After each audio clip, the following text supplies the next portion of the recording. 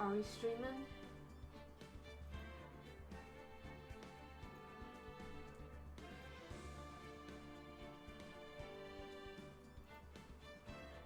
Okay, we are streaming. We are continuing and finishing up tonight's episode. Oh yeah, tonight's episode is just finishing up recipe for turnabout. So let's go ahead and get it going.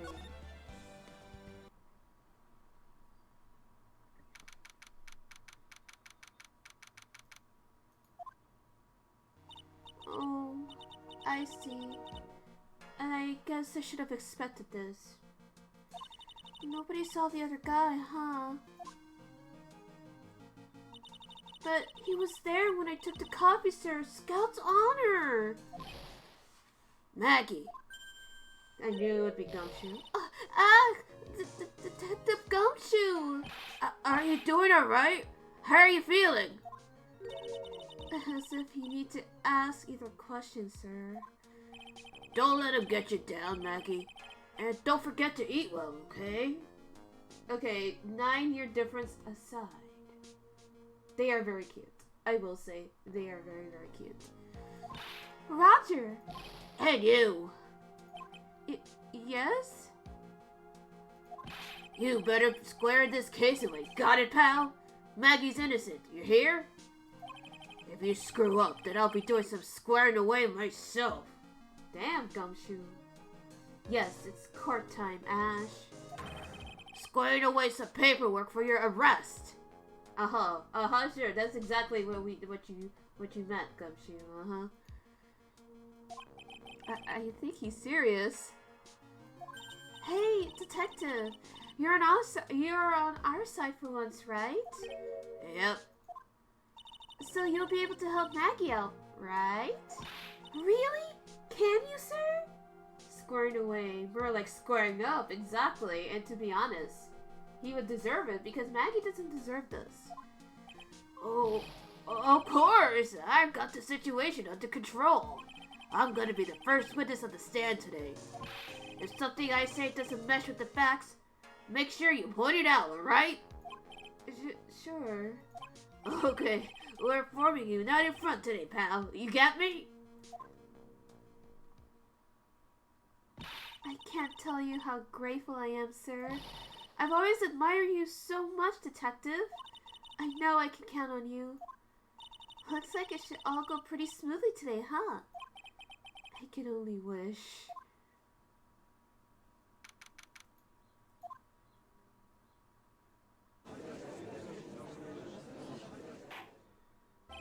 Court is now in session for the trial of Maggie Bird.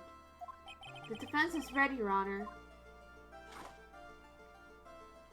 There he is, the sexy prosecutor man.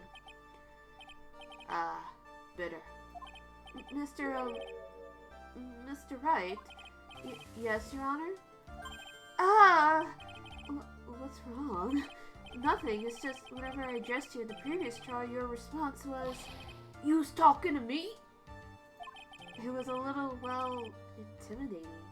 Yeah, if you're, like, not from Staten Island. No, that wasn't me. That was the phony Phoenix. I see. So our trusty Phoenix Wright is back with us now, is he? Our trusty?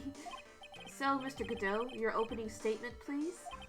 Mr. Trite, whether you're fake or the real deal, we will find out soon enough through this trial today. But I can already tell you, I'm the real Phoenix Wright! I wasn't questioning whether you are Phoenix Wright or not. I was questioning whether you had studied law or not. That's what I intend to find out. There's no denying it. Behind that mask is a man who really hates me for some reason or another.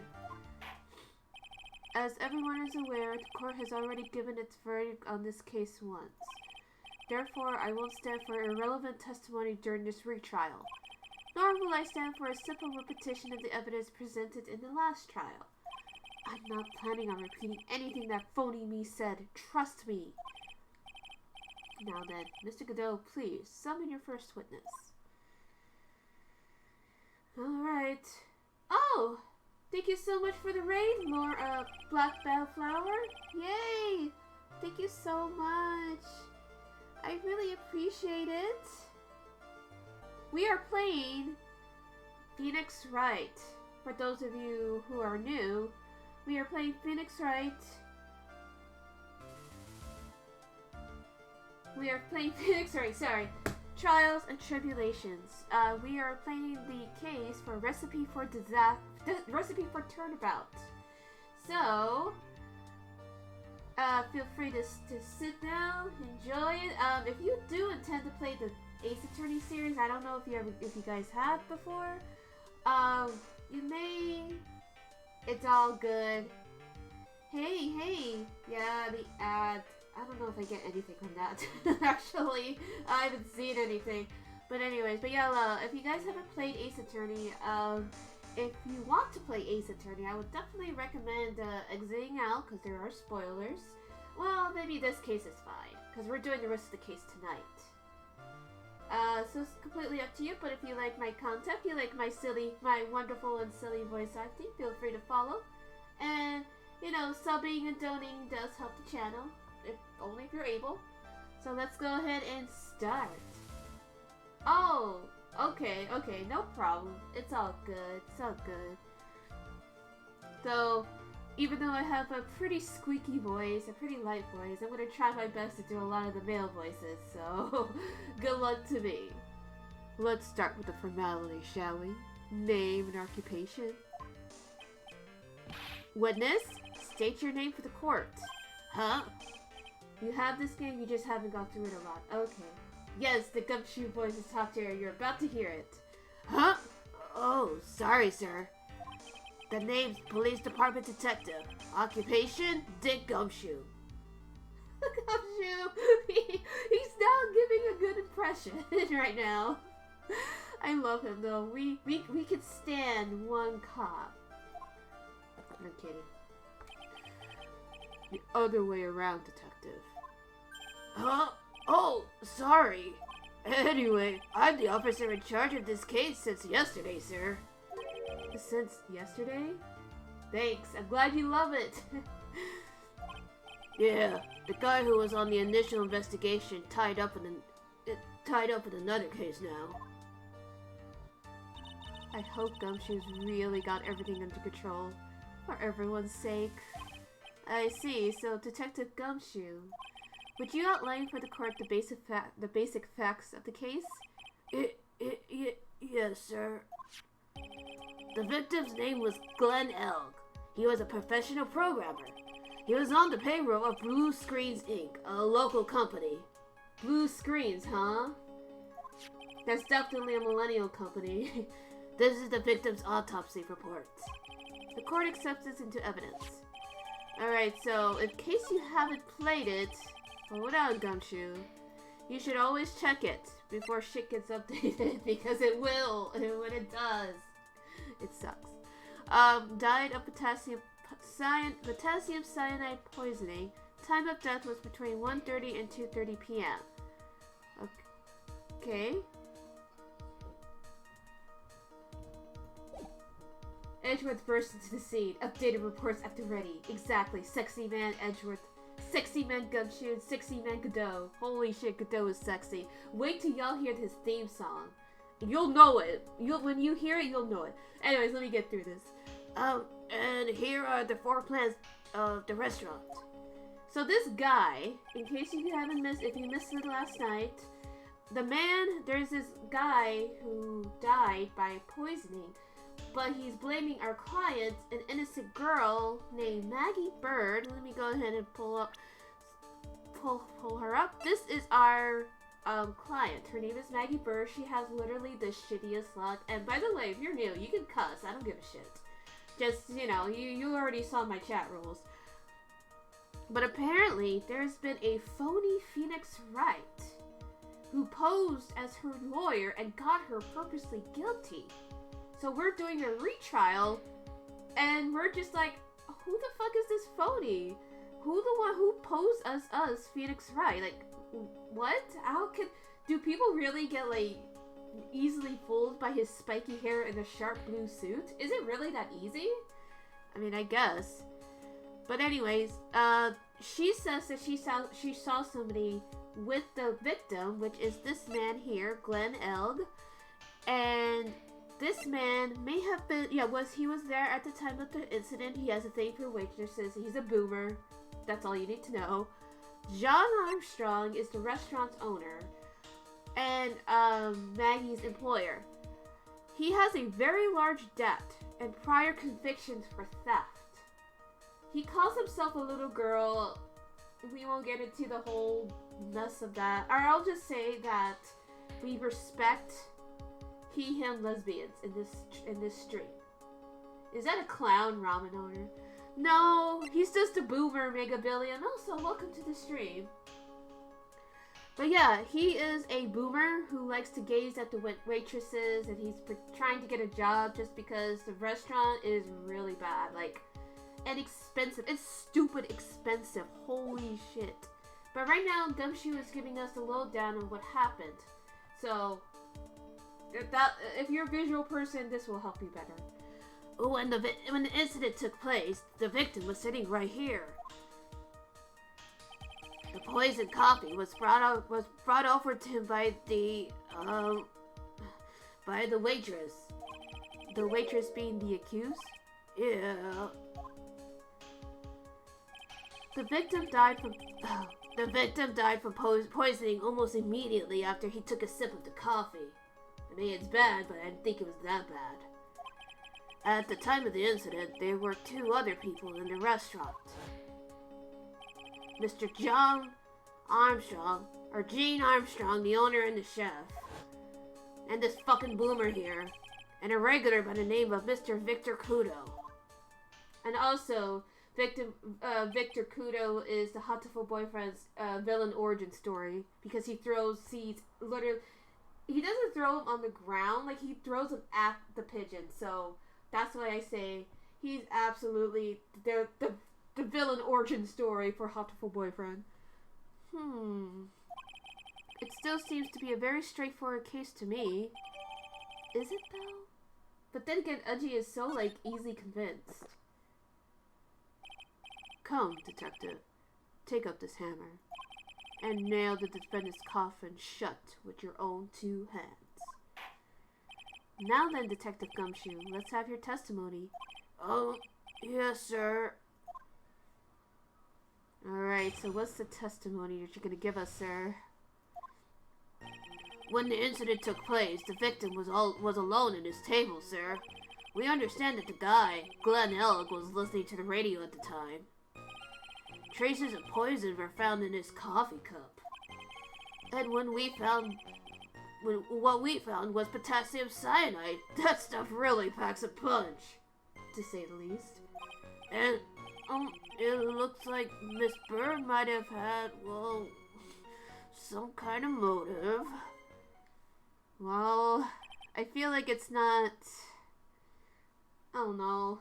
I still think that's a really stupid motive, but we'll get to that. Using a dark, aromatic depths of coffee to conceal the poison. Classy lady. The facts of this case seem to be ironclad. Objection! Is this... Yes, this is the Great Ace Attorney waiting room. Mr. Wright, I would ask you to begin your cross-examination, but... Yes? Please, no intimidation tricks this time around. Is that understood? I already told you! That wasn't me! Possibly. Are you guys excited for the new, case? Or, not case. Okay, well, that's just what the official report says, but let's press on him. The judge is a wimp. I mean, I guess. How much do I know? I know nothing about the Great Ace Attorney. I really don't. I knew that it was fan-translated. I actually never saw that or played the fan translation, just because I was hoping that Capcom would eventually license it, and now they did. So you know, now I'm gonna get it for PC. I know there's a guy who like fucking slams his leggy on the table. There's a guy named Herlock Sholmes. Oh, the trilogy pales in comparison? Ooh, those are bold words, Miss Serena. I'm sorry, Serena. Those are very bold words. I am intrigued. Now I definitely gonna play it for the stream. Like, I was gonna play it anyway on my stream, but yeah. Can I stop you for just a minute? Huh? What is it? Did I say something that contradicts the evidence? He's so desperate for that to be true, he's practically crying. Your testimony just now doesn't match the testimony given by Miss Bird. That's a prosecutor? He slams his leggy and I want to know more. No spoilers. No spoilers, please. But, like, I want to know, I want to see, I want to play, and I cannot wait. I cannot wait until July. Where is the pre-order link? Come on! For PC, I don't want to get it for Switch, to be honest. Who is this guy's name? She claims that there was another man at the victim's table. Yeah, that's what she said. Objection! What killer wouldn't say that when faced with a homicide conviction? Hey!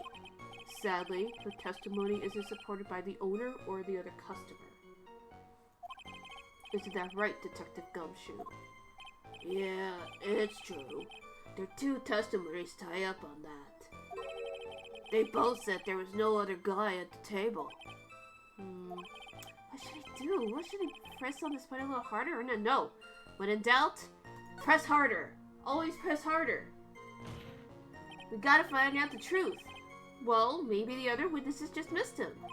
Perhaps their view of the victim's table was obscured in some way. Oh yeah, that's right. The restaurant had partitions, so there's no way that, you know, people would be peeking at each other. To be honest, I kind of like that. I wish more restaurants utilize that. Ha. That argument is as weak as the coffee at Tresbian Trite. I have here in my possession a ticket. A ticket? Looks like more of a photo to me. Yes, a one-way ticket to Guiltyville. Population, the defendant. See, I can't do it. I can't do the sexy deep voice because of my my high-pitched voice. This is a photograph taken from near the entrance to the kitchen. This is the scene as witnessed by the chef, moments after the poisoning took place, correct? Yeah, but then, like, if someone were to be sitting in this area, they wouldn't immediately see, like, this person here or the person next to them. Or hell, even the other person next to him. You know, it's not really a spoiler, but rather a mannerism thing. All prosecutors have mannerisms. Edward with the smug pose, Franziska with the whip, Godot with the coffee, Payne being a wimp, Blackwell with the slashy slash sword, and Van Zeeks with the legs. So his name is Van Zeeks, huh? See, I never played the fifth one. I never played Dual Destinies either. I do know a Blackwell. I think the last game I have actually fully played was the first Ace Attorney. Not Ace Attorney. The first Edgeworth game. I was actually working on the second game, but then I just kind of, well, you know, the computers crash. You know, when it's time to move on to computers, it's time to move on. So I never finished that one, and I think I might just start again because I don't remember jack shit. But I have not played Dueling Destinies, and I have not played, obviously I have not played the Great Ace Attorney, but I am really excited for it. And I am planning to play, after the trilogy, Apollo Justice, the two Edgeworth games and all that. So, yeah. But yeah, like I said, as I was saying, like, there's a partition here, and then from what it looks like, it's a pretty big one, so it's kind of, like, irrelevant when it comes to, like, how, you know, true they are. Oh yeah, Gavin. How can we forget about him? Why is he hot? Because Ash of Miss Sunikana, I believe. God damn it! What's the name of the creator's name again? I forgot. But you know who I'm talking about. Our legend, the one, the only, the reason why we have the reason why we have Sexy Man Edgeworth. Sue Kane Kumiko. Yes, because of her. I think the court will agree that with such a clear view of the scene of the crime. How, Mr. Trite, could anyone have overlooked the second person at the table? Erg! Okay, but y'all are purposely ignoring the partition.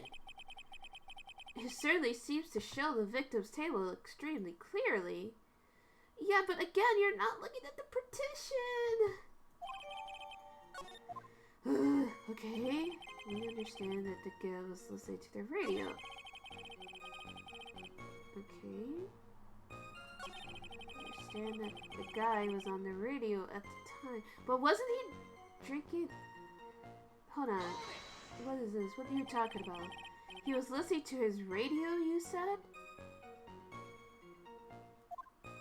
Yeah, he had a portable radio in his chest pocket. Oh, okay, yeah, that's right. He had a... Maggie told us that too, didn't she? Something about how one of them had some sort of earpiece. What should I do? Should I press on this point or not? No, let's leave it. No, I should leave it alone. I've got a bad feeling about where this is going. If you got a bad feeling about this, then maybe you should leave it alone. I once had a bad feeling that I was about to have a bad feeling. It was really bad. Yeah, I feel you, Maya. Maybe I should move on to another part of his testimony. Yeah, we'll do that. Okay, so yeah, this one, I wanna... So, traces of the poison were found in the coffee cup and nowhere else? Not sure I get you, pal. Was the poison a liquid, or was it a powder? Oh, basically, what type of poison is it? Like, what was it? If I had to put in layman's terms, I'd say it was a powdery substance. So the poison could have been anything that was on the table. Sugar, salt, pepper. Objection. Ha. Do you put salt and pepper in your coffee, Trite? Well, chat, do you? No, I don't. I actually don't. I actually really like the smell of coffee, but if I drink it, I want to use the bathroom, and I get really hyped up, and the crash is not a good thing. So I don't know, but chat, do you drink coffee? I mean, I'll drink lattes and iced coffee. That's whole different. But and if you do drink coffee, what do you like to put in? There's no judgment here. You only like milky coffee and mocha? Nice, that sounds really good. The victim took his coffee black with no sugar. Okay, so no sugar. Fuck. It seems that the poison could have only been in the coffee. Frappuccino gay. Oh god, don't get me started on the frapp. I'm literally addicted to that. I literally... Like, if someone were to say, hey, I'm giving you a Starbucks gift card, I would spend it on either the lemonades or the fucking fraps. It's so bad for me. And then I put the coconut milk in it just so I can drink it. Yeah, that hits the spot. Milkshake frap, fight me. Oh no, I actually really miss having milkshakes. If you get coffee in the morning, you'll get one. You'll get one in my honor. Aw, thank you. For me, if I wasn't so lactose intolerant, I would actually drink milkshakes more often. But until they decide to make a lactate or lactose-free milkshake, I'm just gonna sit here and suffer, I guess. But milkshakes are so good. I would rather have that, and I really miss having them. Oh my god! You know what? Actually, I can actually have a lactose I can have a lactose-free root beer float. Now that I don't know if they sell it at the store where you guys are at, but where I'm at, there's an ice cream, and that's basically lactose free, and it tastes just like regular ice cream. It's so good. It's so nice to be able to eat it and not suffer. So actually, legally, I can make a milkshake out of that with lactate milk, lactate whatever, and now I just gotta get a blender.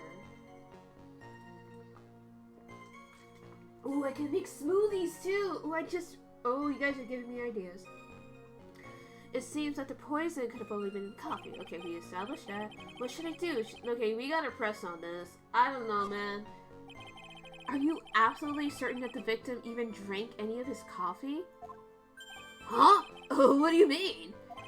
According to this file, the poison was found in the victim's coffee cup. But what proof is there that the victim ever drank any of it? Oh, hey! You're right! That's what I think! In case you were wondering, that last objection was for the detective there. Huh? For me? Oh, hey, you're right. You may be fooling the court, but I'm not falling for it. If you have the time to waste, you have the time to present that piece of evidence. That piece, sir? Yes, that piece.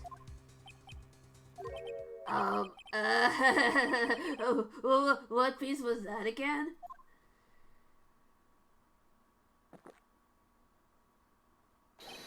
This. Should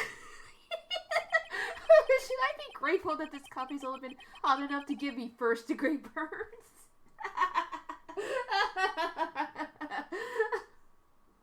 F in the chat for Beanie, I guess. Oh, now I remember. This is the, victim's coffee cup. Yes, the victim's cup. Take a good look at the rim. Man, that motherfucker wearing lipstick? No judgment, but dang. When I'm looking... At least he had a nice makeup on? Wait, frick, you forgot San Machi, this Korean chant. Oh my god. No, you're making me want to play it more. Is it okay I can call you Serena? If not, if you go by another name, let me know. But like, oh my god, no! Don't destroy the beads, no! Oh yes, it's unmistakable. There's clearly a coffee stain on it.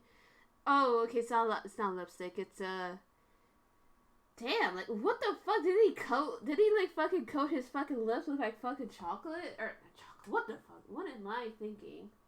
No, conclusive proof that the victim did drink the poisoned coffee that was in this cup. If I can read. Or maybe he was wearing lipstick. Oh, thank you for the follow, Serena! Oh, I missed my cue. My bad, Godot. He's feeling scandalous that day. He really was. For the record, the only prints on the cup were the victims and the defendants. Okay, so it's only the victim and Maggie's. No. Upon further investigation of this cup, we found a certain chemical substance. Oh no, no. Yeah. It's like, no. Some kind of motive? Yeah, but if you ask me, it's been blown way out of proportion. Objection. Feeling sassy that day. You know what my golden rule is, detective? Chuck out a bad cup of coffee. You can always get another. Huh? I don't get it. Don't fire him, please! Don't let this be another euphemism to fire him. I'm saying we can always get another witness on the stand if we have to chuck you out. Damn! So stick to the facts, detective. Now then, what was Miss Bird's motive? Come on, Gumshoe. They say she wanted to steal a lottery ticket. I knew it. That's what we heard yesterday, too. It disappeared from the scene of the crime. And it wasn't just any lottery ticket. It was a wedding ticket for $500,000. Mr. Armstrong knew about the ticket too, didn't he? But he stole the wrong one. Yeah, he has sticky fingers. Then, is it possible Maggie stole the winning one? But that's only assuming that she's the one who did it. But she didn't, so like, why even go through that line of questioning? What should I do? Should I press? Yes, press on this. Wait a minute. The mere fact that the lottery ticket disappeared in no way implicates my client. Ha. I have here in my hand the very ticket in question. That's $500,000. That's the $500,000 ticket? One of the female police officers found it when she was conducting a search. The defendant. Oh, no. What? Oh, damn it. Order. Ha. She was quite a lucky bird, our little waitress. You will submit that ticket as evidence to the court immediately. I better keep an eye on that ticket. The way the judge's voice was quivering. God damn it. It sucks. The ticket was presented to the court in the previous trial too. But it feels heavier now somehow. $500,000, you say? Oh no, Udgy, don't steal it yourself. It's just a scrap of paper. What matters is where it was found, Your Honor. And that's on Maggie's person, unfortunately.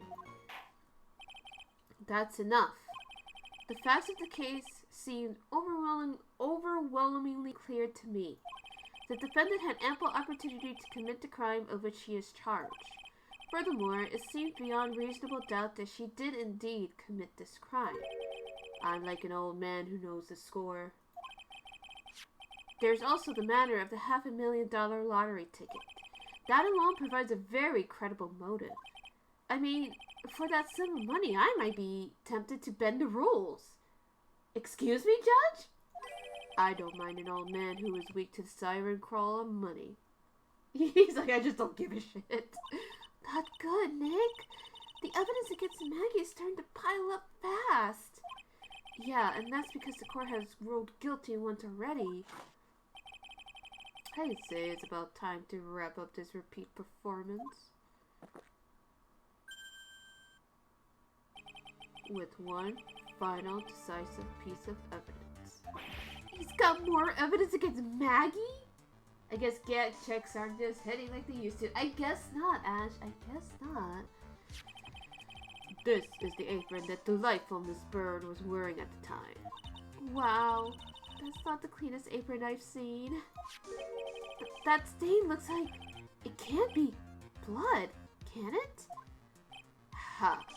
It seems that the star of our plays was a little flustered. And somehow spilled coffee on herself. The coffee? That's not exactly the first thing that caught my eye. Of course, the coffee stain isn't the most interesting thing about this apron. No, there's something else that stands out even more.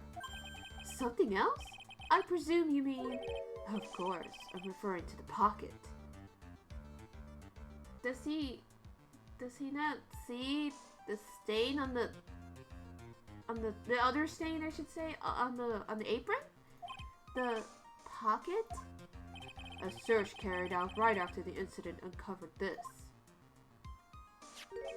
Potassium cyanide.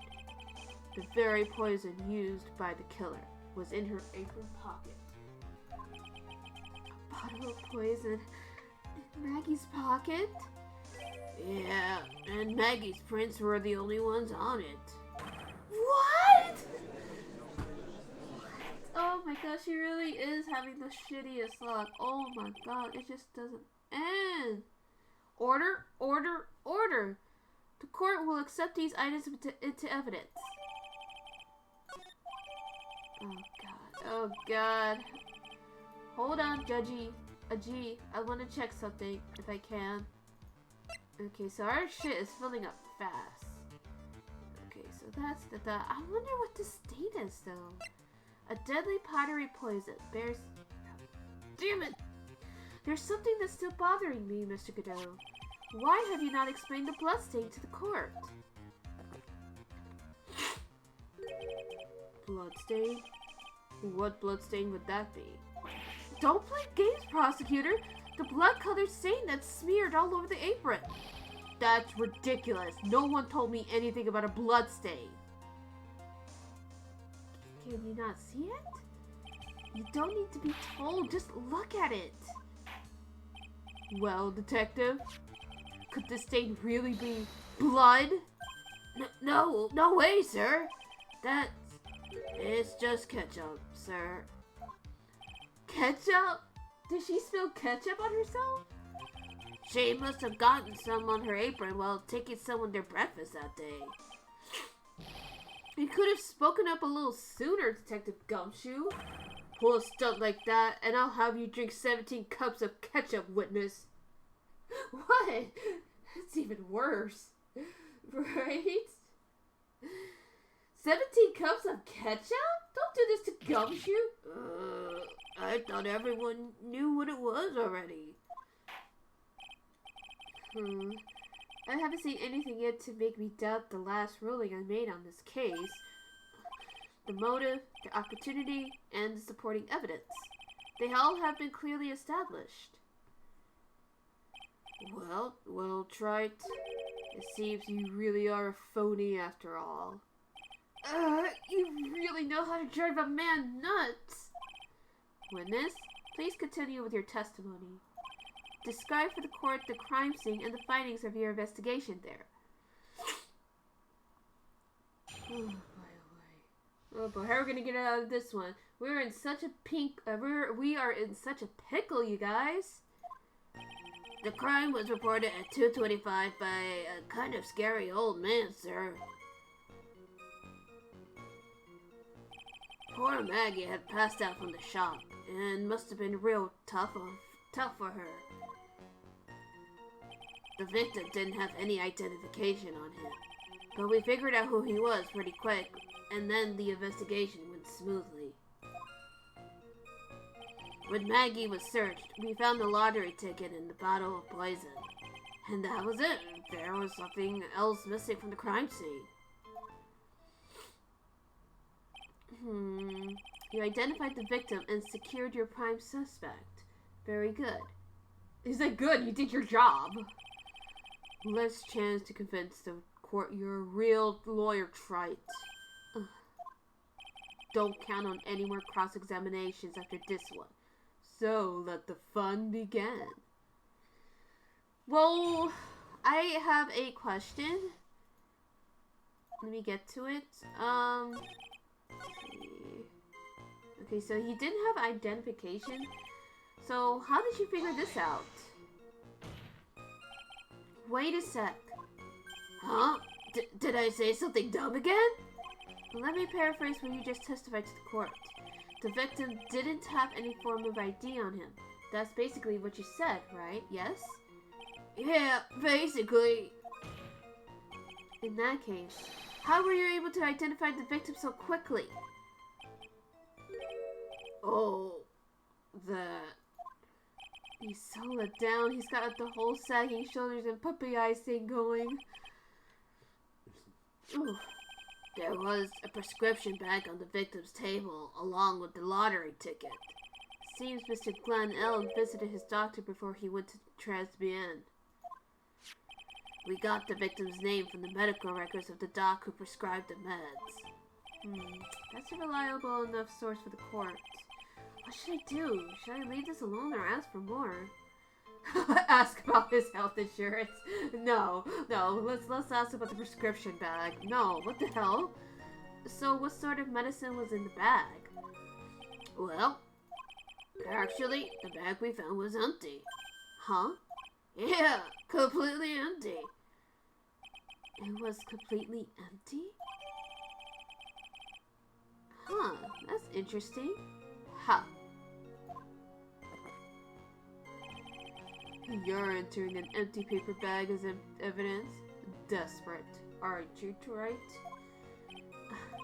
Now, what happened with the investigation after that, Detective?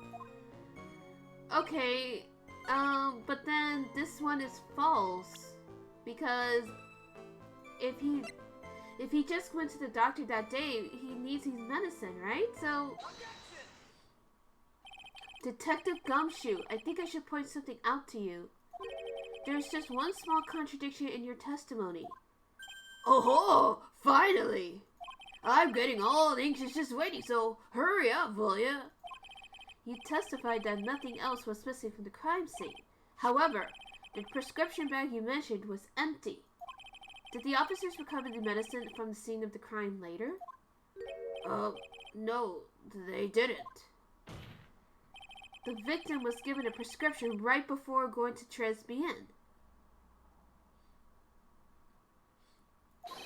Where, then, did the medicine disappear to? You are too cool, pal! Indeed. Due consideration wasn't given to the victim's prescription in a previous trial. Witness, why do you always overlook such vital pieces of evidence? I guess that's the most careless thing I've done so far, huh? If only it were that simple. The victim was killed by poison, and the victim's medicine mysteriously disappeared. The victim's own prescription could have been the lethal poison itself, which is a fair point. That would mean, Maggie would have prior knowledge to it, which she didn't. She wouldn't. She literally told us, yeah, I don't know him. So, like, the fuck? Order! Well, Mr. Godot, what do you have to say to that? Ha. That's all. What? Read for the court the name of the clinic on the prescription bag, if you will. What's the clinic's name got to do with anything? New ear. I'm not trying to pronounce that. Hold on. This new clinic. Just what kind of illness was the victim suffering from, Mr. Godot? Yeah, I'm not trying to pronounce that. Hardly an illness, Your Honor. More like a bitter war wound, you could say. A war wound? The day before the incident, Mr. Elk found himself in a fight. He took a blow to the side of the head and ruptured his eardrum. Ooh, that one. Ooh, just imagining that makes me want to clench. Oof. The hell is he? Well, he was a computer programmer. So to be honest, it could have been about his waifu. He ruptured his eardrum? Then what on earth was the prescription he was given? It was a cream that was to be applied topically inside his ear canal, not to be ingested. But that's the whole point of it, though. If it's a poison, then you're not supposed to ingest poison, Godot. Come on. What? It's mentioned in the autopsy report if you read the fine print. They found traces of the medication in the victim's left ear. Yes, here it is, in a very, very fine print. It seems Mr. L correctly applied some of his medication while he was at Tresbien. Therefore, it would be absurd to believe that he would have eaten his medication. But again, that's the whole point of it being poison. You're not supposed to eat it. It seems that this medication is irrelevant to the case after all. No, Nick! If you don't think of something quick, it'll all be over. She's right. But I can't get away with any old weak old objection. What should I do? No, we gotta push the medical issue. Only moments ago, Mr. Godot made the following statement. It seems Mr. Elg correctly applied some of his medication when he was at Tresbien. If that's the case, then why was the medication not found at the scene of the crime? But the medication in question was for topical use inside of the ear canal. That doesn't change the fact that it could not be found at the crime scene, and he's exactly right. Like, however insignificant it may seem, it's a lawyer's duty to pursue the truth. Objection. You know as well as I do that the medication is irrelevant. Is it though? It hardly seems likely that a prescription drug would contain potassium cyanide. It hardly seems likely that the coffee the waitress served would contain it either. But it did. The possibility is undeniable. That's enough. Mr. Godot, is the detective the only witness the prosecution wishes to call? Mr. Godot? I've got my own witness I'd like to call, sir. Witness calling his own witness. Incredible. Only in Phoenix Wright this would happen. It's the old man who was there in the restaurant on the day of the murder. Oh god, the fucking boomer. Victor Kudo? The pigeon hater? The Hatoful boyfriend's villain origin story? Very well. The matter of the disappearing medication seems to be a little more than trivial at best. However, it wasn't explored at all in the previous trial. Yeah, he hates pigeons! I told you he'd instead of throwing seeds on the ground for the pigeons to eat, he actually throws him, lock him off. He's a boomer. He goes to restaurants to gawk at the women. He slut chases them, and he hates pigeons. He is awful. Awful, I say. Awful. Awful, man. Completely awful. It wasn't explored at all in the previous trial, and that is something that bothers me. Yay! Good job, Nick! The court will adjourn for a 10-minute recess, after which we will hear the prosecution's next witness. Ha! I suppose this means I'll just have to finish you off in my last 6 cups. You already have 6 cups? Goddamn! Court is adjourned for recess.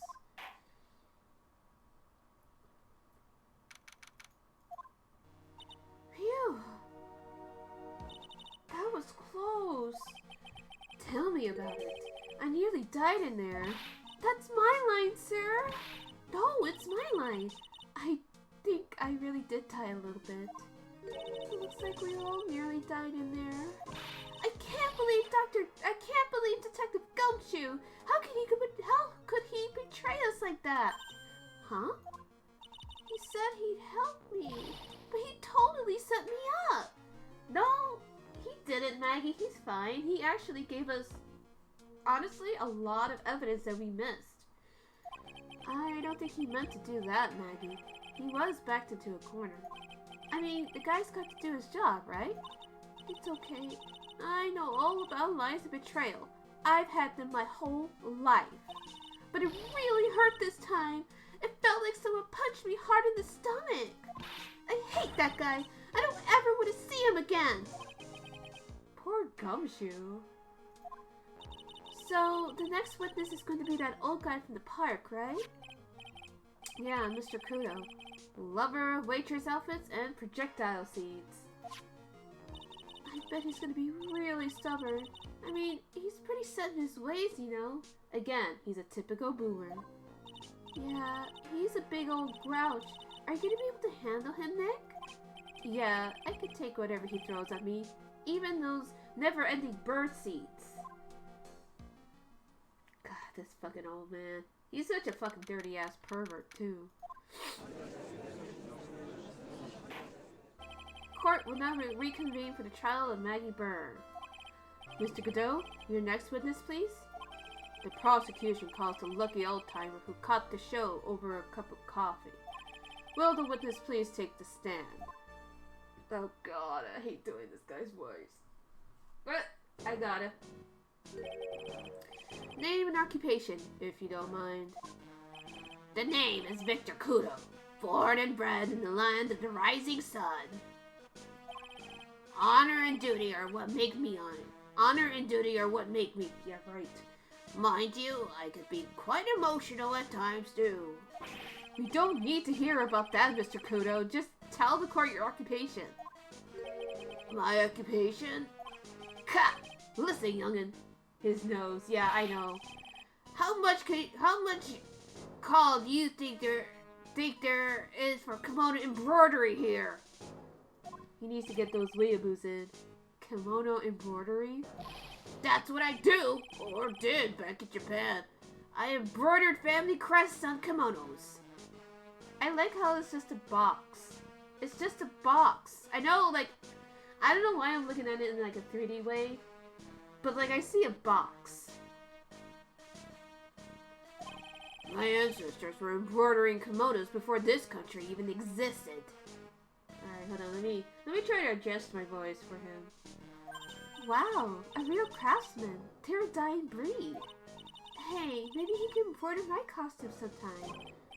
Anyway, like I said, there's not much demand for that kind of thing here. So why is he here? I told you, he's a fucking pervert. He's a fucking boomer. So I had to take a job working the cash register at a burger joint. Pretending to smile.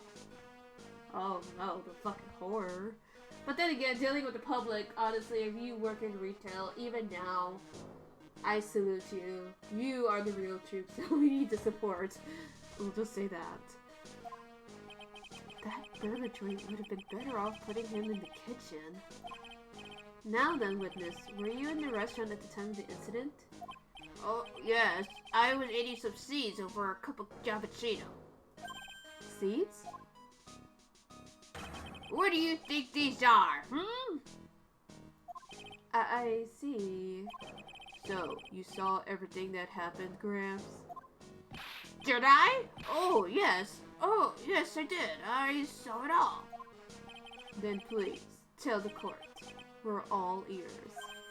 Sure. I'll tell you. I'll tell you every last detail. He's really committed to this. Now, it's probably the most excitement this man had in a while. The young man was reading the sports paper. The serving girl brought him a cappuccino, but she put something in it. The man took one sip of it and looked like he was in terrible pain and then collapsed. That's the serving girl right there in the defendant's chair.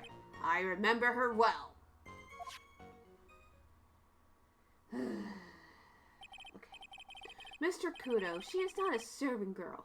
Please refer to her as a waitress. Ka! You're as bad as the rest of them. All these newfangled words. What's wrong with old-fashioned ones, Fucking boomer! Newfangled? All this talk of radios and glasses. It's wireless and spectacles, I tell you. I mean, wireless has become in vogue again thanks to the AirPods and shit, but like... excuse me? Listen to me, everyone! Don't forget the old values. Don't let the good old days slip away. Well, I think it's time to begin the cross-examination, Mr. Wright. I love how even the judge is like, yeah, we're ignoring him. Yes, Your Honor. Alrighty. I don't think, wait, hold on. What does he say? The young man was reading the paper. Yeah, the fact that even the judge is confused. I think if anything, it's just more like, he's the type of boomer that's like, obsessed with the old days, at least Uji here. Like, yes, he's like very easily influenced, but at the same time, he's just very like, oh, this new thing. I like the new thing. You know, he at least Judge Uji is more open-minded with that. So, she put something in it. Okay, and then took one sip. Okay, you need to elaborate, then, old man. You said I remember her well in reference to the waitress. Does she have any particular features you can identify her by? Particular features? It's a disgrace, that's what it is. Sorry? Throw back to the judge playing with the bear box. Exactly. Or like playing with the camera. You could see all the way up to her, you know. No, we don't know. Do we want to know? She's practically naked in that uniform. So the particular feature you recognize about the waitress is her outfit?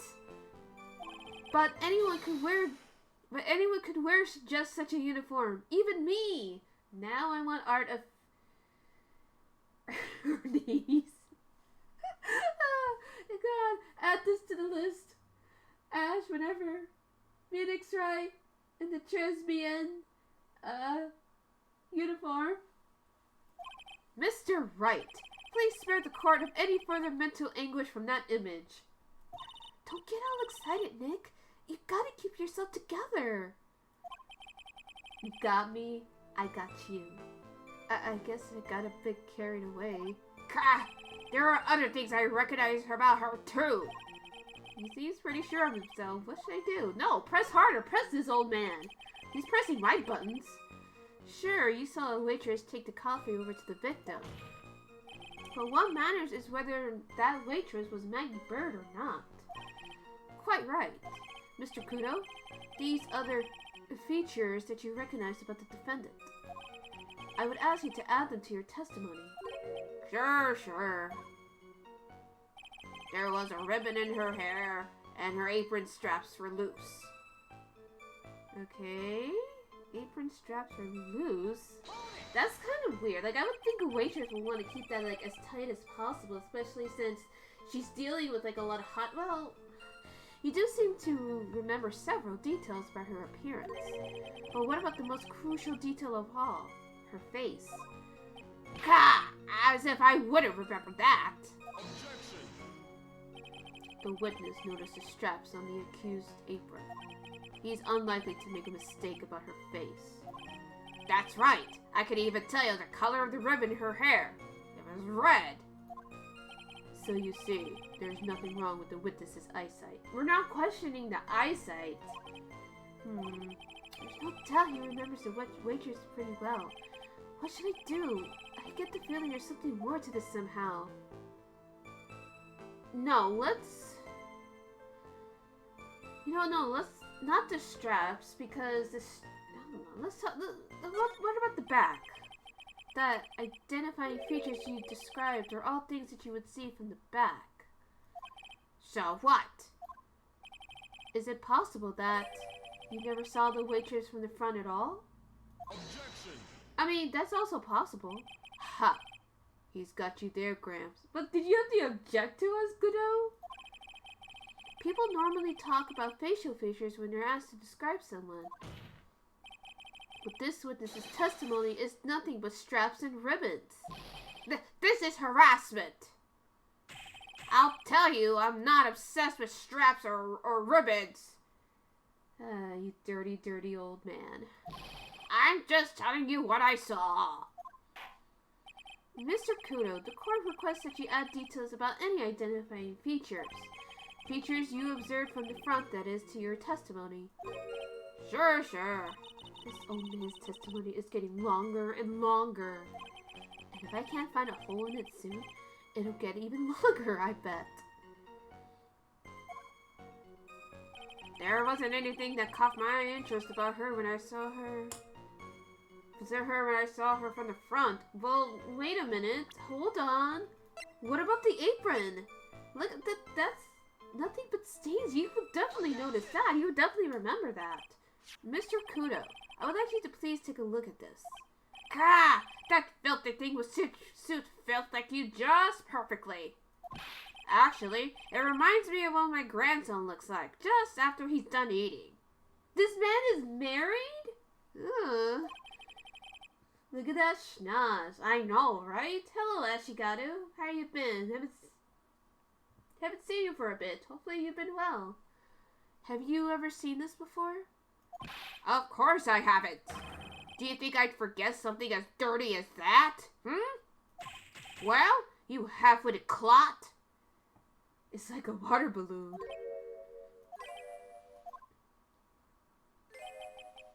I don't think he realizes he admitted to just looking at her ass. What? What is it? Ever since I said you half-witted clot, there's been an eerie silence in here. Mr. Kudo, this apron is the apron worn by the defendant on the day of the poisoning. And as you just said yourself, you wouldn't forget something like this. Which means, if you had really seen this apron before... Yes, you know what I'm getting at. You couldn't have possibly seen the waitress from the front. Oops. Oh, God, it's so... Hello?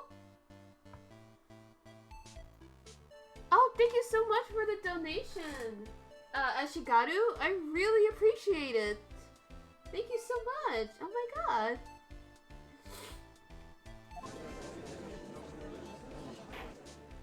Witness! You can't just say oops. You can't just oops your way out of this. Huh. Well, well. Looks like we finally have a genuine trial on our hands.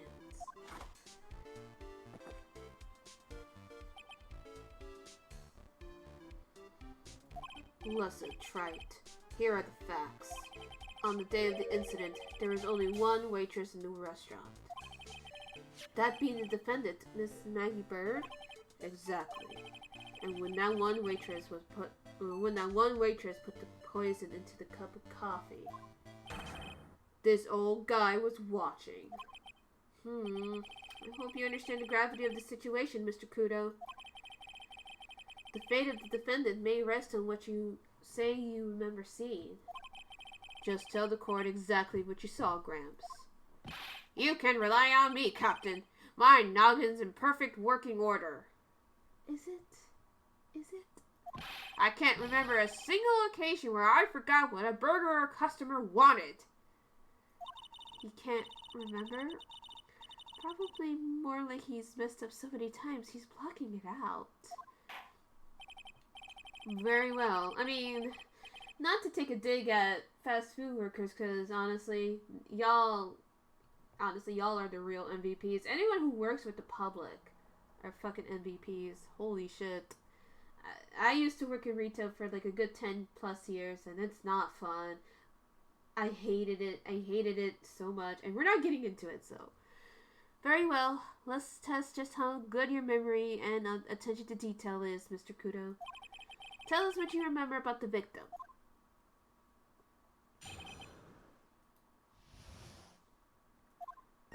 He was another one of those pesky young types, wearing a broken pair of spectacles. Actually, let me see how old Glenn was. He's only 28. Okay, so he would technically be a younger millennial. How old is... Oh. Yeah. He's definitely like on the older side of the millennials then. He had his newspaper in his right hand, and the noisy brat that kept rustling his pages. The young man was listening to the wireless. I remember that well. Then, the servant girl in question brought over the Javashino. A little fidget picked up the cup with his free hand and took a sip. I'm trying to make sure I'm saying things okay. The testimony we have just heard was to test how credible the witness's memory is. It seems to me that he remembers the victim in a great deal of detail. Oh yes, I hate those you-know-what types who are so vague about everything. God, he's such a boomer. It hurts. How are we going to handle this, Nick? We only need to do one thing. We just need to prove that the old man's memory is shot. Just trip him up, you mean? Isn't that kind of cruel? I suppose, but it's what I do best. I guess if you put it like that, like, dang, you know? About the victim, okay? So, hold on. Hold on, wait. Hold on a second. Then...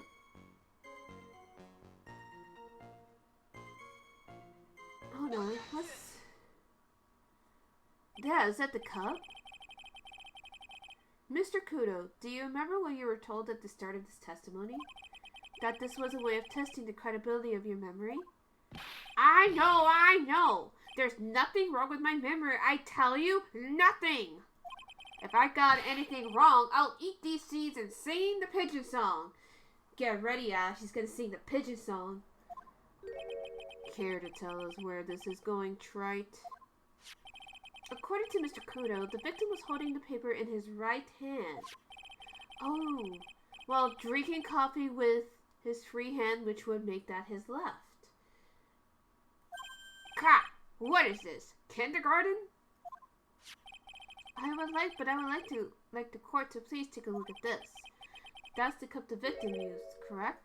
Yes, and on the rim you notice a mark left by the victim's lips. Yes, there is a stain left by the coffee because he's feeling sassy with that Fenty lipstick. Wait, does Fenty even make lipsticks? If you consider where that stain is, you'll clearly see that the victim was holding the cup in his right hand. But how? Well, Mr. Kudo, the court is waiting for your epic performance. Get your comfiness ready, Ash. He's gonna sing for us.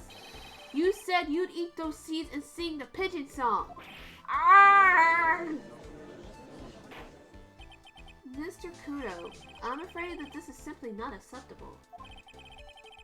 Sing it. Oh, I will. Wait, is he being stubborn? If you think I'm gonna stand here and listen to you tell me I'm mad, you're wrong. What? Hello? I don't care about that dirty coffee cup. I know what I saw. You still insist on your testimony? Oh God, never mind. You must recede back for now. That young brat was holding the cup in his left hand. Oh yes, no question. I'm a good law-abiding citizen, I am.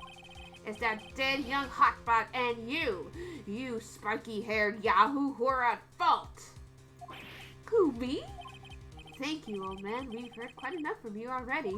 Don't call me old man, old man. Been around for 68 years, I have. You can't ignore me. Trust me, when you boomers around, we know you guys are around. Listen to what I've got to say! I'm sorry, Mr. Kudo, but sure, why not hear a little more?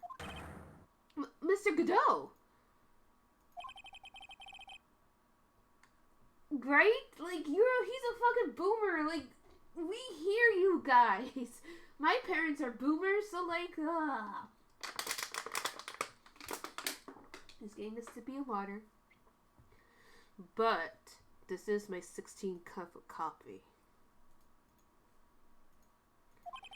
So this is your final stand. The judge calling him old man is like the pot calling the kettle black. Exactly. Well, have we ever gotten like an actual age for the judge? Like, isn't he like in his 60s too or 70s? Regardless, he's part of that generation. Oh my God, the judge is a boomer. So this is your final stand. Thank you, Captain. You can rely on Victor. Well, regardless, he's still an old man.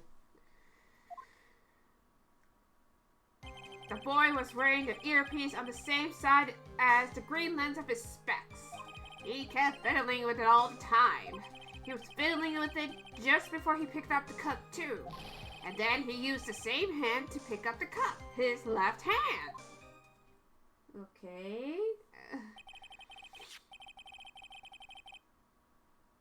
We know that the victim was wearing an unusual monocle over his left eye.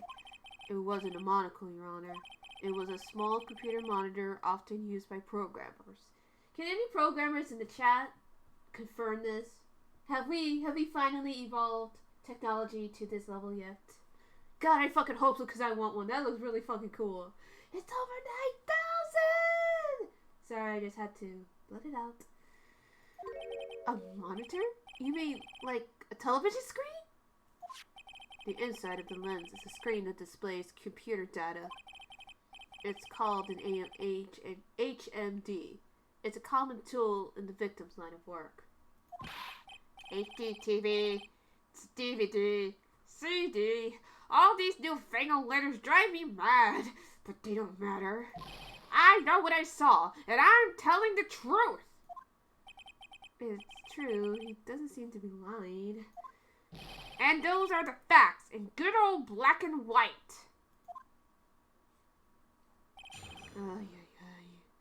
This man. Boy was wearing an earpiece. Okay, hold on a second. I want to check something. What does it say on his profile? Okay, so he did wear he was wearing them over his left eye. The left eardrum was ruptured.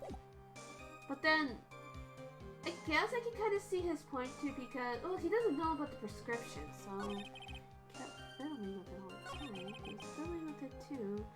Okay, then he used the same hand to pick up his... Hold on.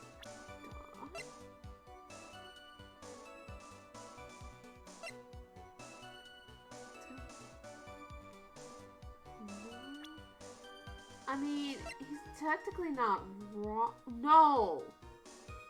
Oh, wait. Oh, hold on. He was a programmer. He would...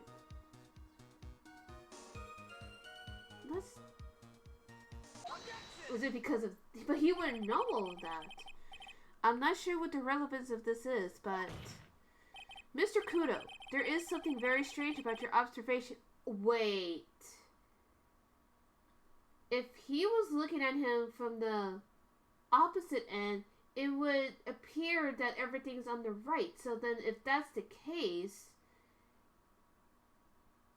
I played it like years ago, so it's like I'm trying to retread it. Like I'm getting the sense that like Mr. Kudo is insisting that it's his left hand. Because he says the same hand is the one with the... It's the same one... Ugh. I lost my train of thought. Oh, I'm trying to think. Okay, so he said that his thing... These are two incidents, remember? You're right, they are... I'm sorry, I'm just like... Oh, I'm trying to think. I'm just trying to think that he probably looked over and saw... If he saw that this was his left hand, or if he saw the thing over his left eye... No, but that's still the right hand that he picked up with. So why did he confuse it with this?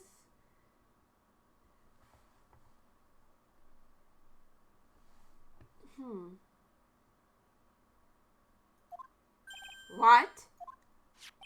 You say he was wearing the earpiece on the same side as the HMD. No question. He can lock me up if I'm wrong. It was his left ear without a doubt. I could only see that side of his head from where I was sitting. I don't think so. What did you say? You're no doubt unaware of this fact, Mr. Kudo. But the victim couldn't hear with his left ear. That's why it was so funny to me. There is no way. If he was over his left eye and he was living to... Yeah, that's what... Also, Serena, let's try to prevent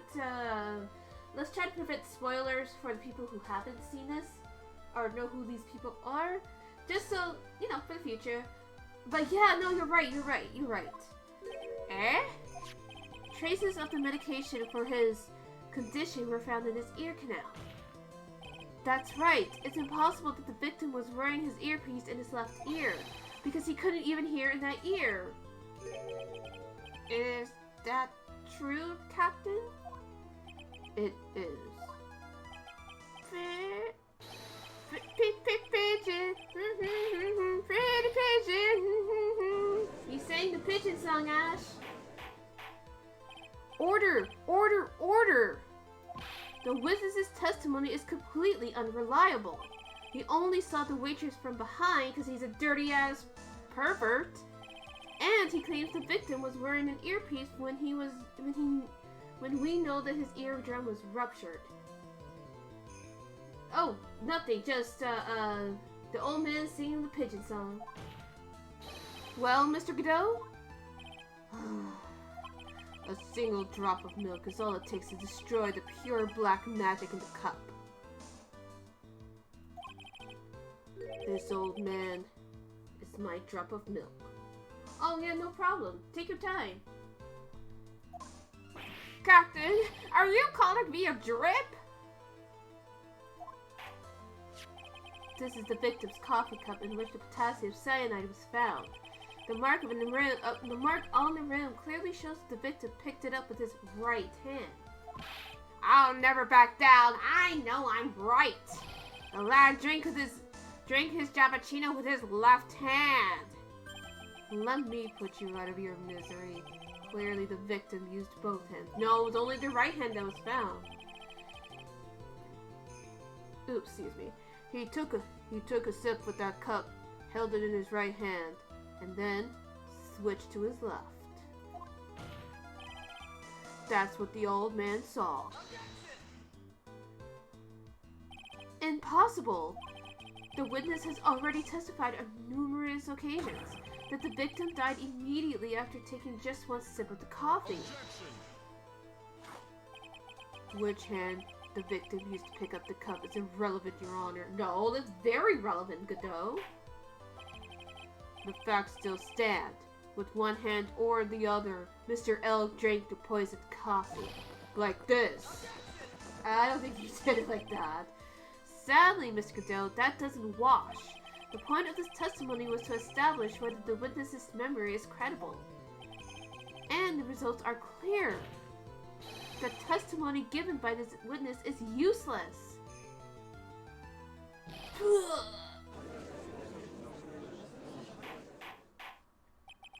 I believe it is time to conclude today's proceedings. I am satisfied that the witness is not deceiving the court.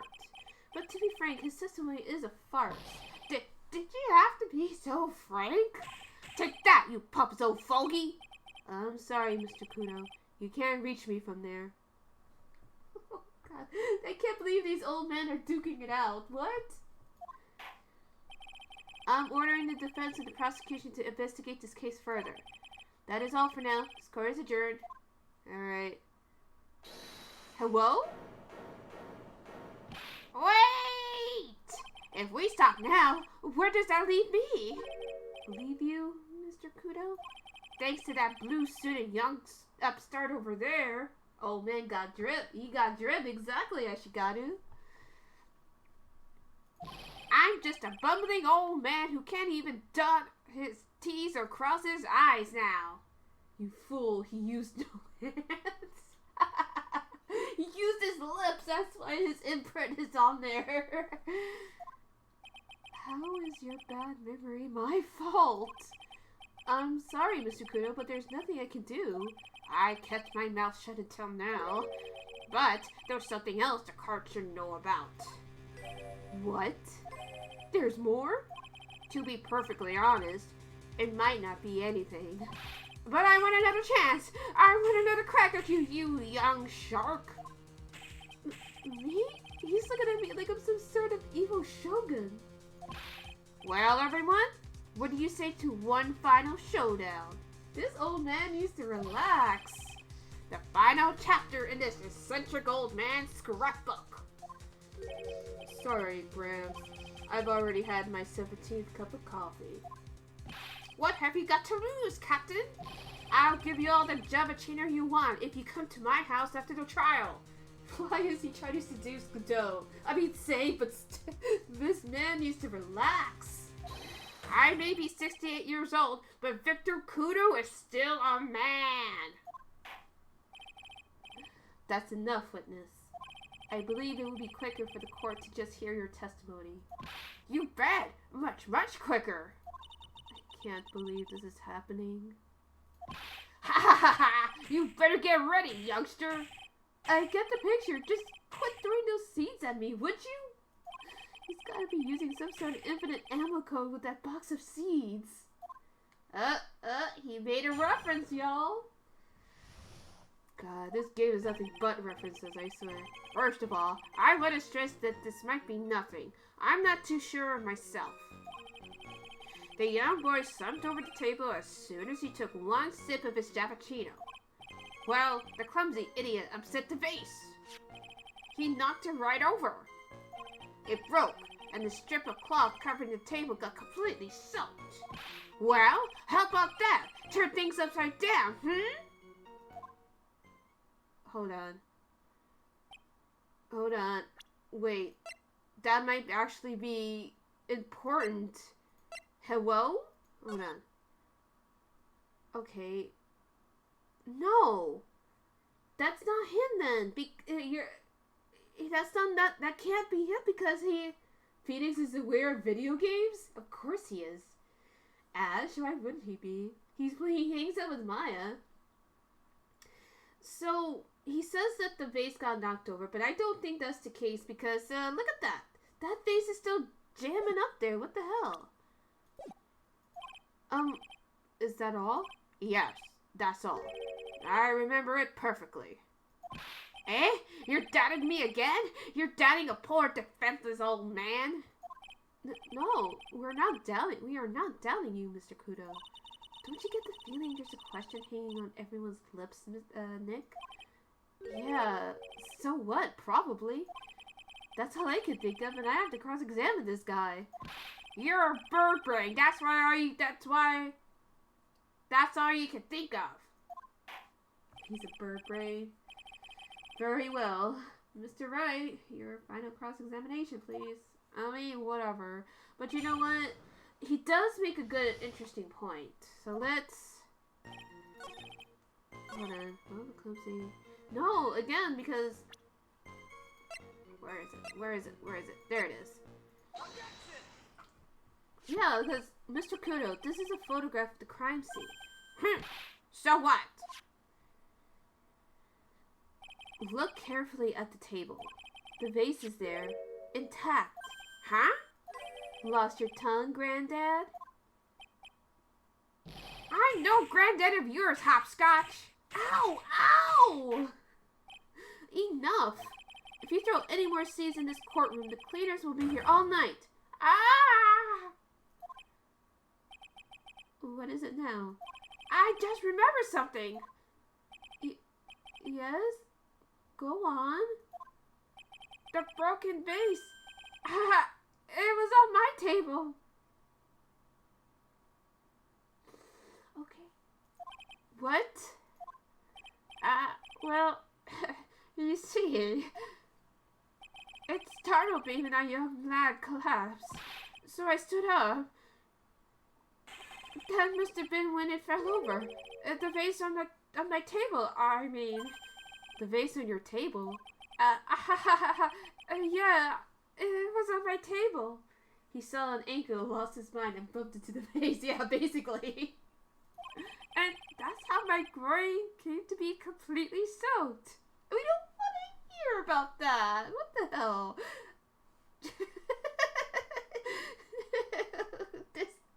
Well, it's something. It's something, you guys. Thank you, Mr. Kudo. You've certainly earned your kudos for today. I'd like to ask a question now. Have I been any use at all? Perhaps that's something you should reflect on yourself, Mr. Kudo. Wait a minute! If that's the case, there's more! I've got more to say! Oh, yes, I remember something else. Bailiff, escort the witness out of the courtroom. Wait! Listen to me!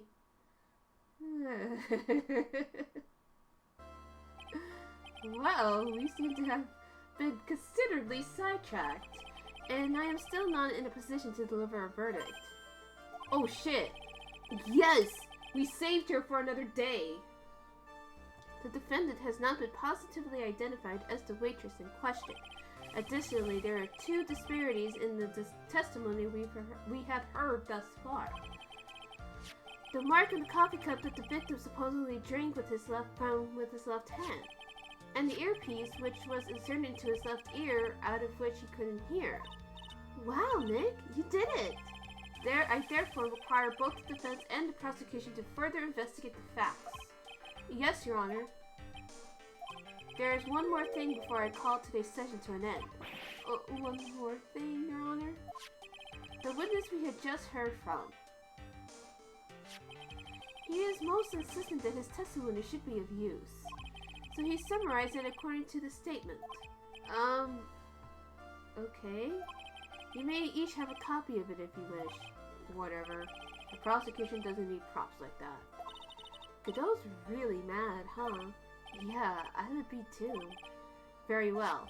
Here you are then, Mr. Wright. There are 3 copies. My own, yours, and Mr. Godot's. Yes, Your Honor. When the incident occurred, I broke the vase at my seat. I'm sorry. Well, I mean, you can't be too harsh on him. I'm sorry? This isn't a piece of testimony. More like a 5-year-old's apology.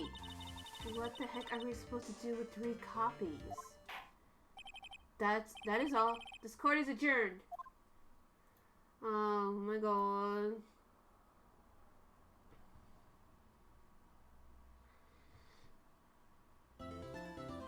Okay, so obviously I'm gonna save anyway just in case shit happens and computers become more computers. But we'll keep going. Like I said, we'll be doing it for the rest of the night. Hold on a second. I just gotta send something real quick. And then we'll...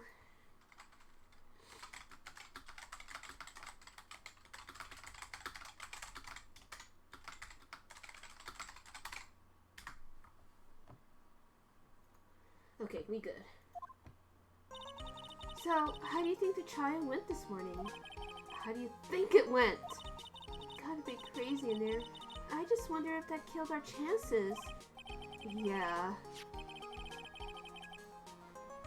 I guess it did get out of hand. Mr. Kudo's testimony did nothing to help us. Plus, now we don't even know the identity of the waitress who laced the coffee. All we know is what Mr. Kudo saw. The apron straps and the ribbon. And that the victim was wearing an earpiece when his eardrum was ruptured. So chat, do you have any non-spoilery guesses? Talk about a terrifying case of contradictionitis. Time to play doctor and find ourselves a cure then, huh? Yeah. We've got to find one for Maggie or she's gonna have a terminal case of guilty. We don't need to talk to her, actually. So, actually, no. Let's go ahead and talk to her. Well, I'm officially at a loss to where to start. Yeah, me too. Let's try brainstorming. Let's go first. I guess we could try to put Mr. Kudo's testimony to some sort of use. Yeah, that's true. And we need to figure out the identity of the waitress and who the victim really was. So we know that he's a computer programmer who worked at Blue Screens Inc., a totally not millennial company.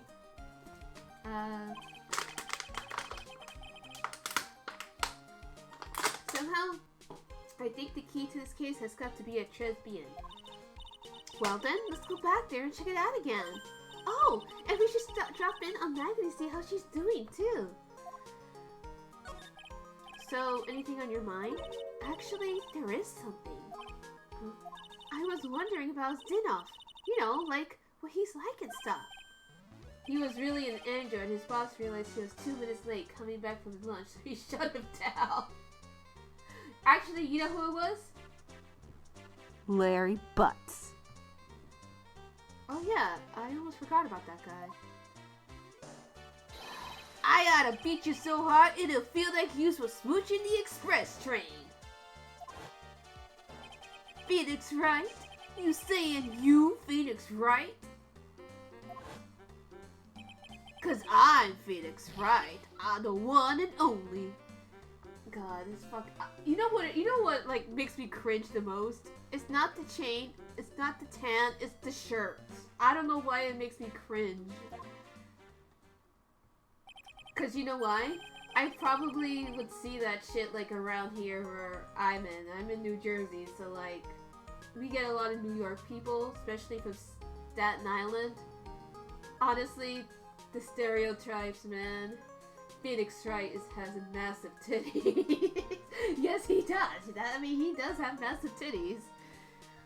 Actually, I've learned a little something about my doppelganger. Oh yeah, that's right. That reminds me. Look, don't forget, if you guys watch my Hotticle Boyfriend playthrough, there's a character named Azami who has an... Actually, now that I think about it, it actually kind of looks like this scooter. Like, the colors and everything. So I'm just kind of like, a scooter? Pigeons? Hotticle Boyfriend? Makes me want to thonk. Actually, I've learned a little something about my doppelganger. Huh? You did? What did you find out? Oh yeah, Maya was working at the restaurant when I ran into Don... What? Fione... How would you pronounce that? Let's just say he was such a terrible version of me that I wanted to sue for defamation. What's that guy's story anyway? What does he have to gain by impersonating me? Well, the only place we can really go to is maybe... Really? Is Maggie here? I guess Maggie's still in questioning. But we got questions to ask her too. Maggie! Maggie! Keep it down, Maya. This isn't the playground, you know? Oh, Maya, causing trouble again. And we're back to the lesbian restaurant. Empty as usual. Yeah, and it's lunchtime too. That's it. Come on, come on, come on. Hey, that sounds like... Now just call an 8, pal. Come on, I know you can. Oh my god, he's given up his life of crime and became addicted to gambling. He's getting really worked up about something. No! That's the wrong number! Looks like an 8 would have only netted me $5 anyway. What a ripoff. Yeah, that kind of reminds me of, like, sometimes when I used to live with my grandma, she would actually get, like, what's it called? She would get the scratch-offs. Hold on a second.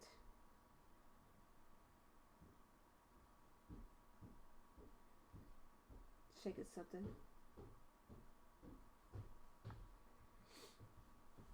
Okay, yeah, like, she would only get, like, maybe... That she would only get, like, maybe $5 or something, and she's just like, yeah, it's not even worth it. So, yeah. Anyways, if you are new to my stream, sometimes I have food ASMR. And I'm just eating my dinner right now. Tonight, no meat, just cereal and milk.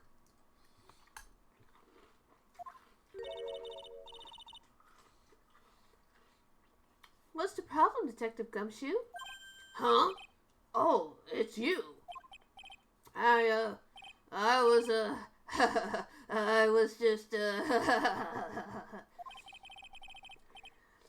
just listening to the radio, pal.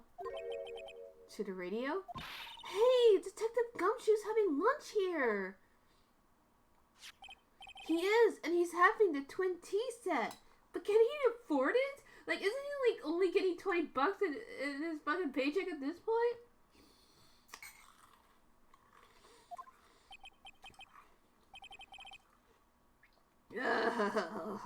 What can I say? This is a nightmare. How am I supposed to look Maggie in the eye, pal? He really drove her into a corner, you know. Edgeworth gave him a loan. Okay, fair enough. You always blow apart my testimony. Why, of all days, didn't you do it today? Sorry, there just weren't any holes in it. For once. Yeah, what happened? Usually your testimonies are like Swiss cheese. Swiss cheese? Would he have preferred crumbling like aged Parmesan? He probably would. Well, I don't know. Anyway, this case has already been ruled on. There shouldn't be any holes left to find. So, did Maggie say anything to you? About me, I guess? I mean... Well, how did she put it again? I can't believe Detective Gumshoe! I hate him, sir! I mean it! I don't ever want to see him again! Something like that. Oh no, Maggie hurt his feelings. But please, Detective Gumshoe, I didn't mean... Why is this happening? He's banging his head against the wall, Nick! Oh man, poor Gumshoe. And he just comes back like, alright, I'm ready to talk more, like, topics.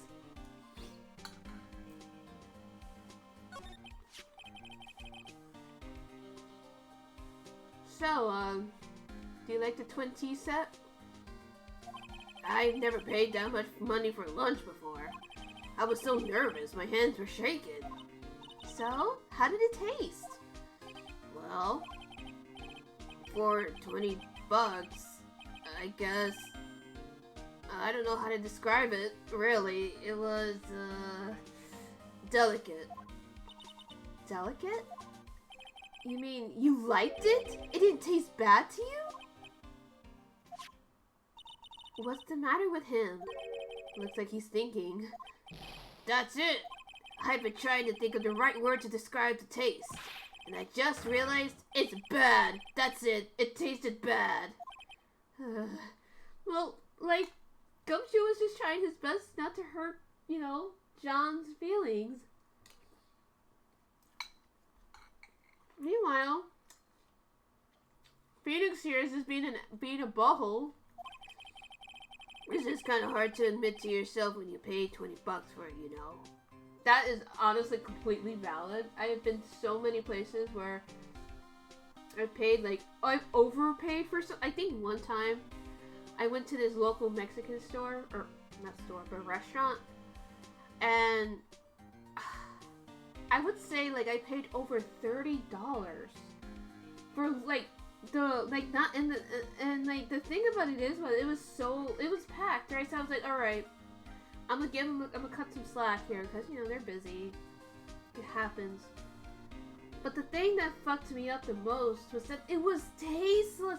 I'm just sitting there, like, and it was not only was it tasteless, but it was just like a little tiny, like almost like a spoonful. Because I asked for like I think I got some chorizo, which is basically a spicy sausage, with some rice and some beans, and they barely gave me a spoonful, and it was so tasteless. I was so disappointed. Oh my god! And I paid almost 30 bucks for that. I was so disappointed. Like, obviously, I left a good tip for the waitress because, you know, they're doing their best.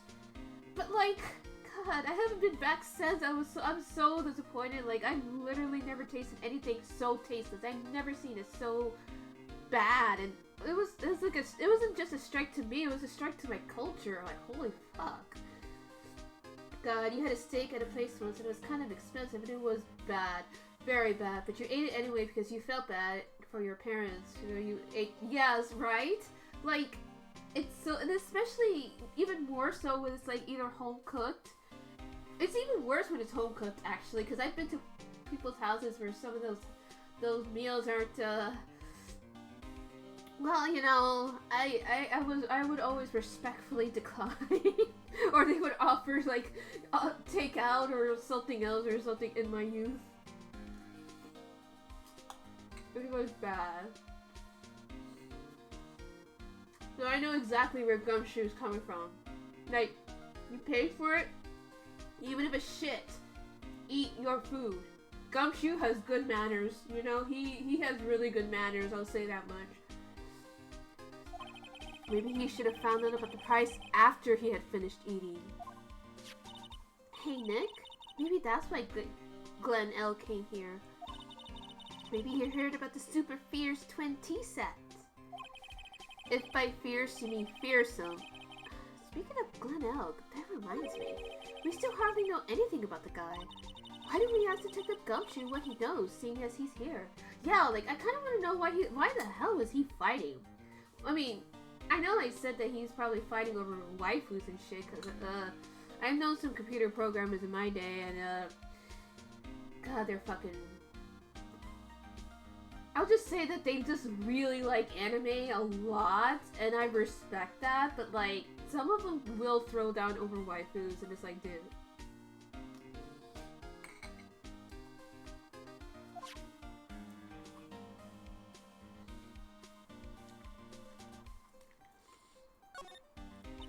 So what were you all excited about earlier? Huh? That's right, you said you were listening to the radio or something. Oh, that? That was nothing. I wasn't excited. Come on, Detective Gumshoe. You can tell little old me. What were you listening to? Nothing, really. It's just the daily exercise show. I kind of wish they brought that back. I actually recently learned that Mickey Mouse... I was just on the Defunctland, or Defunctland TV, TV, and they actually talked about a program like back in the 80s where they had the Mickey Mouse exercise, and like they kind of need to bring that back, especially in the current panorama we're in. You know, I'm trying to exercise earlier in the morning, and it is kind of helping like me mentally, but like at the same time, I hate working out, so it's hard no matter what. But it is not stressful to do it anymore because I have already done it, and by the afternoon, I can just vibe. Hello? So chat, what do you guys think? How are you guys doing in the panorama? What the? A Cyclock? This lunch special's lobster sure is great. Then why are there tears in your eyes? Because Gumshoe has good manners. Well, we're gonna destroy... Hold on, let me just take a bite.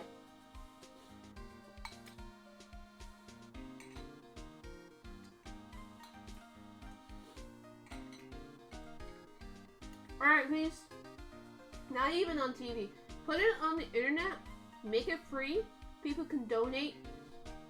And I'm sure they know. Like, I honestly think that's a good idea. Just to kind of have, like, show people how to do it. Obviously, they need to consult their doctors and all this and that. Like, for kids, for, you know, the grandmas and grandpas and the people who are stuck at home. And I honestly think that will also kind of boost morale a little bit. Now that I think about it, I mean, it'll be fun. And of course, people could choose to do it if they don't want to. I mean, what do you guys think, chat? If I wanted to show my face, I wouldn't mind doing that. But like, yeah. Anyways, let's destroy this man's psych lock.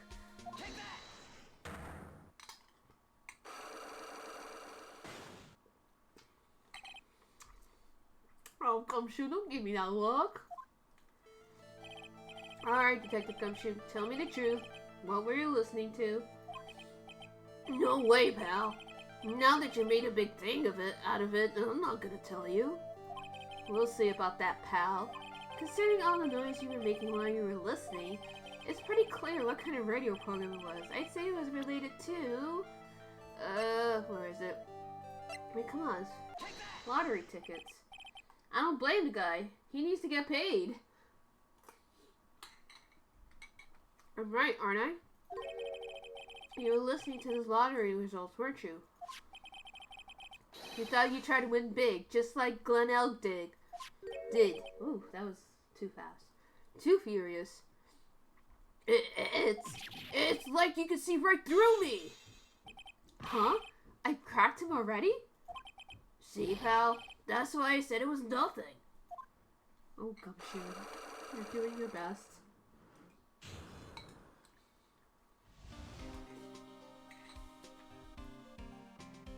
So what's your favorite cereal, chat?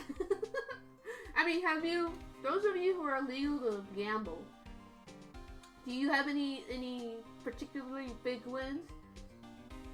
And those who are under 21 or under the gambling age and obviously still adults, would you want to gamble? I mean, to be honest, like I honestly think like stock markets and fantasy football and all that kind of stuff, I feel like that's just like legal gambling until you get caught, I guess.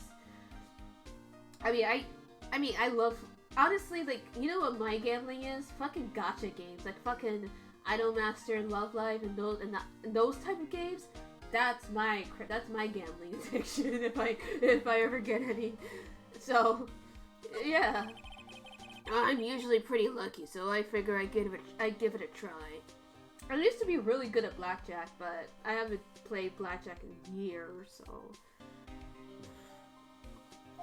What's with everyone in the lottery? Phoenix? I'm surprised your ass hasn't done that yet. So, how'd it go? I won 50 cents. Oh, Gumshoe! No, not 50 cents!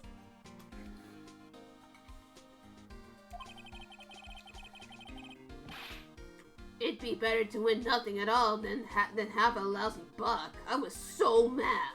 Oh, I don't blame you. Yeah, I know the feeling. I bought the same kind of ticket as Mr. L, see? But they even got this special radio show where they announced the winning numbers. They even do the drawings live on the air. It's intense, pal. God, he's so cute. I bet that's what Mr. L was listening to on the day he was killed. Yeah, what time is it now? It's just after 1:30. And are the lottery results always broadcast at the same time? Yeah. Look, I got this flyer when I bought the ticket.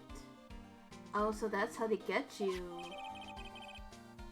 Honestly, Millionaire Radio? That sounds so cool. I want to try it, Nick. No, you're underage. Then buy a ticket. Wait. Then buy a ticket, Maya, with your own money. You know, now that I think about it, Maya would be getting money from, like, the school, wouldn't she?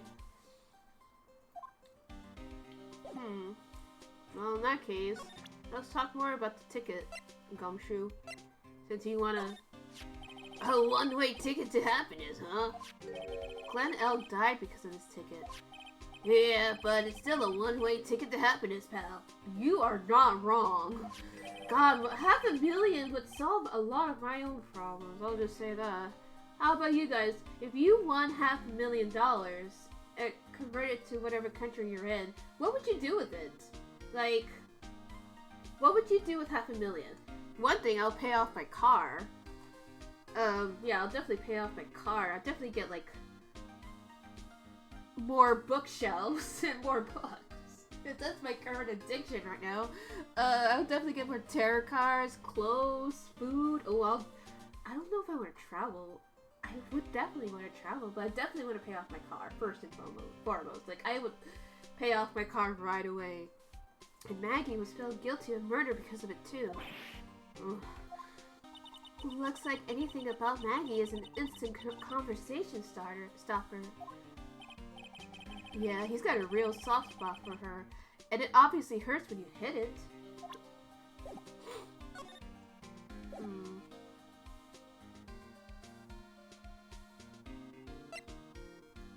Oh, usually do like here. Did I miss something?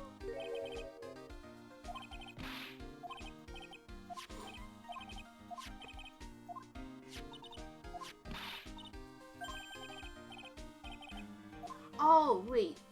Do you think he might know something about Glenn? Like, we barely know anything. Let's see what this nerd is up to.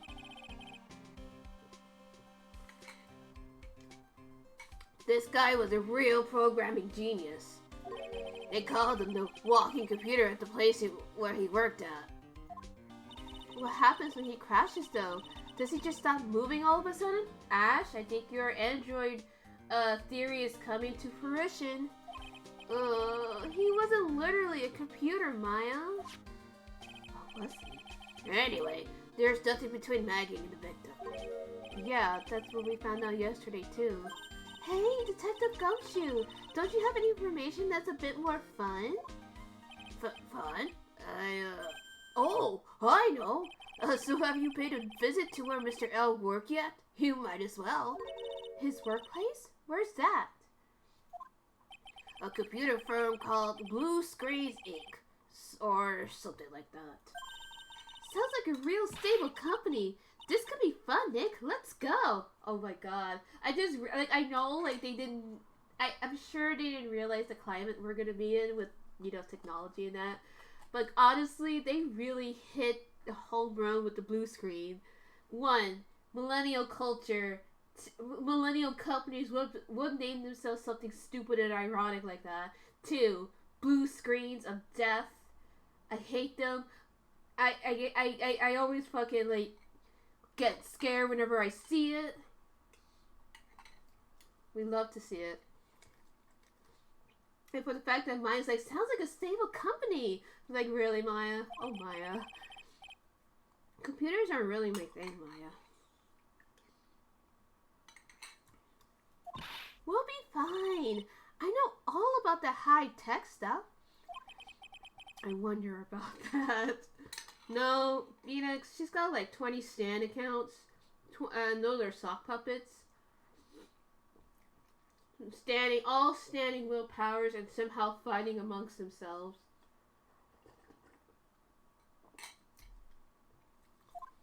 And then she's got a secret one where she just talks about Phoenix and Nick. Or Phoenix and Edgeworth, I should say. This is just around the corner from this joint. You should go take a look. A computer firm called Blue Screens Inc., huh? Well, alright, so let's move out. Oh my god. What?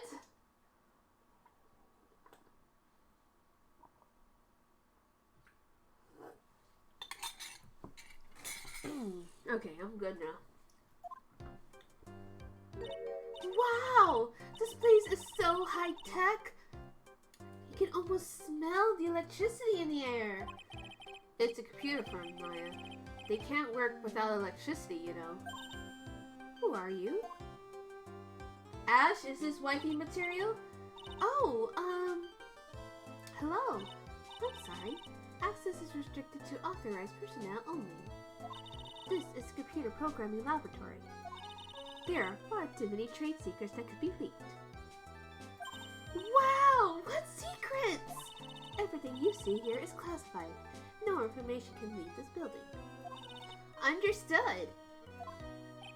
Who is this woman? She's like a robot from some kind of whacked educational show. Ash, I need your verdict. Or anybody, I need your ratings on this character. On her design. Thoughts, concerns, comments. Leave it in the chat. My name is Lisa Basil. I'm the company director. Director? She's human? She seems more like a ghost in this shell. As played by Scarlett Johansson. And that thing over her eye, isn't it the same device as Glen Elk's? That's a DMH, right? Nice try, but it's the other way around, Maya. It's an HMD. All of my programmers here at Blue Screens Inc. are supplied with HMDs. Phoenix, is that it? Yes, there was another reference to Miss Scarlett Johansson. Our local Asian woman. Okay, I can't. Then, do you write programs too? No, I just enjoy wearing this. They are pretty cool. I wouldn't mind one. Actually, her whole design looks just like Makoto. I'll be honest, I've never seen the movie, any movies, or any of the series or nothing. I know of it. But she looks like the lady, the main lady, the mascot lady. You know who I'm talking about. So, what exactly is this firm's business? I will try to simplify it so that you can understand. We analyze the data management systems required by certain branches of industry, and then deliver optimal operating systems and search-level components to them. Huh? You lost me on the corner of analyze and management. It doesn't matter, they analyze stuff. You got that much, right? The software we produce is distributed on CDs. CDs? Okay, so why are they working on... Well, there could be... I don't know, because like computers these days, at least like in our current year, not when this was made, not when the games were made, there's no CD drives on a lot of the newer stuff. But if you build your own computer, you can have a CD drive if you want, but on the pre-made shit, no. Not these days, not as far as I know. Yes, compact disc, digital optical storage media. Of course, CDs are used for software as well as music. It is a small firm, but all of my employees are first-rate programmers. Let's ask one of them what they are doing. Excuse me, what are you working on right now? I'm researching the impact of time-slice... Okay, I can't read all that. Let's see if I can understand that. I do not. Well, you get the idea. This is the sort of thing we are involved in. Did you good people follow all of that? No, we didn't. Yeah. Your blank smile just says otherwise, Maya.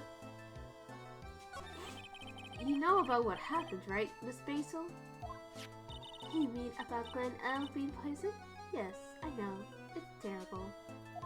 Can you tell us anything that might be helpful? I don't think so. A police officer was here earlier too. But I couldn't tell him anything either because... the waitress who committed the crime has nothing to do with Blue Screen's ink. Oh. How about Mr. Elk's desk? Have you cleared it out already? No, not yet. It's this one, right in front of you. Ah, so it seems he likes the ponies. If there's anything that might be useful to you, you are welcome to take it. I guess there might be a clue here somewhere. Right? So let's take a look at that. I want to take a look at these guys here. What are you doing? He's really pounding that keyboard, isn't he? Wow! I bet that's where the pro and programmer comes from, huh? I guess I should be resting on my laurels. Gotta expand my skill set and all that. Yeah, that's a good idea. Maybe I could become old CD's apprentice. And what about your spirit medium training? Phoenix, she's allowed to expand her resume. Don't be sexist. Oh wow. Oh wow. Look at all this. This is a fuck.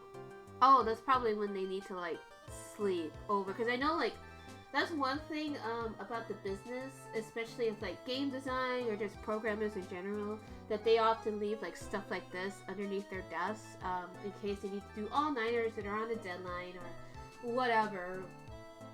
So wait, what's this? Wow, look at this mess. Looks like they're all betting tickets. What kind of betting tickets? For betting on which horse will win a given race. They're horse racing tickets. Oh wow, so he really liked them ponies. Oh wow, his drawers are stuffed full of these. Looks like they're all losing tickets though. Oof. Over 500? Man, they missed another reference. They could have put over 9,000 so easily. So easily. This many tickets would get you, what? A buck down at the recycling center? But I didn't know you were so hard out that you try to profit from the dead, Nick. I'm just taking them as evidence, Maya. Oh, what's this? Whoa! Look at his desk, Nick. What a mess! Looks pretty average to me. But you can't get any work done with everything all over the place like this. Maya, ever heard of what is that phrase? Where it's like, I want to say it's like chaotic mess, but that's like redundant. I'm talking about when it's like everything's a mess, but you still know where exactly everything is. You know what I mean. You think? Real whiskers can work under any condition, you know. She's trying to hint that I should tidy my desk more. I'll clean up my desk when Maya stops asking silly questions. No hurry then. Hey! This calendar! What about it? If this is another hint about tidying, you can forget it. Someone's marked December 3rd in red pen. December 3rd? That's the day Mr. Elk was murdered. Is there anything else? Yeah. It says meet with the tiger. The tiger? Hello? Is that all? Oh, we can look at this. Hey, look, Nick! It's a supercomputer! It looks like it's really smart and wise, doesn't it? Computers are only as smart as the humans who use them, Maya. God, how many times have I heard that in my lifetime? That explains why we don't use the computer in our office. You work there too, Maya. Yeah, but at least Please, don't argue about something that's so trivial. Otherwise, the computer will laugh at you. Damn! She says she'd laugh at us, Nick. She's a human, Maya, not a computer. She may look like Scarlett Johansson. I think that's about... Ooh. Yeah, I didn't mean to click. That's my bad.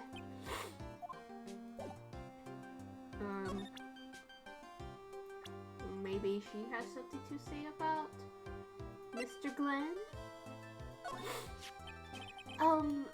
About Mr. L. He was a top programmer. I would say he was even a genius. But he did suffer from 1 or 2 bugs in his personality. Oh? Well, like what? He was a bit of a loser. Perhaps that would be the best way to describe it. God damn! Why would you say that about your employee? Holy shit! That's what got him into trouble. What's the matter? He was a top programmer. I would even say he was a genius. So, he was really no trouble at all. A model employee. Hey, wait a minute! Just now you said something about him being in trouble. We gotta find out what this trouble is. Yeah, she slipped. About Mr. Elg. Was he in some kind of trouble? I'm sorry? Why would you think that? I thought you said something about it just now. You said he got himself into trouble because he was a bit of a loser. Oh. Oh god. No. 3? 3 Cyclops? Is she like having an affair with him or something? Hello? I guess Mr. Elk is like every other man with his own pile of secrets. Ugh. Let's go back to Transbian. Gumshoe. What do you think? What do you think of Scarlett Johansson? I love there's question marks. That lady is the boss of Blue Screens Inc., pal. Yeah, I figure she's clean. She's got nothing to hide. She seemed kind of like a doll to me. In a good way, and a bad way. Kind of makes you think she might be hiding something. Damn, Gumshoe. Very...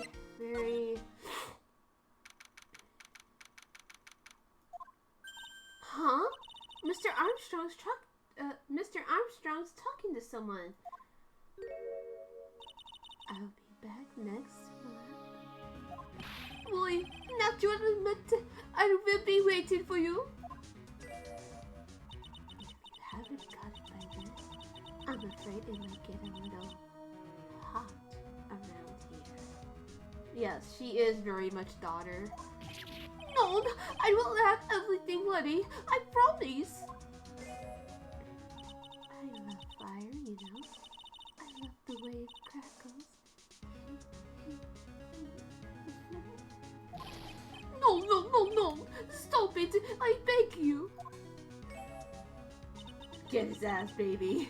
Then don't let me down. I'll be watching too. No. This is not necessary. You can trust me, mademoiselle. Talk to me, and I'll drive a knife right in your heart. Oh no, you do not have to worry. You know you really bought too much. Maybe this will help you relax. It is the oil out of sandalwood. I do love raw meat from time to time. Ah! I'll be taking my leave. Goodbye for now. She is so unhinged. I love her. I have lost shivers. I must rub some of my oil all over my body before I become the nervous wreck. There. Oh, wait. That feels good. Oh, Phoenix. Honestly, I feel like a lot of these characters are very unhinged. Like, they're all unhinged. Ooh la la, excusez-moi, monsieur. My eyes! Your eyes? If you have trouble with your eyes, you need this. The oil of sandalwood. Isn't this just the leftovers of what you were just using?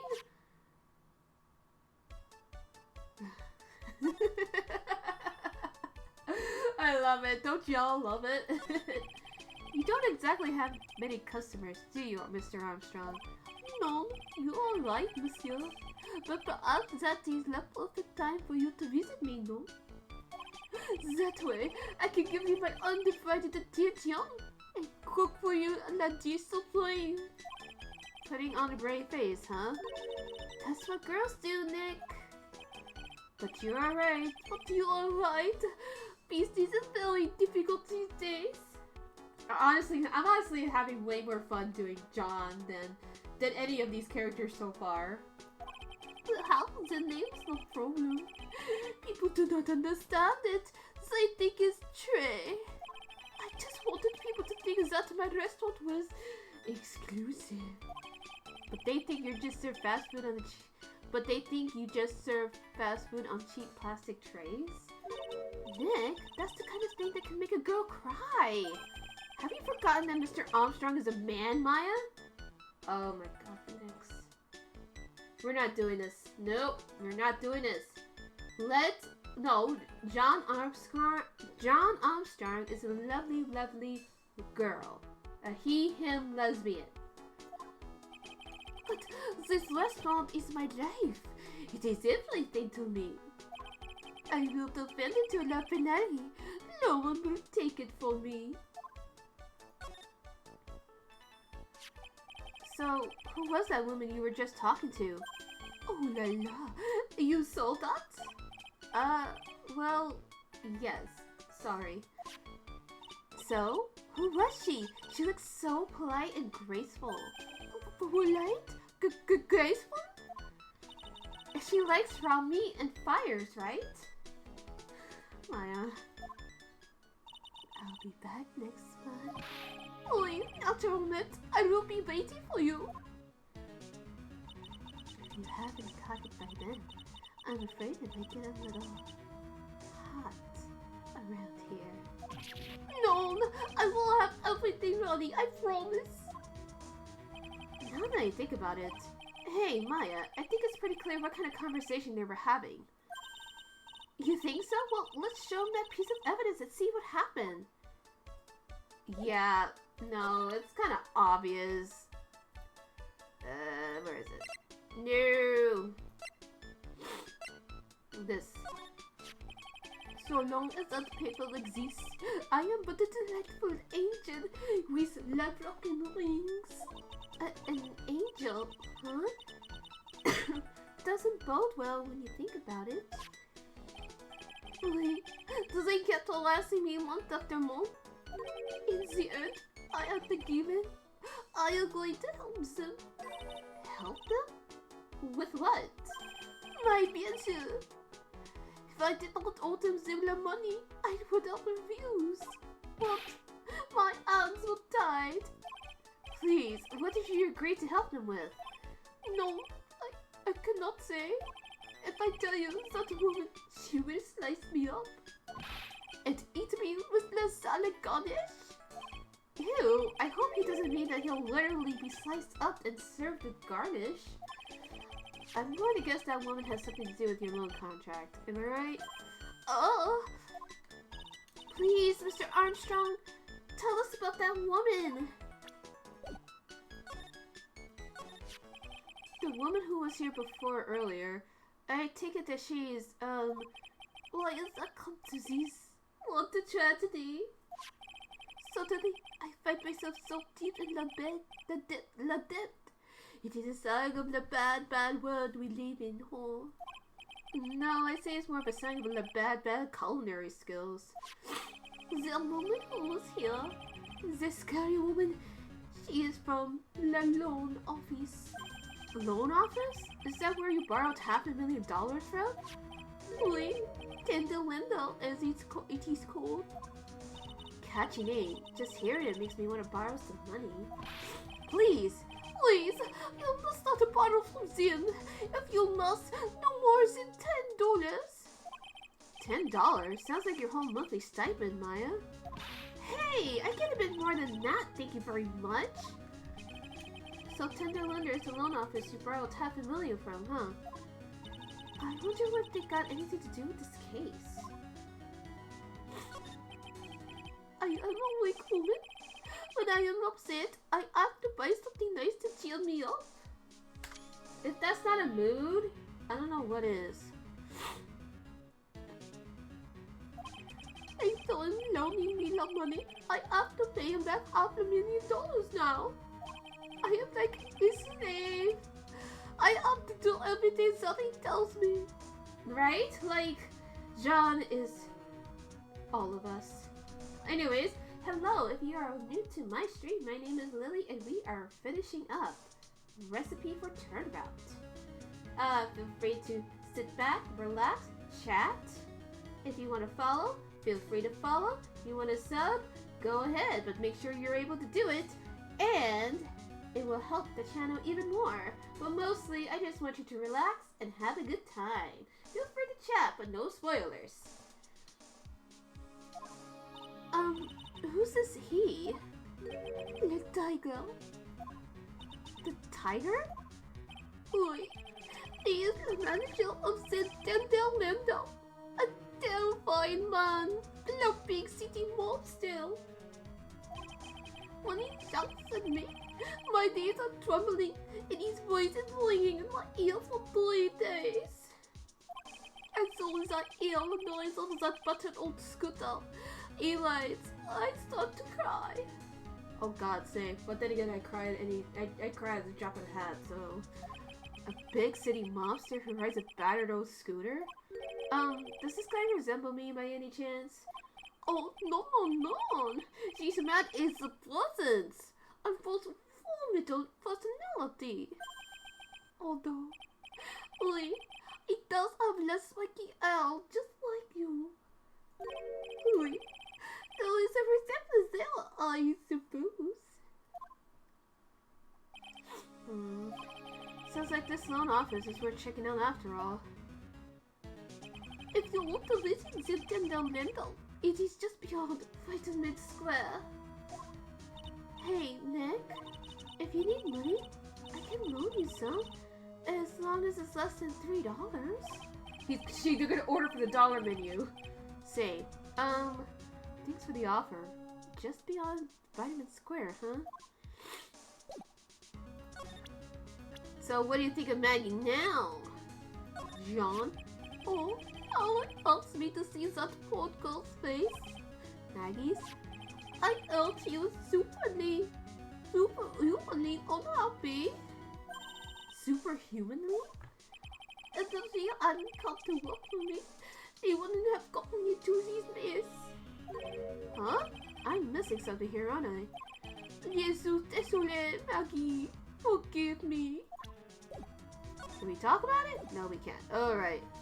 Well, it doesn't seem that we can do much more. Well, no, I'm gonna head back to the precinct now.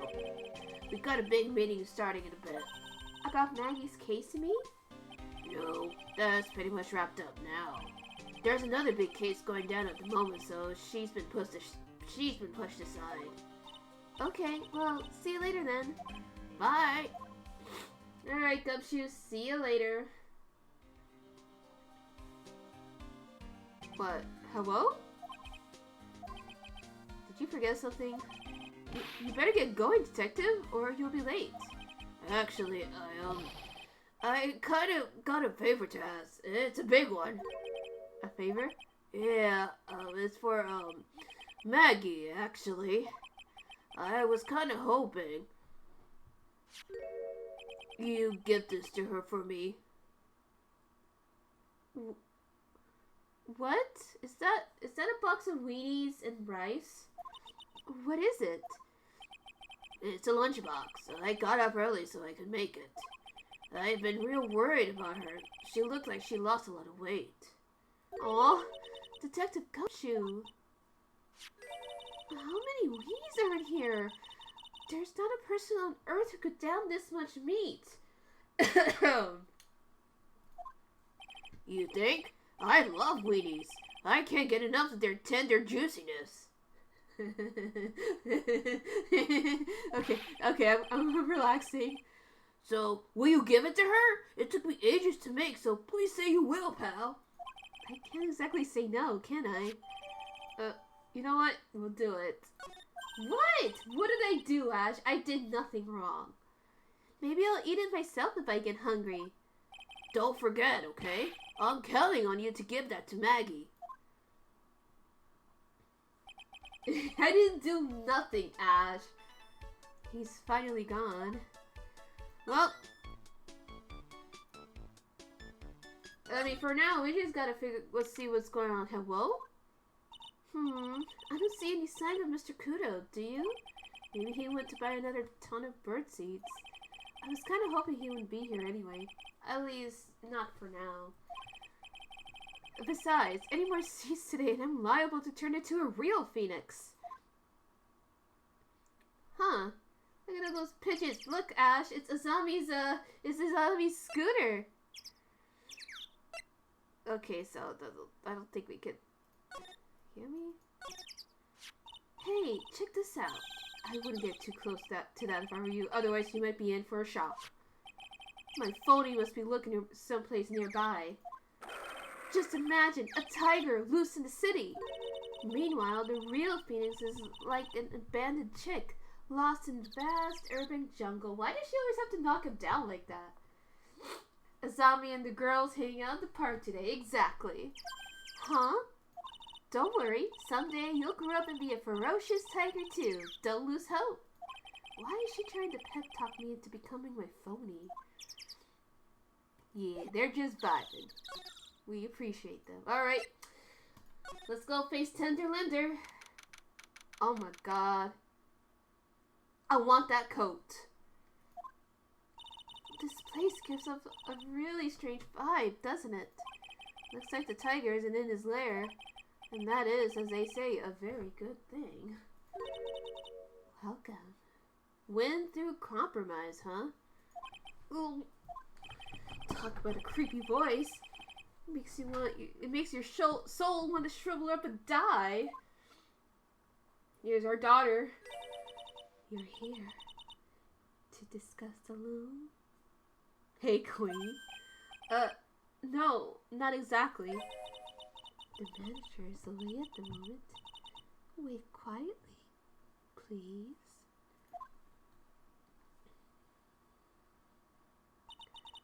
She's gone! Just like that. I guess we'll just have to come back another time. But this is the perfect opportunity, Nick. This place reeks of suspicion. Come on, Nick. Let's take a look around, okay? Do you think it'll be okay? Of course. No one will ever know. Coffee? Ah! I'll leave it here for you to enjoy. Quietly. Yes. Thank you. Do not touch the dust, please. There she goes. Nick, let's get out of here. Now she wants to get out of here. Ooh. Ooh. Ooh, there's so many things. What's this? It's a punching bag.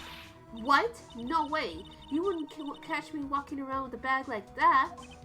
What do you mean, walking around? The design's gross to start with, and it's way too heavy to be practical.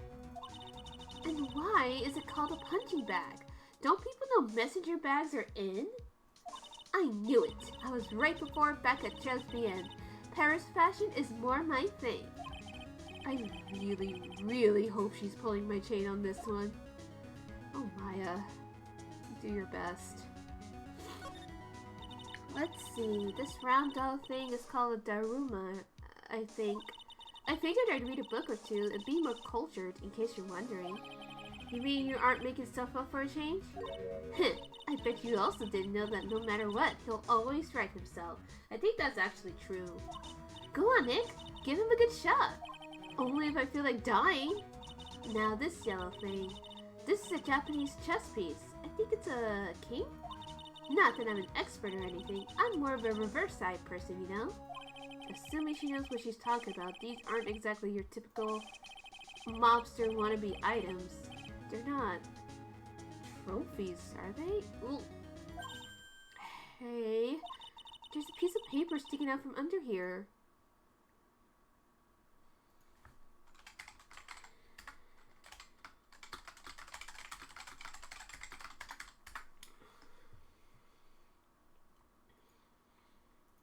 What is it?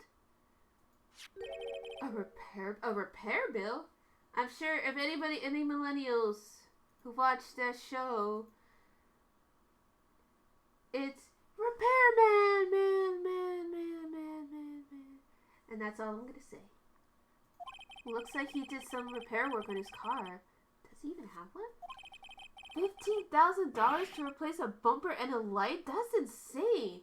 No, it really is. I actually got into an accident a couple years ago. Knock on wood. Hopefully that doesn't happen again.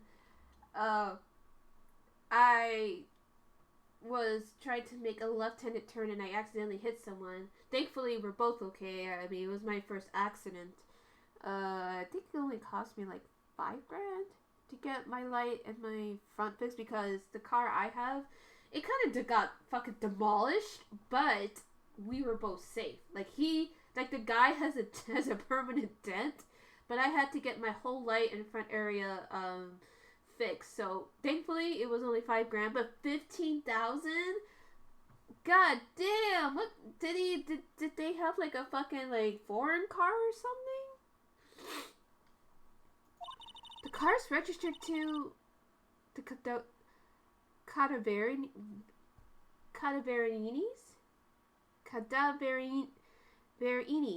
Oh, I'm trying to get this right. Cadaverinis. I'll just say I don't know why I am struggling so hard.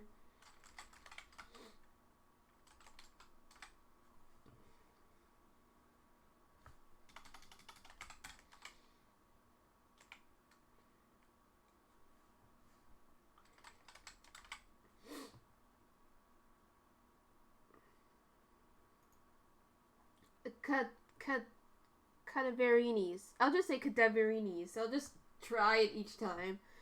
Huh? So it's not even the tiger's car? Why would someone else's repair bill be in the tiger's office? Mysterious. Damn. Messy. Oh no! Someone's dropped the ashtray to the floor! That's going to be a nightmare to clean up. Yeah, it's all over the rug and everything. I accidentally knocked over a really big space heater once. Cleaning up was such a pain. It was one of those super antiques where you have to burn a ton of charcoal. How did she manage to knock one of those over? Aren't they supposed to be super heavy? Honestly, I feel like the amount of clumsiness... I hate it when the, your clumsiness is like that bad. Oh, hey! There's a book of matches here too. Matches, huh? Places don't give those out much nowadays. Hey, wait a second. What is it? Look what's printed on its cover. It says J'AI'M BEING. Okay, these matches could come in handy. We might be able to use them.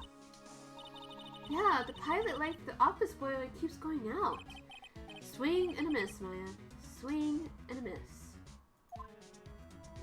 Well, let's look at this coat. Hey, look at this Parisian-style coat. It's so chic. Looks more like a pimp coat to me. Guess I haven't gotten that. That's a pimp coat? What? Hello? Guess I haven't gotten an eye for that for fashion. Imagine Edgeworth wearing this pink-ass, fluffy-ass coat. Hey, look at this. The suit is the same color as the one you wear, Nick. The same color as my suit. Ah! Keep your voice down, Maya! Nick! You've got to take a look at this. Some cake. Ah! I'll just leave it here for you. Yeah, sure. Thanks. Just wait here quietly. Otherwise... Sure. Did you hear that, Nick? Wait quietly, she said. Yeah, sure. I have my eye on you, only so I can take care of you. Understand?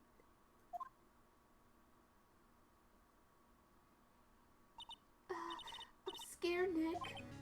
So, what were you getting so excited about before? Look, on the lapel of the shirt. The suit. That's an attorney's badge. Wait, something's off about this. Her energy is everything you wish you could channel. Honestly, same. Is the tiger a lawyer? No way. Look at this thing. It's made out of paper. Golly. For some reason, your badge today looks really cheap to me, Nick. Why does everyone recognize an obviously fake badge when they see one? There's a CD player on the desk, but the desk is so loud, I wonder you can hear it. The lid's open. I wonder what kind of music the tiger's into. Have you finished the coffee? Ah! Yes, thanks. It was lovely. So, you drink it all?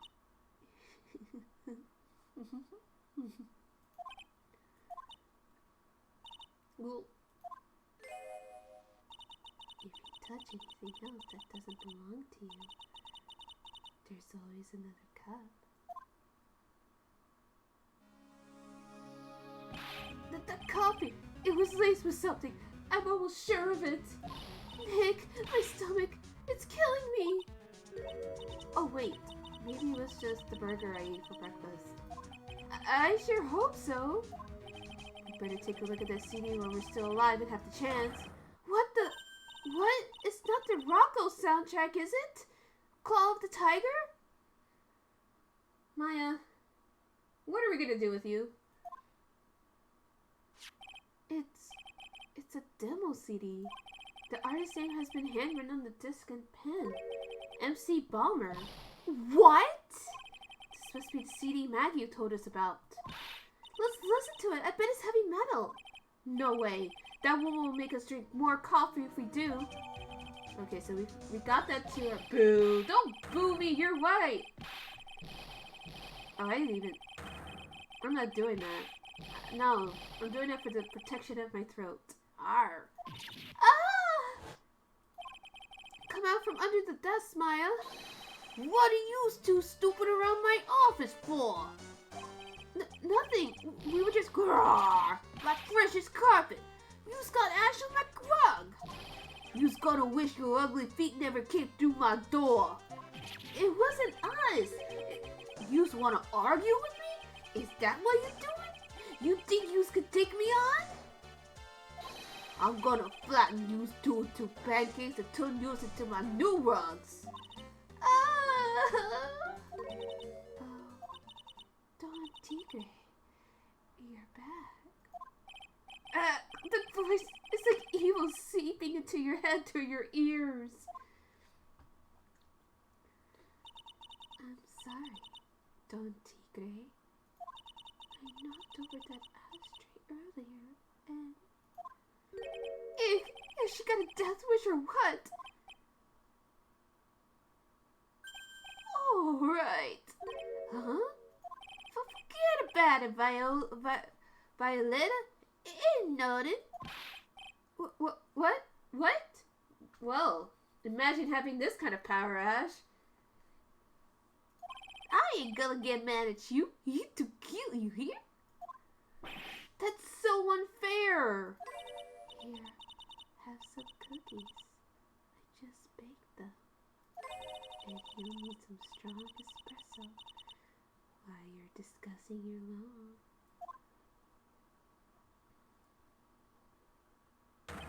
Grah! Phoenix, right? Yes? You see the crazy or just plain stupid to chase after me? I worked so hard, but now you've got to come and clean up and mess up my plan. She really is everything I want to be crying. And in the episode, or in the episode, yeah, where it has Ash's most aesthetic. Like, I can't believe Ash, you really can have it all. So it was him. He's my phony. But I don't care. No one gets in my way. What? I mean, excuse me? You should have left that little girl at home, right? I have a few things I want. No questions. This is the last time we meet. Wait, please. You waited until he was out of earshot before you shouted after him. Like, you're the one to talk. I didn't hear you scream, hold it either. This case is attacking you directly. Pink Cafe, the maids, the unhinged woman who can and will kill you. What else do they have for me? I don't know. Well, they got the sexy android lady. I don't know. That's what you like, but like the espresso. Ah! Cookies. This woman is definitely not good for my heart. Now, what was it the type called her? Violetta? Alright.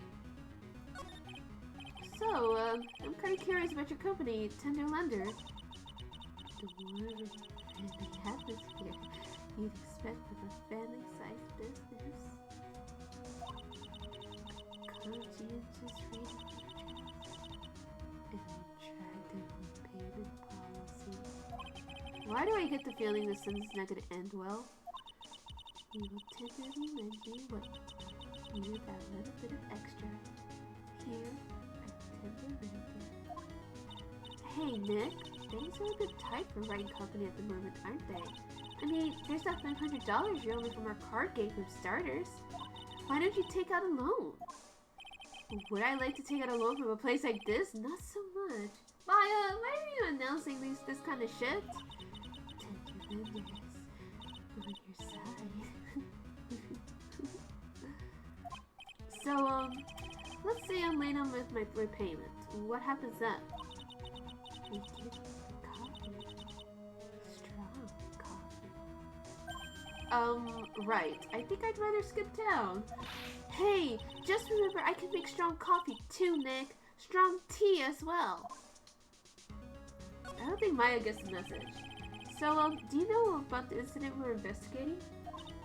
What incident? Well, a man was poisoned in a restaurant just near here. That incident. Let me see. I was here that day with the manager. The manager being the tiger? Furio Tigre. Oh god, he's fucking Italian. He really is from Staten Island. Furio? Tigre? So that's where the tiger thing comes from. Zeno's got a real name, Nick. Hurry up and find out more about him. Sure, Maya. Yeah. He's 42? Okay, we don't know her age. But he's 42? Oof. Big oof, you guys. Big oof. Can I ask you about the tiger? I mean, Mr. Tigre? Sure? How do you like my cookies? I make them myself. And she can bake. She can bake. She can bake, Ash. Go ahead, Nick. It's an honor. The honor is all yours. No. Ladies first, Maya. No matter how I look at this, I just don't get it. What are the tiger and the scary girl doing working together? You want to be here so bad.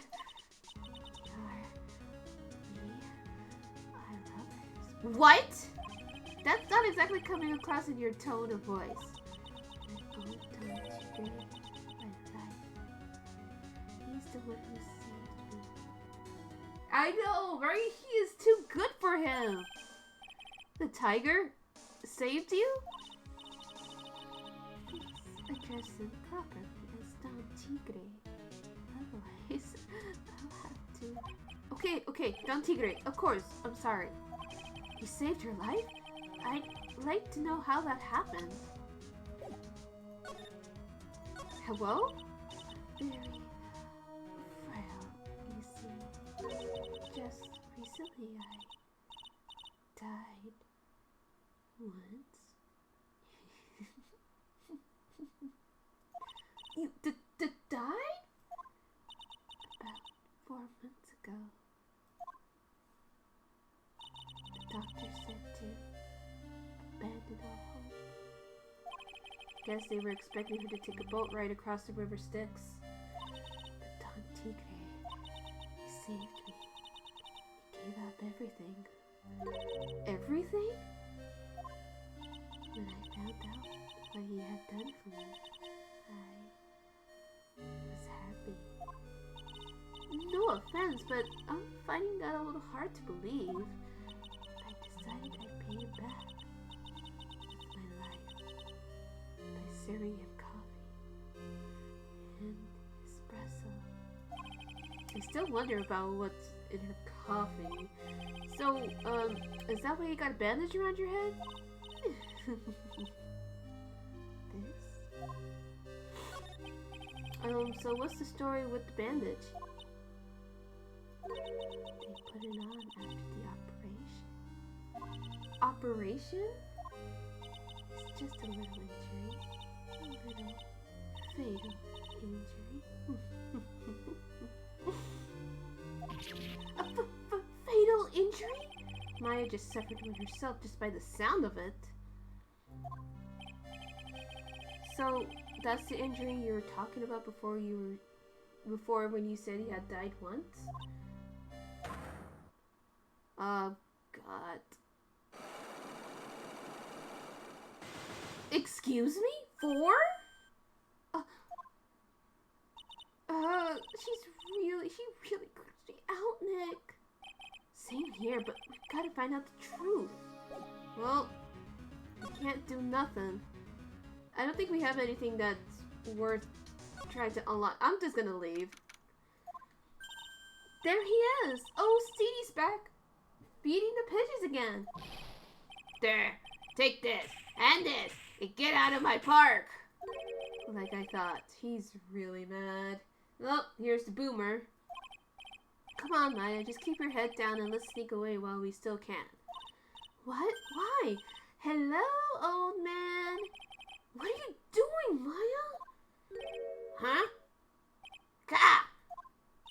Hey, he just turned his back on us. I'm not surprised. I bet I really hurt his pride in court this morning. Hey, Mr. Kudo! Pigeon. Ka. Look, we really need to talk to you, okay, alright? Out with the demons, and with good fortune. Ow, ow, ow, seize. Shell splinters. Painful. I always knew you were a demon, Maya. I'm really sorry about what happened in court earlier today. God, everyone will be talking about me behind my back now. Dirty old man who was so busy looking at the serving girl's backside that he can't remember her face. A filthy, depraved animal! Not at all. Are you listening to me, boy? I don't care what you say. I saw that waitress put it in. She put some white powder into the young lad's cappuccino. We hear you. And another thing, the young layabout was wearing an earpiece on the same side as the lens of his broken spectacles. Wait, broken?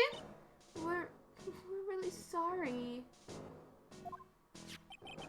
So I made a little mistake about the vase. So what? I know what I saw. I tell you. Okay. Take it easy, please, Mr. Kudo. Don't tell me to take it easy, you spiky-haired brat. Take this. You said you're a craftsman, right? God, the modern world casts honest craftsmen like me aside in rows. Surely it's not like that. I come with a long line of craftsmen, right back to the time of the Shogun. Do you hear me? I didn't become an inverter, I was born one. Actually, I'm kind of in the same situation myself. I wanted to stick my finger up that dribbling old judge's nose and scream right down his ear hole, "Objection!" Oh, so did you want to become a lawyer when you were young? I don't think that's quite it, Maya. I think he's just in a bad mood, that's all. I've got a tsunami of frustration inside and it's ready to burst out. You let him start rambling now. We might never shut him up. Well, you know what? Let's suck it up. Let's play it cool. Guess I better let him talk. So there's not much call for craftsmen these days then? Of course not, you idiot! All I'm good for nowadays is running errands. Errands? Everyone takes advantage of the elderly. Buy some bread, Gramps. Take the dog out for the walk, Granddad. Feed the pigeons, old man. What am I, some sort of two-bit community handyman? Well, buy some bread. Now that I can understand. But what's the point of feeding some seedy pigeons? Why don't people say what they mean? Get lost. That's what they're trying to say. Oh yes, I'm just an inconvenience, you see. At home, at that restaurant, I just get in the way, don't I? I'm sure you don't. Wait a minute. What did he just say? At home at that restaurant? Hold up. By restaurant, are you talking about Tresbian? Did you get asked to run an errand there too? Yes, I did. That very day that young brat was poisoned. What? Okay, so what's the errand? So, on the day of the incident, what were you asked to do? Glad you asked, boy. Because I'll tell you what I was asked to do. All of a sudden, that young lad slumped over the table. The servant girl collapsed. And I broke that vase. It all happened so fast. I was in a bit of a daze, you see. Then the owner shouted over to me. Excuse me, you call the police? Call them yourself, I should have said back. But I didn't think of it at the time. So, did you end up calling the police? Like I said, I was in a bit of a daze. Did you call them on your cell phone? Ka! Do I look like I have one of those newfangled thingamajigs? I went out looking for a payphone, of course. You weren't looking? You went looking for one? I couldn't find one right away, you know. Wandered about for 5 minutes or so. 5 minutes? So for 5 minutes after the incident happened? Yes, sirree. The owner was at the Tresbian on his own. Why didn't you mention this in court this morning? Well, I would have if you'd given me the chance. But you all bullied me out of the courtroom. Thank you, Mr. Kudo. You certainly earned your kudos for today. Wait a minute. If that's the case, there's more. I've got more to say. Oh yes, I remember something else. Bailiff, escort the witness out of the courtroom. It's not my fault. You're the ones to blame. You could have at least told us before we got to court. Is it really that important that Mr. Kudo was the one who called the police? It actually is, because when you think about it, I mean, at the end of the day, yes, because that means he wasn't there for the 5 minutes. So, it pretty much says what Phoenix says. What's important is at the unaccounted time before the police arrived. The victim was dead. And Maggie was unconscious. Okay, for some reason, I really thought that John Armstrong was shirtless and Phoenix was imagining him like that. It was, wow. Which leaves that man alone in the restaurant. Mr. Kudo might have been chased out of the place on purpose. Exactly, don't be rude. What do you mean? Maybe a certain someone didn't want him back at the restaurant. Ah. Oh, sure. You go ahead and say I was in the way as usual. I suppose I should have been getting myself covered in pigeon poop instead, We need to get more details about what exactly happened. From Maggie and from Mr. Armstrong. Well, we need to talk to him first. Is he still in the kitchen? I mean, since we're here, we might as well talk to John. Looks like Mr. Armstrong's out again. But the place is open for business. You can't have an open restaurant without a chef. Hey, it's not my fault, Nick. Don't take it out on me. only a couple minutes after the incident happened. Mr. Kudo left the scene, leaving Mr. Armstrong here alone. Ugh, missing when we need to talk to him the most. Maybe he's trying to avoid us on purpose? Oh, probably. I mean, honestly, it's likely, but regardless, let's talk to Maggie. Maybe she knows. Oh, Mr. Wright!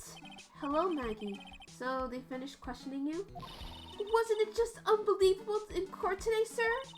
I'm gonna stay up all night and blog about everything that happened. Weren't you scared? It was pretty touch and go in there. Yeah, but you totally nailed that old man.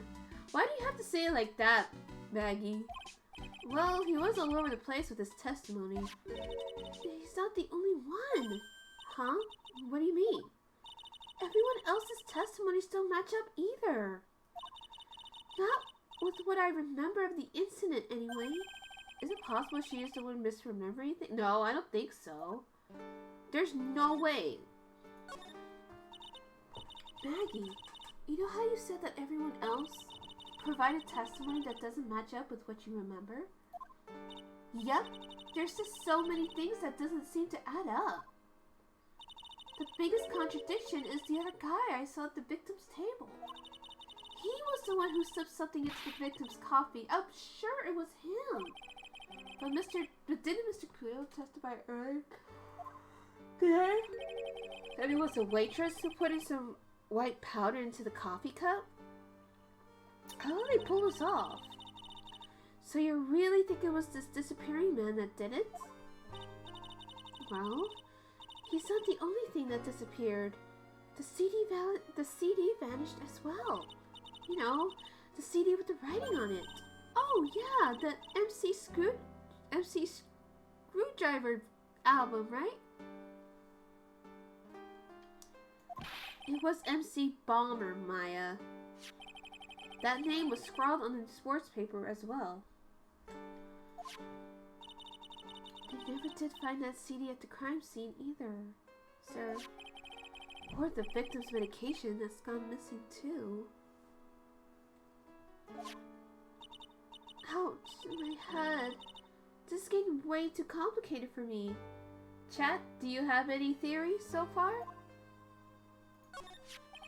You said that you passed out when the victim, Glenn L, collapsed, right? Yes, it's so embarrassing. I mean, I used to be a cop. When I came to, the restaurant was buzzing with police. And before I knew what was going on, they arrested me, sir.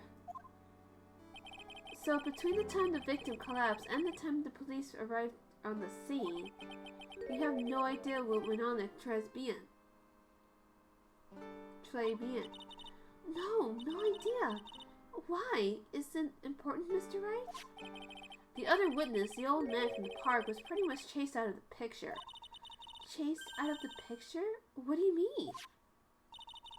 Old CD wasn't inside the restaurant because he was told to go call the police. Exactly, and you, Maggie, were unconscious. That means Mr. Armstrong was all alone in the restaurant for a brief period of time. No! You don't think Mr. Armstrong set me up, do you? When you consider the facts, it's hard to imagine Mr. Armstrong isn't involved in this at all. It's like the master biting of the paw. It's like the master biting the paw of the dog that it feeds. Are you sure about this, Mr. Wright? Well, the old man said as much when we spoke with him earlier. I don't know. The things that man says don't add up for some reason, sir. Maggie looks like she's trying to figure something out. Maybe we should ask Maggie exactly what she knows about OCD. Yeah, let's get to that. Hold on. Let's see.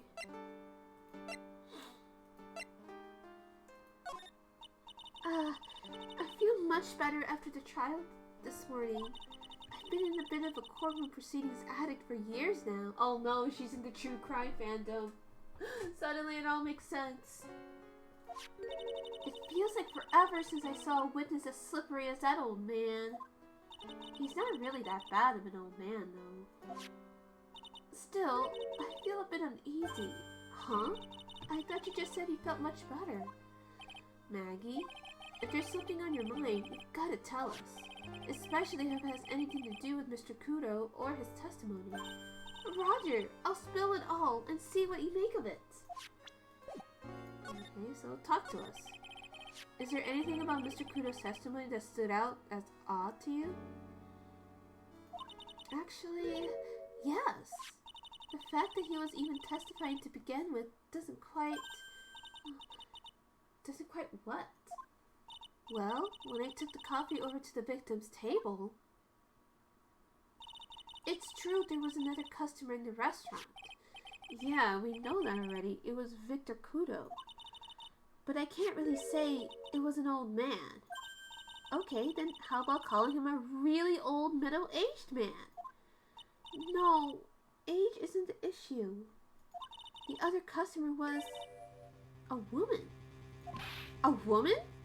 Are you sure, Maggie? Well, I'm not 100% sure, but I think so. So, what did this woman look like? She was sort of creepy, and she had kind of a cackling laugh. Creepy? Cackling? Why do I get the feeling I've come across a woman like that recently?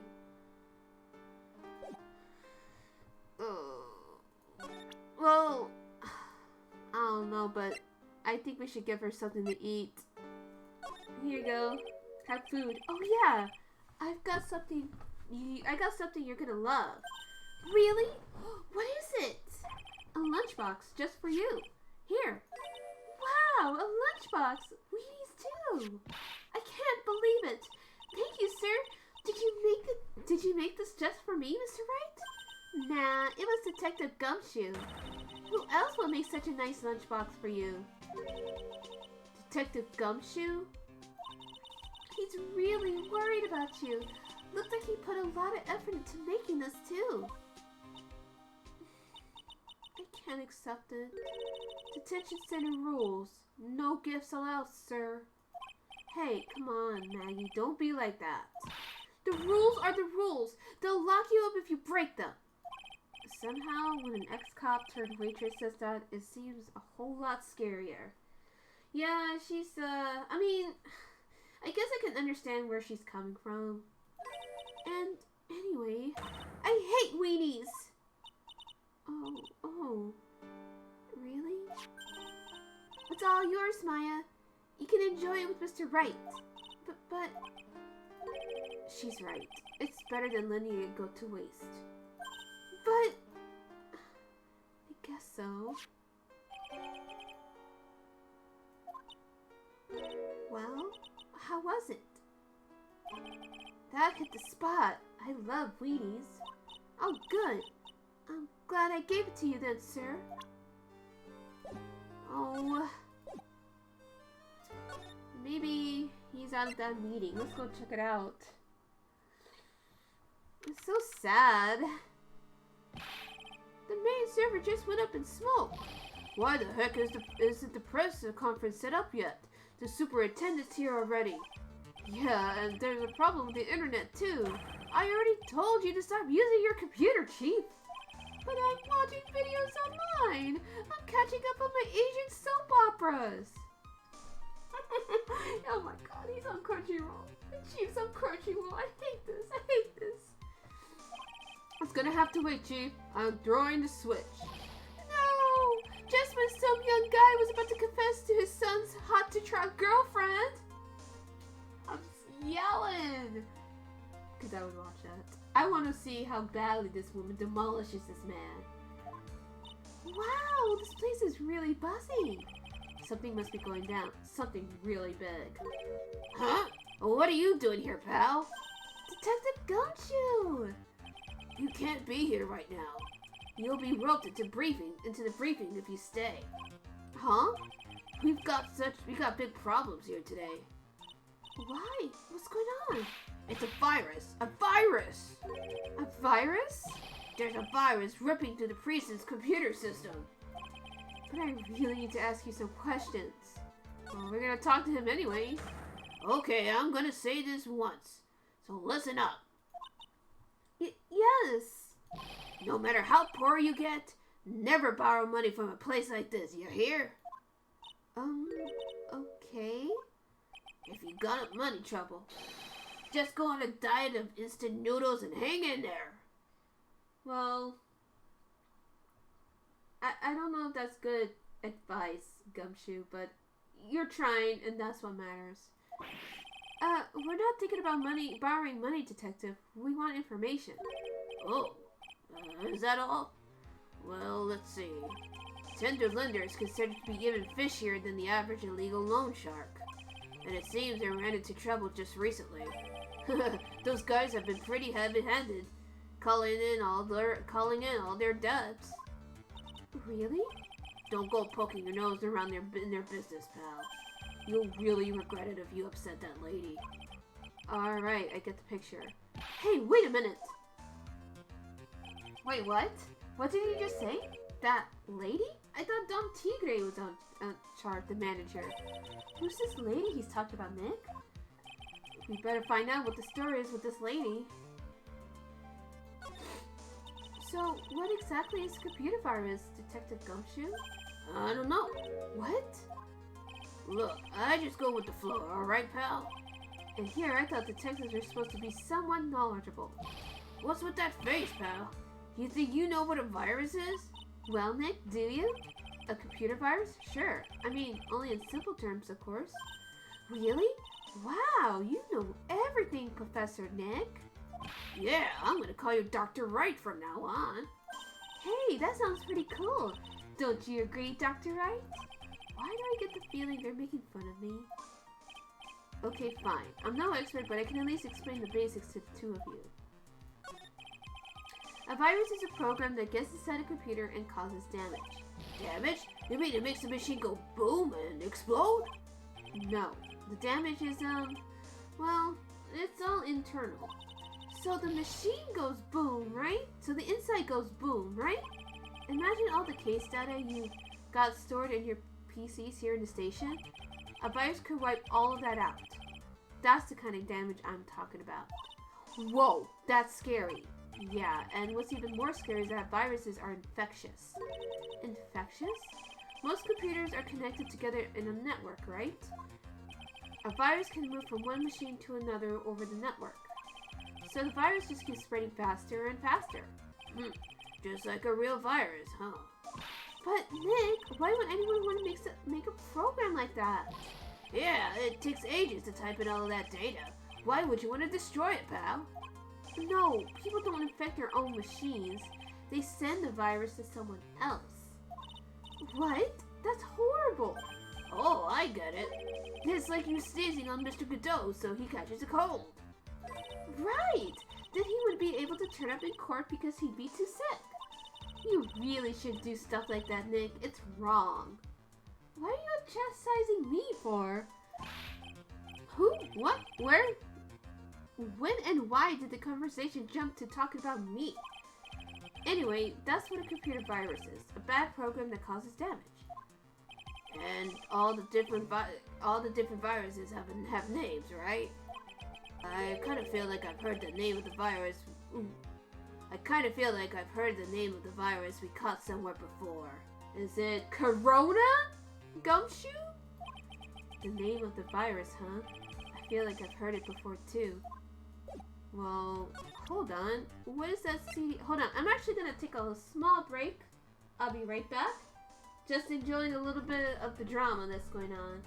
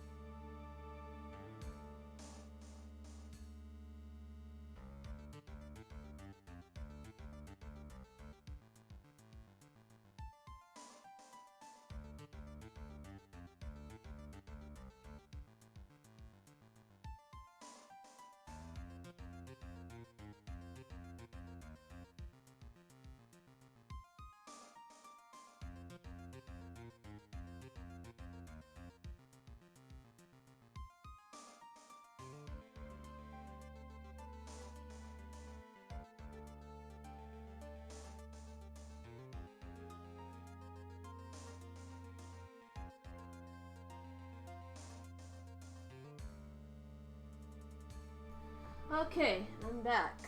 Did I miss anything? Did something happen to you guys while I was gone?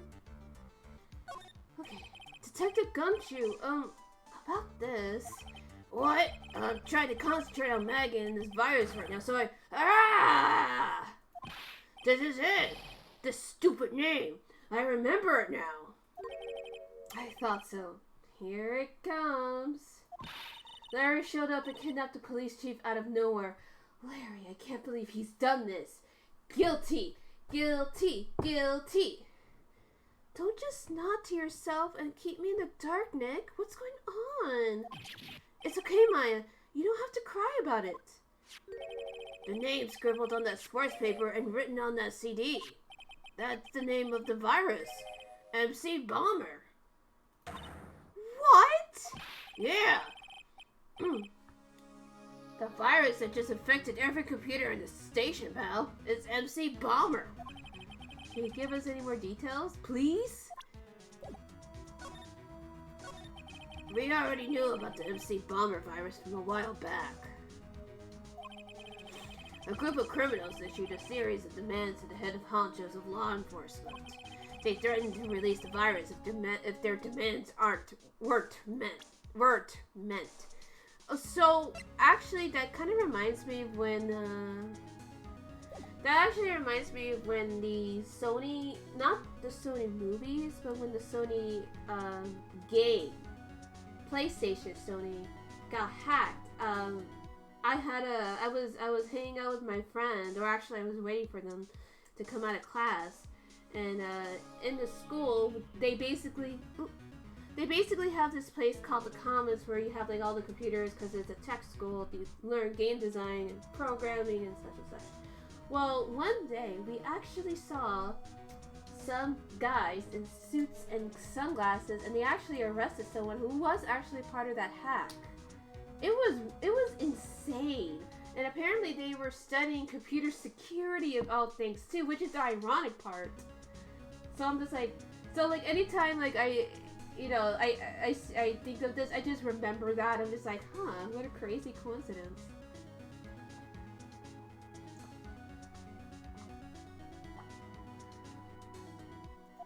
Who are they? I don't know. Some hotshots from the criminal underworld would be my guess. Well, the funny thing about that, Gumshoe, they're probably just a bunch of college kids. Honestly, like, I actually used to hear some of these computer security guys or whatever joke about how some of these hackers actually used to hack into the PlayStation Sony for fun, y'all, for fun. So like, they really just kind of like, I don't know, that guy and his crew fucked up so bad that they actually caught the attention of the FBI, and it's like, dude, how badly do you have to fuck up in order to get them to notice you? Huh? You know? Like, it was wild. Hold on, I'm just checking something real quick. And then we'll get back.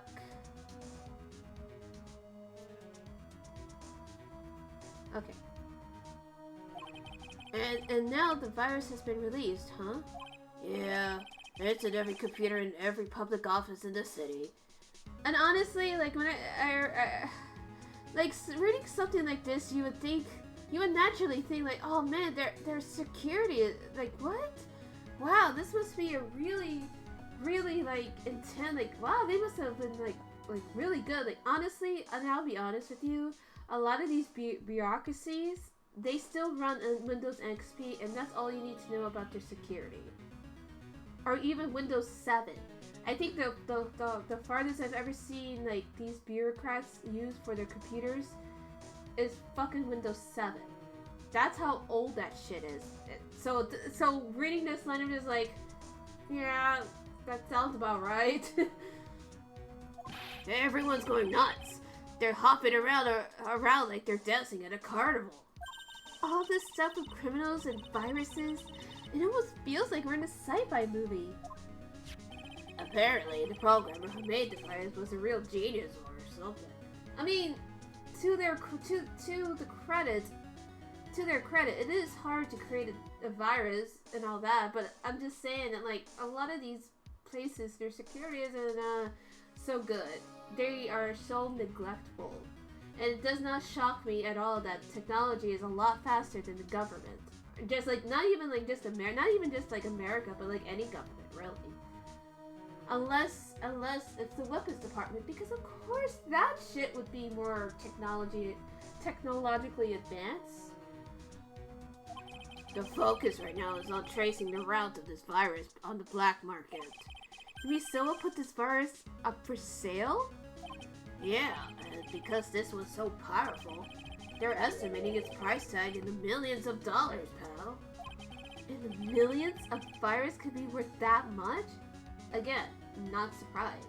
There's a lot of shady people out there. But then again, I feel like, I really feel like, I don't know. Just update, just like get VPNs, you know, I usually use Bitdefender or Avast. Get those. Oh, and Malwarebytes. I really like that one. That one is good. Well, what do he know about about our queen? That's the girl who works over at Tender Lender. You want to stay away from her, okay? I mean it. She does look kind of unforgiving, doesn't she? That should be the least of your worries, pal. What's that supposed to mean? What could be worse? Her name is Viola... Here comes his name. Cadaverini. I'm trying.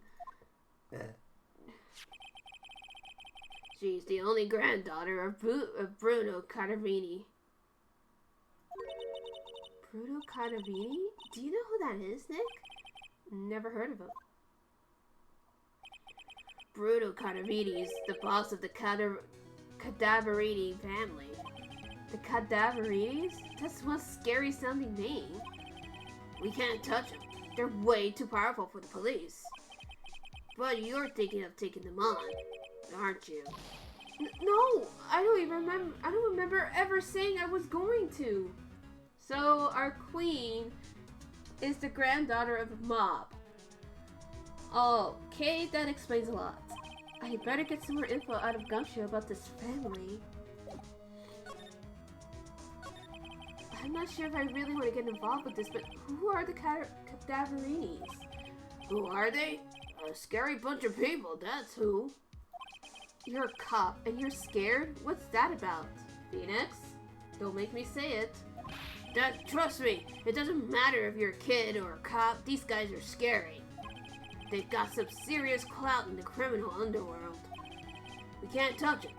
They've got too much moolah. Moolah? As in, they pretty much control all the cash on the city's black market. The black market, huh? And that includes Tender Lender, I take it? Sure, no one says up to Bruno Cadaverini, and I mean no one. Interesting. So, Viola's the granddaughter of some mafia boss then? Yeah, and everyone knows how much Bruno loves his little girl. She means everything to him. So, how did she end up at Tender Lender? I don't know, pal. But I heard she and the boss of Tender Lender are pretty tight. Tight? That's what it said in the file I read related to Maggie's case. Sounds like a pretty important clue. I can't believe it. I almost forgot the most important thing. And that is? You know, the lunchbox. How did everything go? Lunchbox? You remember the weenies? I hate weenies! Oh yeah, those weenies. So, how did my weenies taste when they went down the hatch? Huh? Well, it was delicious. Yeah, that's what she said. Really? Well, Not exactly. Don't worry about it, pal. I figured something would happen, so I came prepared. Prepared? What do you mean? I made a jumbo lunchbox. Oh. Do me a favor again, huh, pal? Deliver this? Oh, God. Even Gumshoe was like, yeah, I knew this was gonna happen. This sure is a heavy burden, in more ways than one. I could just imagine Maggie's little eyes sparkling with joy when you bring her that. Weenies again, Nick? Tell me we don't have to eat all these too. I really can't eat anymore. I mean, actually, you know what? I think we could figure out what's going on with the, well, she's gone. Let's see if Lisa will talk to us. Because I think we got everything we needed. Because if they're collecting, if Tender Lender's collecting the depths and he has an MC Bomber, something's not right.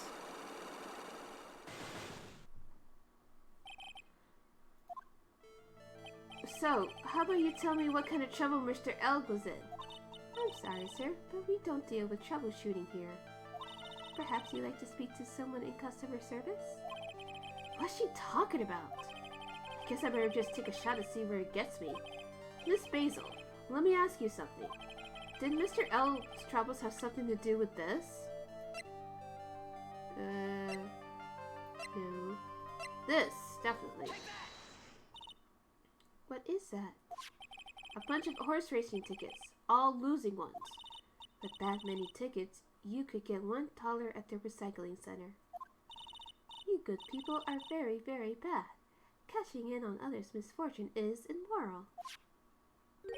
Is that a whiff of hypocrisy I smell? But what is the relevance of these tickets? The victim, Mr. Glenn Elg, he had a gambling habit, didn't he? I don't think that's a logical conclusion based on the facts.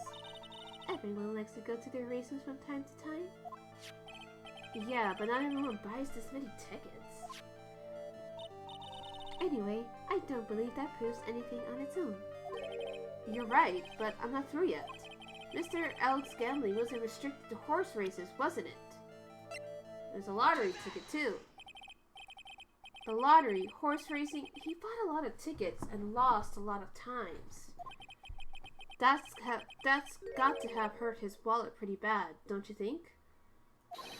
Maybe bad enough to be the cause of some pretty serious trouble, perhaps? No. You are right. Glenn did have a gambling habit. You good people must not follow his example. Do you understand? Trust me, even if I wanted to, I don't exactly have the money to buy any. But, if you win, there's no problem, is there? And Glenn had a winning, and Glenn had a winning ticket, didn't he? For $500,000? Yeah, but it's hard to imagine how he could have been in trouble then, isn't it? It's true that Mr. Elg won $500,000 in the end, but that was his first stroke of good luck. He was in deep trouble before that. Deep trouble? What do you mean? Mr. Elg's real problem was with someone or something more terrifying and ferocious. Where is that dude? This dude. 42, man! Florio Tigre. The boss of a loan office called Tender Lender. Tender Lender? People with businesses should think harder before naming their offices. Like, you're one to talk. Well, what do you think? Our firm is doing very well at the moment. I don't think we need to borrow money. No. I mean about Mr. Elg. You think Glenn has something to do with this Florio Tigre? Yes. I'm sorry. I don't know of any connection between the two of them. Really? Because I've got the proof that Mr. Elg and the tiger knew each other. Remember, he did this, on his calendar, so... Ferdio Tigre, aka the Tiger, is the boss of a loan office called Tender Lender. This is who Mr. Elk met with on the day of his murder. And there's the only thing a loan shark would talk to him. The only thing a loan shark would talk to him about would be his debt. No! It's true that Glenn had racked up quite a bit of debt from his gambling habit. About $100,000, I think. $100,000? Ouch! Oof, that's a serious addiction. But I heard he won the lottery, so he should have been in the clear. Shame Maggie couldn't get a bit of that good luck. Okay, so the guy got lucky and won the lottery. But what if he hadn't won? What was his plan then? Well, this isn't easy to say, but he said he would use his talents to repay the money. His talents? I suspect he was talking about programming. Well, what computer program is worth $100,000? Perhaps you good people should leave so I can get back to my work. So close to cracking her. Why do you have to say it like that, Phoenix? The program in question, was it by any chance this?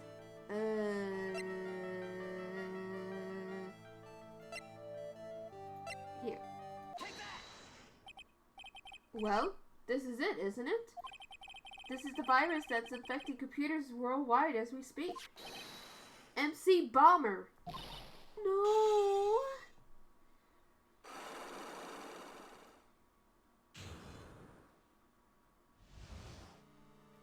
Now talk to us.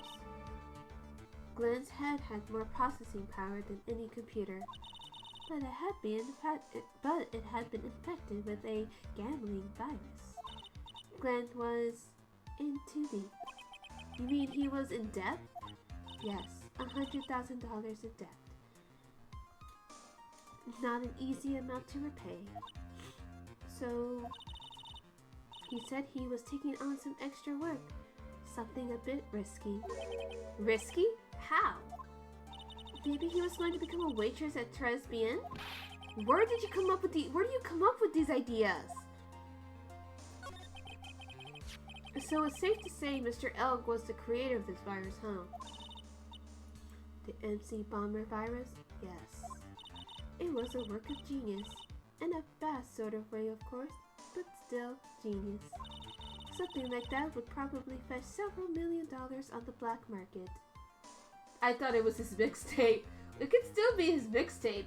I mean, if he's such a genius, most likely, he's like fucking, Maroon 5 or whatever. It was U2 who downloaded their album with the update of iTunes Music, and he could have done that. He could still do that, Ash. We can still have it all. Inconceivable. Gumshoe was right for a change. This date, December 3rd, that is marked on his calendar. That was his deadline for repaying his debts. Okay. I guess we won't be needing these horse racing tickets anymore. Use the trash can, Nick? Okay, so I think we can go to... We're gonna see our daughter again, Ash.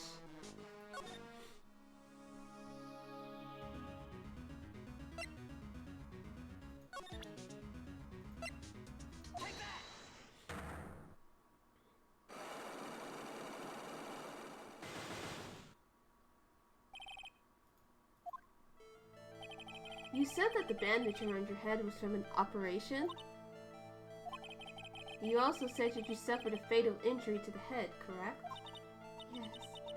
The operation was very difficult, apparently. Now, by fatal injury, you mean you were hurt very badly somehow, right? Does the injury in question have something to do with this? She ate at the lunch. Well? Donuts? Huh? I paid them myself. Homemade donuts.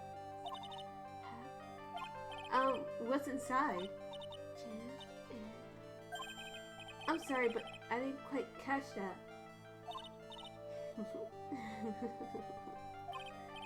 Thanks, but no thanks. I think I'll pass. I guess that was a flop. Damn it! Damn it! What happened to this woman to have such a huge manager on her head? She can make donuts too? The perfect woman. There must be some piece of evidence that will prompt her to tell me what happened. Now, my fatal injury. Okay, yeah. Okay.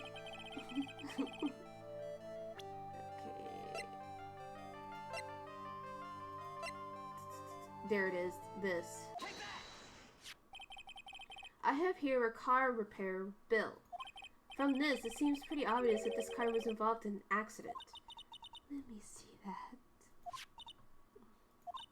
This bill is made up to the Cadaverinis? Yes, it is. I don't think I ever introduced myself. Tell me, what do the Cadaverinis have to do with me? Something tells me she's not about to say hi and introduce herself. Alright then. Your relationship with the Cadaverinis is very strong, and this is why. Well, your grandpa. I know exactly who you are, Viola Cadaverini. You sustained an injury in a traffic accident, didn't you? It happened about 4 months ago. I was driving in one of our family's cars when someone pulled out in front of me. And she can drive? Ash, I don't know how much more perfect she can be. It was a motorbike or something like that. I don't remember it much. Anyway, I swerved to try to avoid it.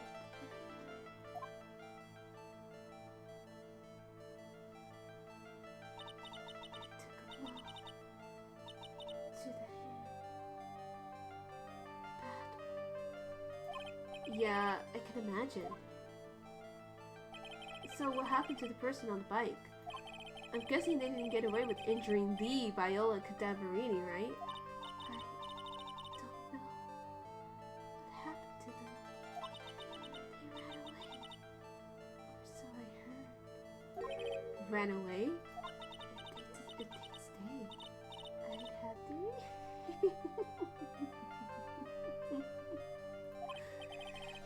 Is it possible? Could it be that the person that committed the hit and run? Was it him? It was this man, wasn't it? He was the cause of your accident. Was it Don Tigre? I refuse to believe it. He collided the motorbike and the car. But Don Tigre is injured at all. Is he? It was the tiger who had caused Viola to crash. I could feel it. Plus, one of her locks just broke, so she must suspect it was him too. I'm sorry, Miss Cadaverini, but I have proof that Tiger was involved in a traffic accident on his bike. Oof, and that's a pretty big hit if we fuck this one up, but I got a feeling. I got a feeling. It's a zombie's bike. It's not exactly a motorbike, but Mr. Tigre rides around on a scooter, doesn't he? And you'll notice that the front wheel guard is badly damaged. Miss Cadaverini, you know the truth, don't you? This repair bill was paid by Furio Tigre. The Cadaverinis have known for ages who caused the accident, haven't they? It's possible. Perhaps. Somewhere inside me. I know that may be true. I knew it. But Don Tigre still saved my life. The operation was very complicated. It was very, very expensive. How much are we talking? Very, very expensive. She seems kind of hesitant about giving me an actual figure, so but yeah, we're gonna back off on that. We're just gonna say, okay, we understand, miss. Well, anyway, it was the tiger who paid for it, right? After I recovered, Don Tigre told me. He said he paid for the operation because he cared about me. I believe him. Really? But do you honestly believe it to be true? Do you want to know what I think? I think the reason he paid off... I think the reason he paid for the operation wasn't because of you, but for someone else. I mean, to be honest, if something happened to her, yeah, he's literally going to kill Don Tigre. Perhaps I shouldn't be saying this, but your grandfather, Bruno Cadaverini, controls a lot of the dubious cash, right? And you are his beloved pride and joy. Sure, I don't know exactly how much the operation costs, but if you weren't the granddaughter of Mr. Cadaverini, do you think Mr. Tigre would have paid the money? $1 million. What? 1 mil? What? Wait, what? Oh, I healed up. Nice. 4 months ago, I was in a traffic accident. That's why I needed the operation. When I woke up, they told me it was nothing serious. A simple procedure. Oh, really? Well, I guess if she recovered in 4 months, it couldn't have been too big. They said the operation cost $1 million. $1 million? What? What? What? What?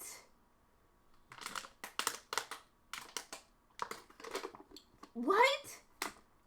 Well, to be fair, it is the unchecked capitalism. So most likely they had to do brain surgery, and that's a pretty penny. $1 million? My grandfather ordered Don Tigre to pay $1 million in compensation. Compensation, huh? It's underworld lingo for paying money to settle a score, and most likely because since she's the granddaughter of a big mob boss, she probably had the nicest, best hospital care, and that doesn't include the operation. That probably doesn't even include like the recovery time and all that. Basically, pay or get into some serious trouble. But $1 million? This has to be related to our poisoning case somehow. I wanted to believe him. I wanted to trust what Don Tigre has said. He said it had nothing to do with my grandfather being Bruno Cadaverini. I just realized that that's a whole fucking JoJo's reference, so I wanted to believe in him. He helped me because he cared about me. Not about my grandfather. Oh, baby. But I knew that wasn't really true. Wow, I'm so sorry. Wait, did you get the money? It was evil. He said it was all for me. So I helped him. You helped him? In what way? Here, take these. What are these? Medical papers? Pluto Cadaverini's granddaughter. He had to pay compensation. He was made an offer. He simply couldn't refuse. Oh, baby. Wow, I feel so bad for Viola. It's inexcusable. There are two things that I consider inexcusable. Poisoning and betrayal. I want to know what his logic is. Only a coward would hurt people using either of these tactics. Is everything alright, Nick? We should get going. Right after we finish our espresso. Poisoning specific. Yeah! Oh, yeah! Oh. Oh, yeah, right? Like, it just hit me too, Ash. Like, oh. Oh. Yeah. I won't need to convince Viola of anything else, so I guess I can get rid of this. Yeah. Poor baby.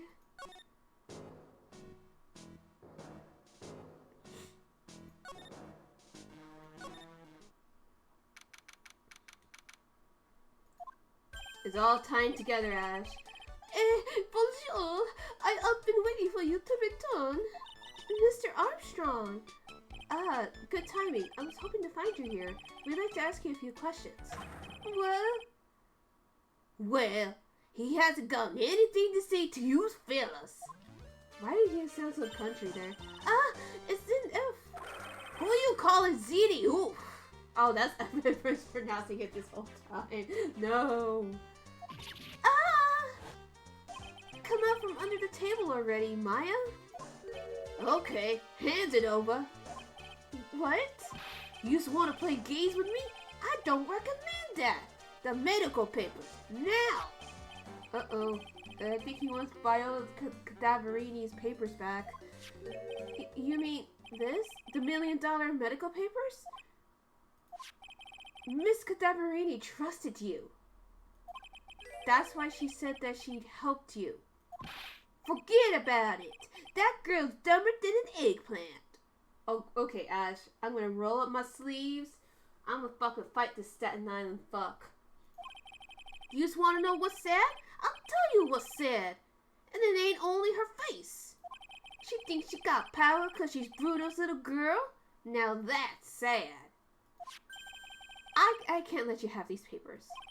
Tomorrow in court, I'm going to expose what you did to get to the $1 million you used to pay this off. Are you crazy or something? I don't care if you want to give it to me or not. There's two of us here. You got that? Two. Ooh, oi, oi, oi. Mr. Armstrong? Forgive me. Désolé, I cannot argue with him. Hello? Hello? Did we just get assaulted again? That really hurt. Is that all you got? I'll be taking those papers now. Armstrong, get that lighter. It's demand for an incident all over again. Phoenix, stop showing your suspect your evidence. I don't know why I just get this image of like Phoenix going, I caught you! And he's like trying to hit him with the papers and he's trying to play grab me, but then Armstrong tackled him. And I'm overthinking this. Wait! Don't take it too hard. Phoenix, right? That was so stupid. I shouldn't have let my guard down. At least you know, those medical papers were vital evidence. F in the chat. The Phoenix, right? Hold it, pal! Detective Gumshoe? Detective? You think you're gonna stop me, Copper? Beat it! Whoa! Come on, Gumshoe, keep it together. You guys, get out of here. Leave this guy to me. But, go, pal, and take this. If you get hurt, Who's gonna look after Maggie, huh?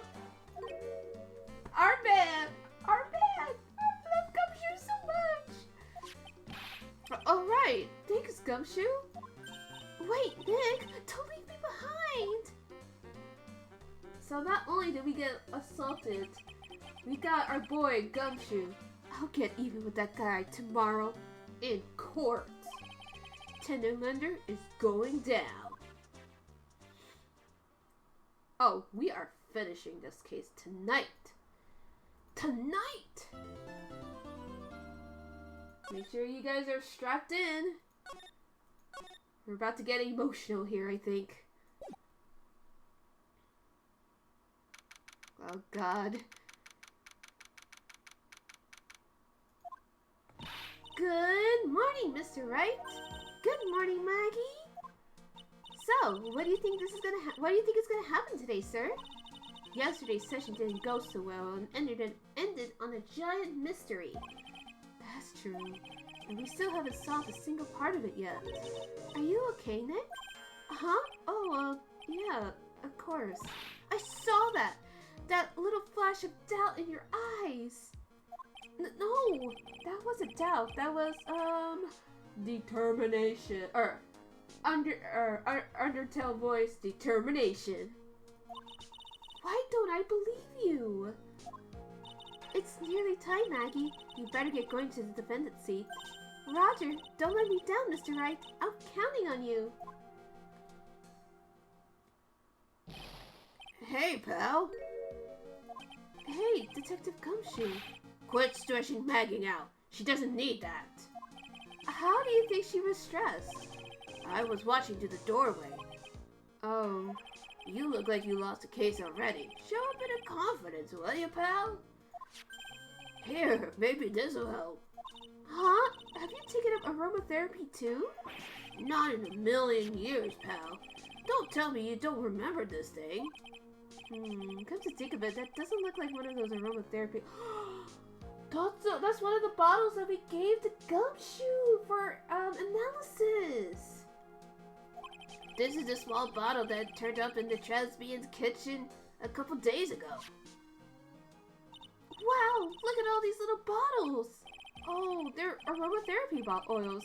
He's got so many, they're overflowing onto the floor. Hey, wait a minute. There's one bottle that's different from all the others. Well, what do you know? And it doesn't have a label on it either. And it doesn't smell. We finally got the analysis results back from the lab. So, what is it? Is it the poison? I'm afraid not, pal. It's medication. Medication? Yeah, 4 years. Topical use only, apparently. Wait, that's the missing medication that, Glenn had. Well, Glenn did not have at the time. At the crime scene. Fucking John, he is such sticky. He has such sticky fingers. For ears? You mean? Yeah, it's the medication Glenn Elg was using for his ruptured eardrum. What was Glenn Elg's ear medicine doing in the kitchen? What about the unidentified fingerprints? Anything on that? Someone screwed up, so they only had time to analyze the contents of the bottle.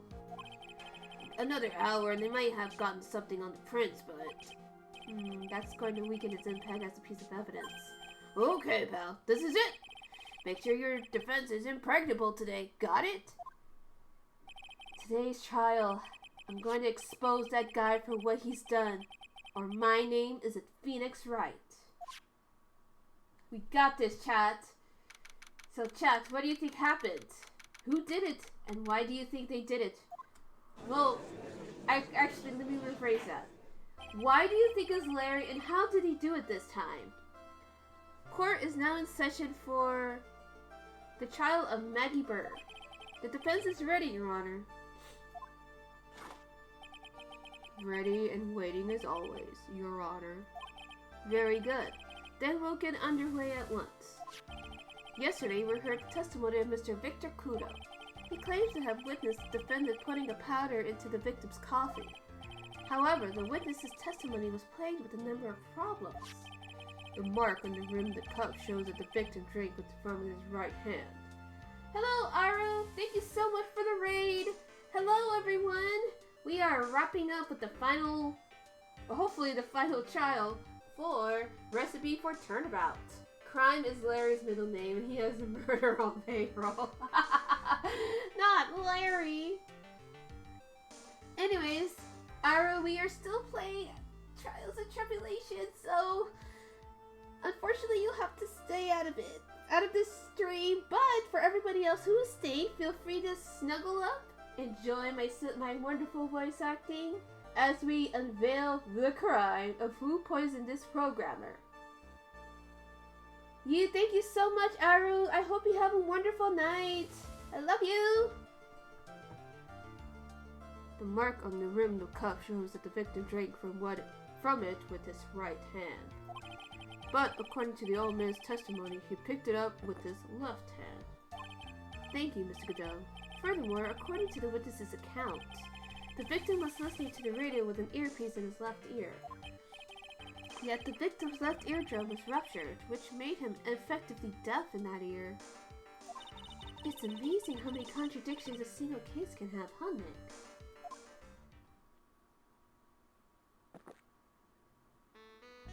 God, that sexy-ass theme song. Ha. Allow me to enlighten you, Your Honor. The world, you see, keeps turning, and we must turn with it. You lost me already, Mr. Godot. Don't let the mysteries of yesterday mystify you today. Only losers think like that. You've got to change with the times. That's one of my rules. God, he's so sexy. Are you implying that you've resolved these contradictions? You know the answers to these riddles? The old guy wasn't just throwing seed in here. He was throwing us off the set. And today, I'll prove it. Very well. Let the first witness take the stand. Oh, God. It's our boy. It's our lovely he-him lesbian, John Armstrong. And you are? Oh, bonjour, everyone. I am John Armstrong, the owner and head chef of La Terre Beyond, restaurant Enchanté. Forgive me for asking, witness, but, are you a woman? Aji? Well, Aji? No. No. Bad Aji. Very bad Aji. Oh la la, monsieur. As you can see, I am the fat and filthy gentleman, no? On the day of the incident, you were in Toy Beyond kitchen. Isn't that right? Monsieur, monsieur. Everything feels right. See, John knows what's up.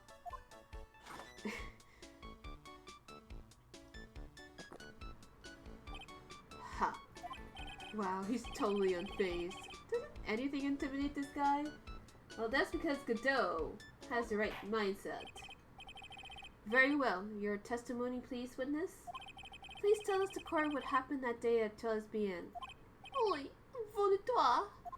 I really don't know if I'm saying these things right. I am not French. I may have some diluted French blood in me, but I am not French.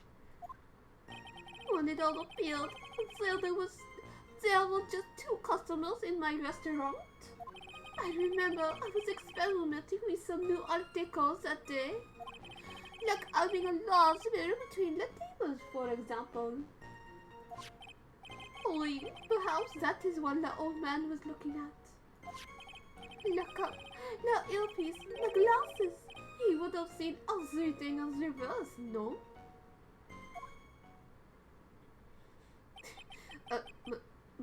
A mirror? Phoenix is like, I'm tired of this man. Oui, un grand mirror. La most enormous mirror.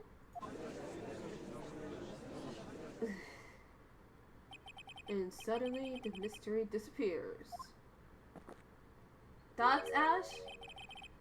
Like I said, the world keeps turning, so roll with it. That would explain the coffee cup and the earpiece conundrum.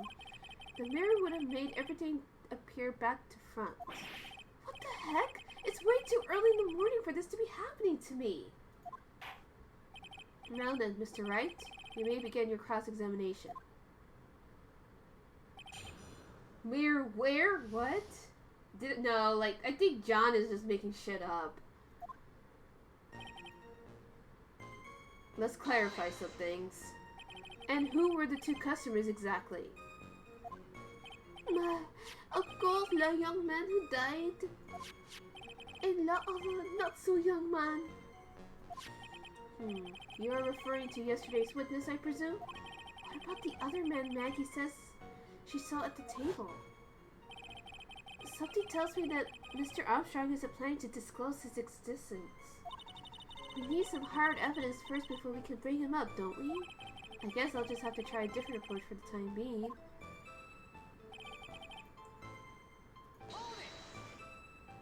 You were experimenting with Art Deco? How come I never heard about that before today?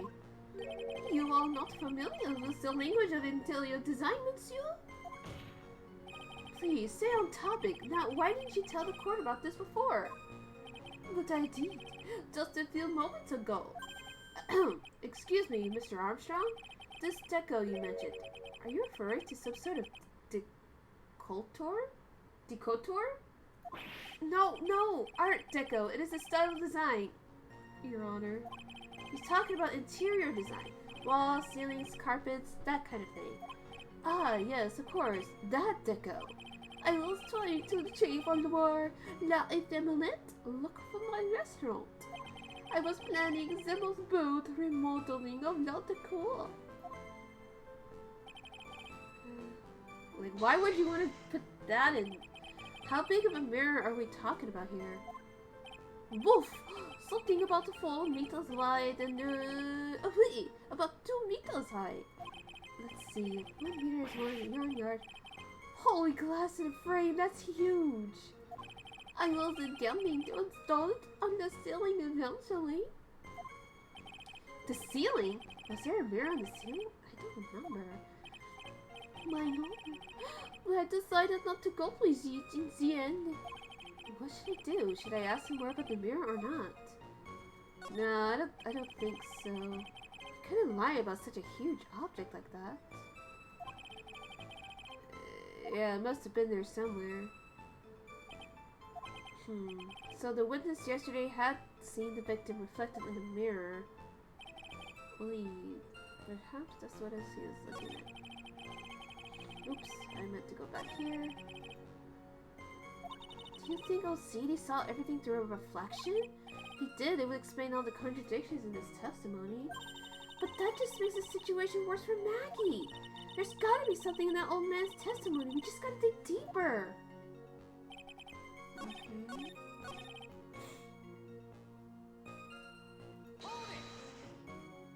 Normally, I'd expect people to know the difference between a reflection and a real object. Objection.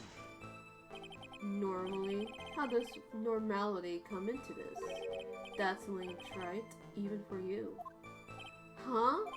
Are you trying to say that if something isn't normal, it is impossible? Is that it? Where does that leave the porky-headed lawyer and the top-knot chick over there? And the ungodly cool guy with the mask over here? Well, trite? Not the hair! I don't have a top knot! I do not have a top knot. Mr. Godot is correct. A lack of normality is no basis for discounting in an argument. Bien, logique als monde le day.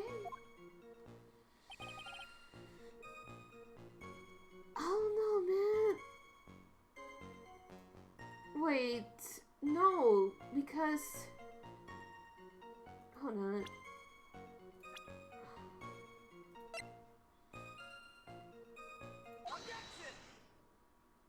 The coffee cup, the earpiece, and the HMD. Let's think back over to Mr. Kudo's testimony for a second, shall we? The boy was wearing the earpiece on the same side as the green lines of his specs. No question. You can lock me up if I'm wrong. It was his left ear without a doubt. So, to summarize, we were told both the HMD and the earpiece were on the victim's left side. Now, if Mr. Kudo saw all that as a reflection in a mirror, it means both the HMD and the earpiece were actually on the victim's right side. Exactement. You'll see, monsieur. Now that you think about it, this is not so hard, no? Unfortunately, that's where we run into a monumental contradiction with the facts.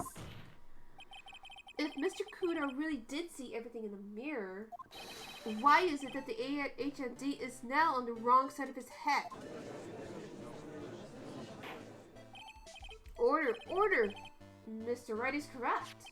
If the witness genuinely observed the victims reflected in the mirror, then we would expect the victim's eyepiece to have been over his right eye. How bitter. Right? You should have a taste of this bitterness. It'll calm you down in no time. Are we talking about your coffee or something completely different? You don't understand the way the witness thinks. How he thinks? You remember this, I presume. I broke the vase.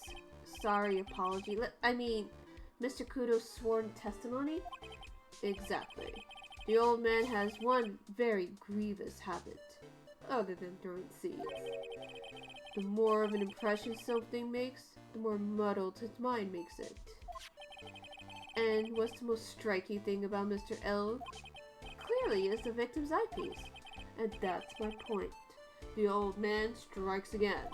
Mr. Elk's HMD made a big impression on the old man.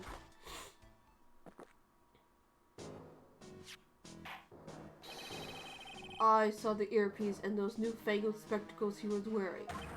Oh yes, they were both on his left ear. Do you hear? His left ear. Ha. Well tried. That's the worst but best impression of Kudo ever. Wow, I really thought he was old seedy for a minute there. Kudo's good. Yeah, well, if I had a more masculine voice, I probably could have been able to do that, but I don't, so. Enough! I must agree that yesterday's witness was irresponsibly rash in much of his testimony. Bad luck, Nick. Looks like the boil of a contradiction you found is just a rash. A mirror can't be beaten by a handful of seeds, nor can it lie. So, what exactly was the old man looking at? Fill us in, Mr. Armstrong. Go on, tell the court. We're all ears. Oui, I can explain. Please, if you would look at my left hand of the restaurant.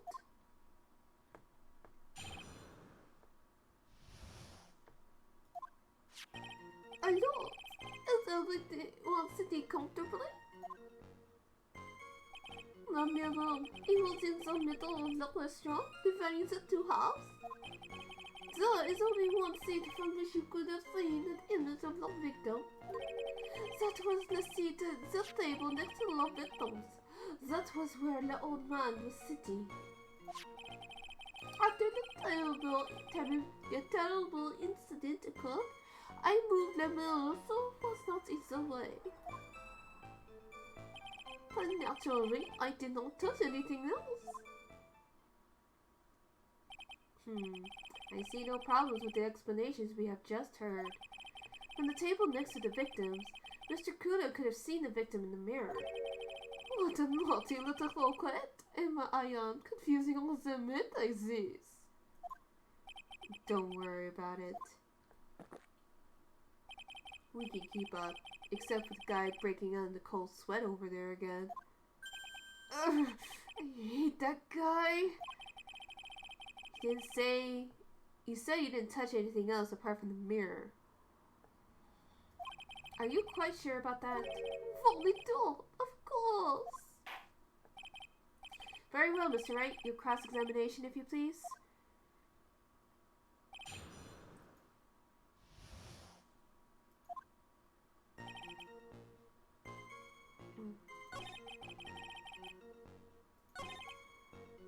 Okay, wait, though. If there was... Hold on a second. If that was the case, then we would have seen it when we were there, but there wasn't one. So, like, what the fuck is he talking about? This piece of evidence contradicts with the testimony we have heard, Your Honor. The crime photo? Yes, this photo clearly shows something that theoretically should not exist. What on earth do you mean by that, Mr. Wright? Should not exist? Ha. Sounds like you're describing yourself, Trite. God damn, Godot! Now then, if the defense would please clarify with a statement. What's something that should not exist in this photo? Well, remember, Victor did say that he knocked over the vase, so... I think it's pretty obvious that this is what should not be in the picture. The vase? What possible connection does this have to do with the witness's testimony? Your Honor, I'm telling you that there should have been no vase on this table. Because it very clearly contradicts with this piece of evidence. Nope, not that. Not that. Where is it? Where did we think? Oh, it's right here, duh. Yeah, this one. See, because he said he broke it. There is one thing that was clearly demonstrated by yesterday's testimony. Mr. Kudo broke the vase that was sitting on the table where he was sitting. And yet, as the court can see, there is an unbroken vase on the table next to the victim. Why? Because Mr. Kudo was not in fact sitting at the table next to the victim at all. Objection. Don't be an idiot, Trite. That's impossible. That seat's the only one Kudo could have seen the victim's reflection from. Exactly! There is only one conclusion we can draw from this contradiction. There is no mirror in Charles Bien that day. Your testimony, Mr. Armstrong, is an elaborate lie. Mon Dieu! Don't try to confuse the court, Trite. Obviously, the witness cleaned up the vase while the police were taking their time getting to the crime scene. But he shouldn't be doing that if there was a crime scene. Unfortunately, Mr. Godot, that doesn't quite work for me. Mr. Armstrong already testified to the contrary in his own words. I did not touch anything else except the mirror.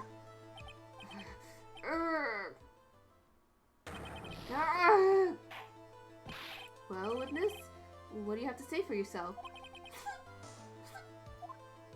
I was right. There's no mirror in the restaurant that day. In light of this revelation, we return back to the original problem. Why did the victim have an earpiece in an ear in which he couldn't hear? Huh. You only get one shot in life. There's no turning back. If you want to claim that mirror wasn't there, Trite, then this problem is all yours. How do you explain what the old man saw?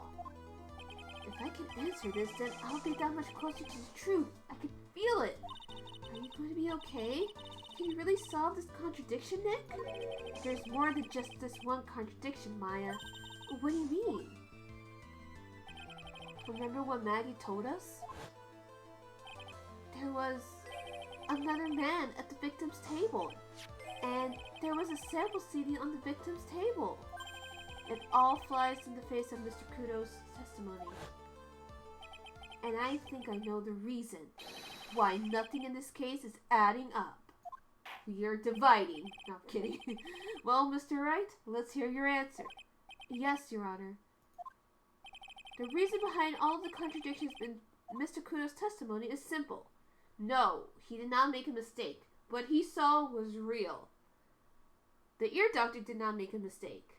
Well, I won't say that he's a doctor, but it's just more like, no, like, it is confirmed that he had a ruptured eardrum. So, you know, nothing is, that's not right. So the only thing that's left is the victim was a phony.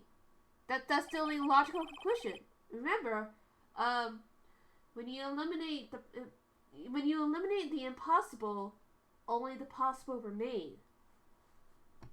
This case is riddled with contradictions. Yet there is one very simple answer that clears them all up. And what is that?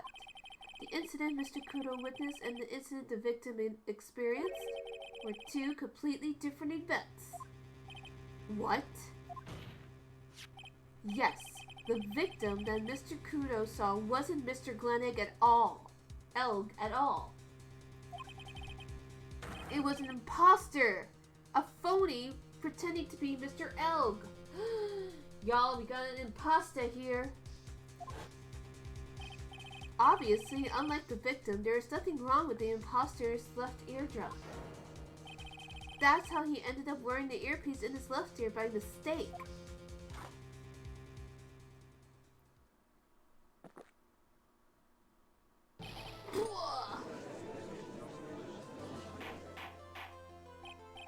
Order in the courtroom. Settle down or I'll clear the courtroom.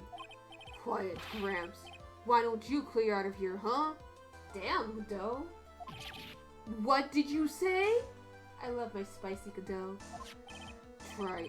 Are you saying that what Mr. Kudo saw was a setup?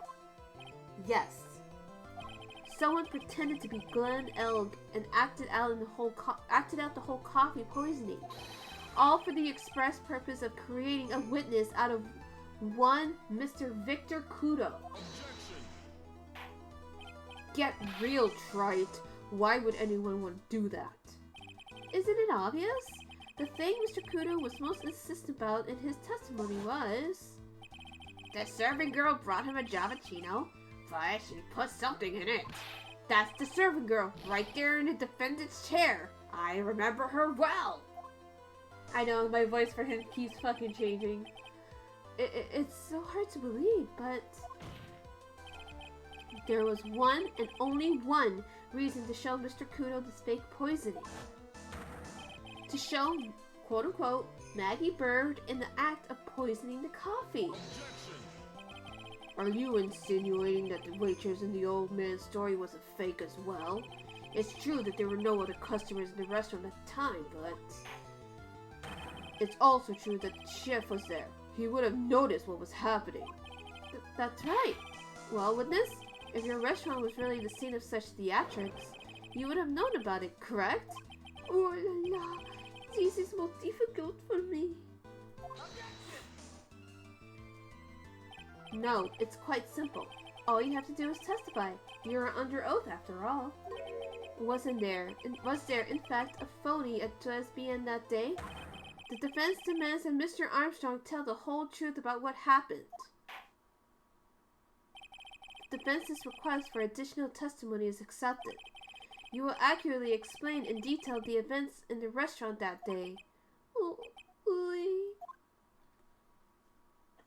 Alright, here we go again.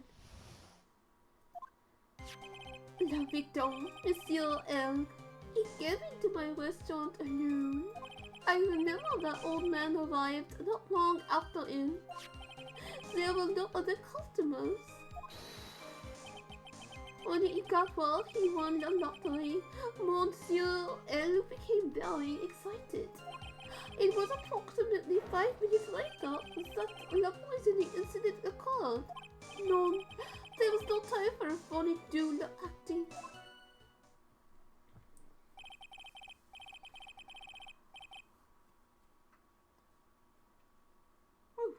Just so we're clear, there was no mirror in the restaurant after all. Jifu demandé pardon. Forgive me, Your Honor. I lied because I wanted these myths to be cleared up quickly. What you have just done is commit perjury, Mr. Armstrong. I will decide how to punish you later. Oi. For now, we will hear about your cross-examination. Mr. Wright, if you please. Took that perjury charge a bit too well. But I'm guessing he'll be in more serious trouble after this cross-examination.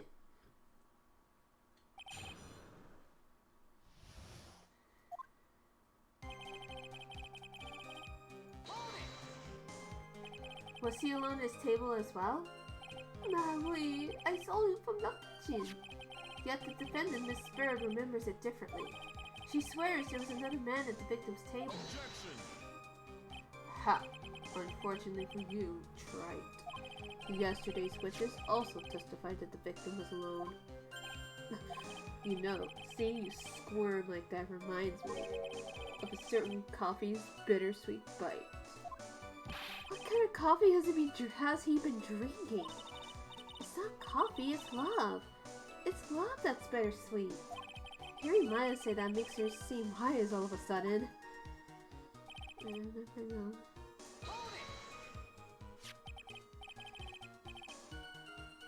By old man, you mean Victor Kudo, correct? Oh, you got him often for my special coffee? I drank your coffee once, Mr. Armstrong. It's special, I'll give you that. It's worth a sip just for the experience. Oh, you make me so happy, Monsieur. You are most welcome anytime. I said it was worth one sip, and nothing more. So, old Mr. Kudo arrived at the restaurant around the same time as the victim. Maybe I should ask about his arrival more in detail. Not what time, but how many minutes after? So you're saying that not much time elapsed between when the victim and Mr. Kudo arrived, right? Oi, that is correct.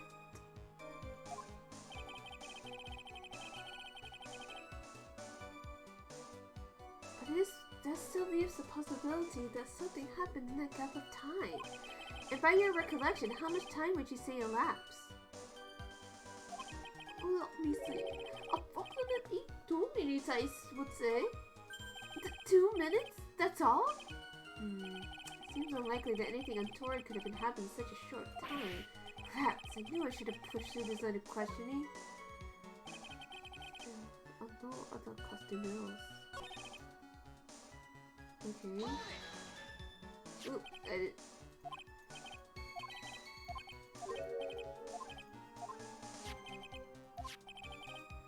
Okay, now we ask him what time. Out of curiosity, about what time was it when Mr. Kudo arrived? Oh no, I cannot remember, Monsieur. I believe we were told by a witness yesterday. The crime was reported at 2:25 p.m. by kind of a scary old man, sir. Does that perhaps jog your memory, witness? The incident happened about 30 minutes after he arrived. So the victim must have arrived between 2 p.m. and 2:10, no? Just after 2, huh? Thank you for your help. In jogging my memory, monsieur.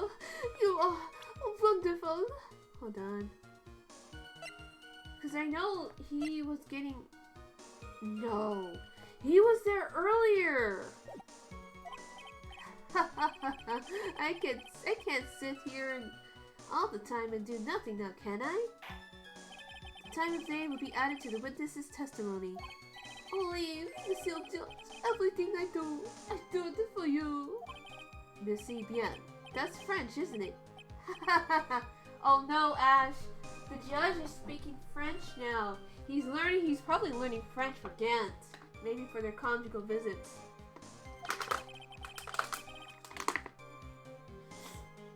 I'm glad that at least one person is in a good mood. He's even humming a song to himself. I remember that old man arrived not long after him, just after 2 p.m. Can't stop teaching him things. No, but like... Oh, that's not what I wanted. This is what I want because he said he was coming in at like... I'm afraid I finally got you, Mr. Armstrong. What? What do you mean? At the time in question, the victim was listening to the radio with his earpiece. The show he was listening to was Millionaire Radio. Each week, they announced the winning numbers of the $500,000 lottery ticket. Oi, that must be the show Monsieur Ellen was listening to. I can't see any problem with this testimony, Mr. Wright. I wonder. Huh? You say that the victim arrived at your restaurant after 2 p.m., correct? I am sure of it. I remember it perfectly now. I thought it was that time, because I'm just finished serving the lunch menu. Get to the point, try it, if you have one. That show is broadcast live at 1:30 p.m. and it claims to be the most thrilling 10 minutes of your life. It's on the air at 1:30? Now, supposedly, the victim made some noise and when it was announced that he had won. And yet, I don't believe his cry of joy could have occurred after 2 p.m. because the show had already finished more than 30 minutes early by that point in time. No! This victim we've been told about has done nothing but the impossible. Listening to the radio with a ruptured eardrum, catching a show that was already over. There is only one conclusion you can draw from these facts. This victim was an imposter, acting out the poisoning 30 minutes after the real murder. Yes, there were 2 Glen Elgs in Lesbian that day. The real Glen Elg, now dead, having been poisoned by the real killer, and the phony Glen Elg acting out the events for Mr. Kudo to witness. It certainly seems that way. I mean, if that was the case, how can you explain the time discrepancy? Objection. Quite the performance, Trite. You were almost on a roll. But sadly, you lack the rock-hard foundation of rhythm to build your song. What is this, Music Theory 101? Let's recap. According to your imaginative theory, it's now just after 2 p.m. The phony elk is performing a play for the benefit of Mr. Kudo. How do you explain then, where the real Glen Elg was? I don't believe I have to spill this out to the court. However, at the time, the real Glen Elg was already dead. That's certainly the obvious conclusion.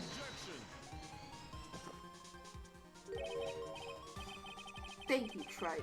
That's exactly what I was hoping you would say. What? Now, I presume you can prove this theory of yours? Can you explain where the missing corpse went to? The missing corpse? According to the old man's testimony, there was only one other customer there. If that customer was the phony Glen Elg, then where did the killer hide the body of the real victim? Yarg!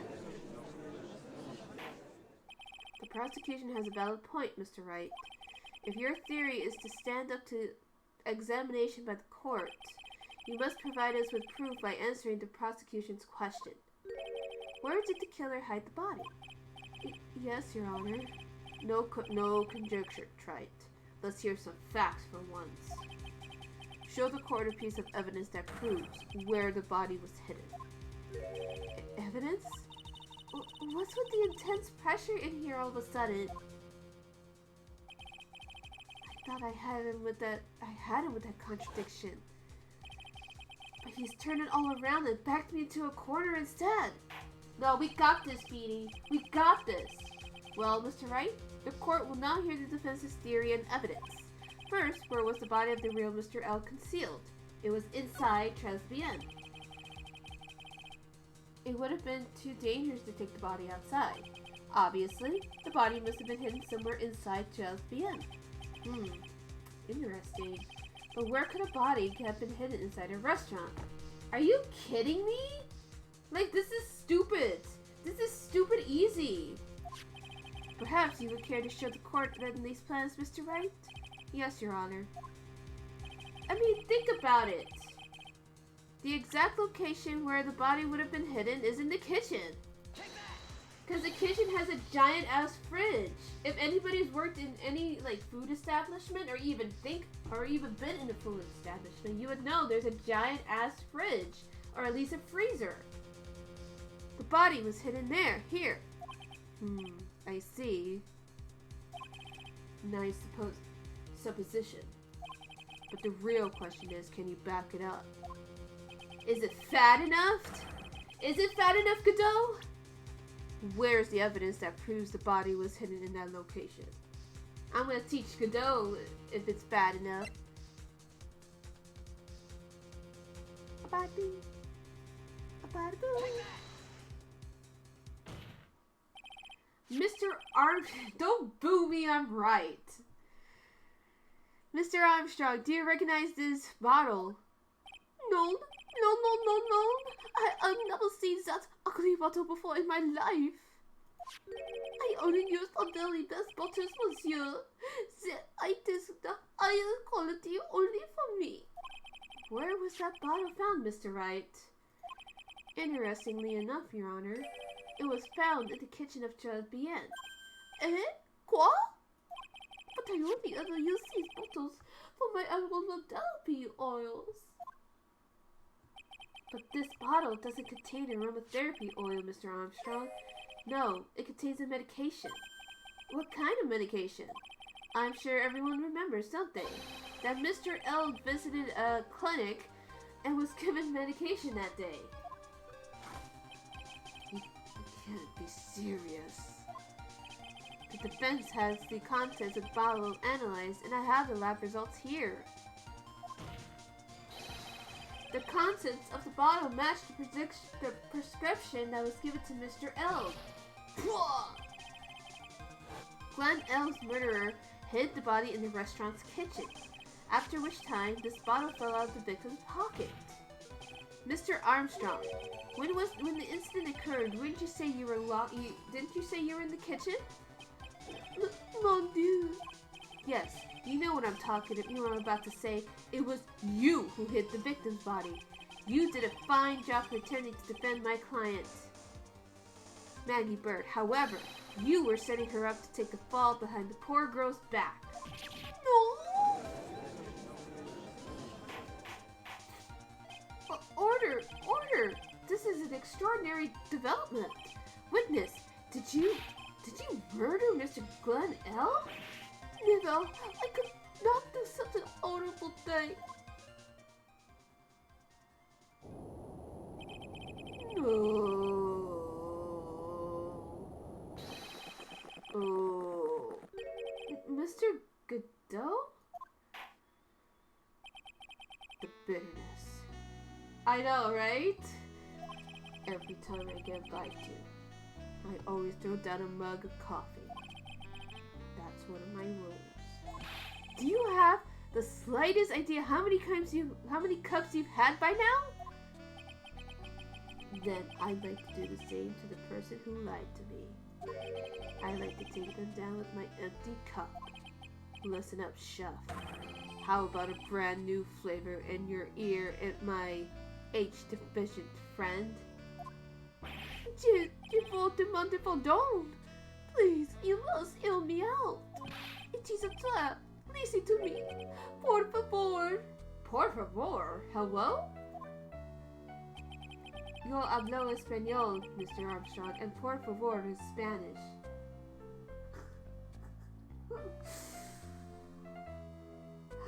God, this case. Do you have any thoughts, chat?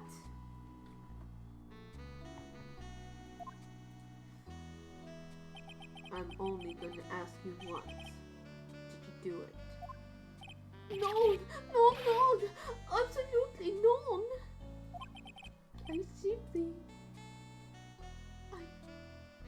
The judge is multicultural. Those holidays would get paid off. Yes, they certainly do. Let's hear it. You've got one shot. Right, Gramps? Witness, the court will permit you the chance to make one final statement. If you lie under oath again, Mr. Godot's coffee mug awaits you, as does my gavel. Oh boy, it is clear. What do they always say in movies? I got a bad feeling about this. Very well. Begin your final testimony, Mr. Armstrong. Oy. It is true. I hid the body in the kitchen. A man forced me to do it. I had no choice. I have to go along with him because there was a reason why I could not refuse. But I did not kill him. I swear it. You must believe me.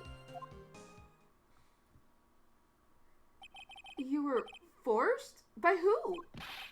I cannot say, or I will be erased. Let's try a different question then. When Mr. Elk died, was he really the only person at his table? There was.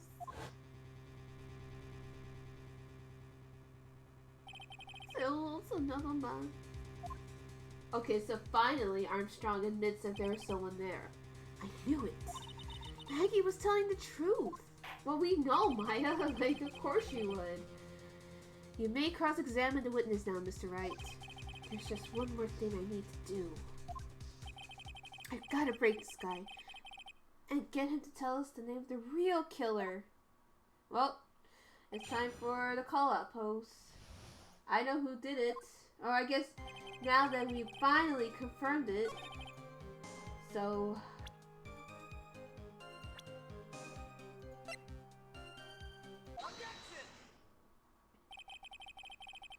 let's end this dance of ring around the rosy, Mr. Armstrong. This is the man that you've been referring to. Oh! Who is that? I feel like I've seen him somewhere before. Oh, I don't know. Maybe a month ago in this very courtroom? This man is Furio Tigre. He's the manager of a loan office called Tender Lender. Ooh. There's no point trying to hide the truth anymore, Mr. Armstrong. I know you couldn't go against Mr. Tigre. At least not while he had this on you. Well, the contract. That's a pretty important contract, right? Right, chat? A $500,000 loan from the black market loan shark. And you had no way of paying it back, did you? That's why you were forced to do anything. This man told you. Boy, it is as you say. Mr. Armstrong. Now, Tiger, he told me he was going to use my restaurant for a business rendezvous. On the day in question, he was meeting the victim to the man that he would pay his loan. I don't know why it happened like that. He just did what he told me to do. I had no choice. I carry the body and the incontinent. I can't say that. The unconscious Maggie out of the dining area. Into the kitchen. After that, I just tried to forget what I had seen. I think we can now safely say that the man who forced your hand was Mr. Furio Tigre.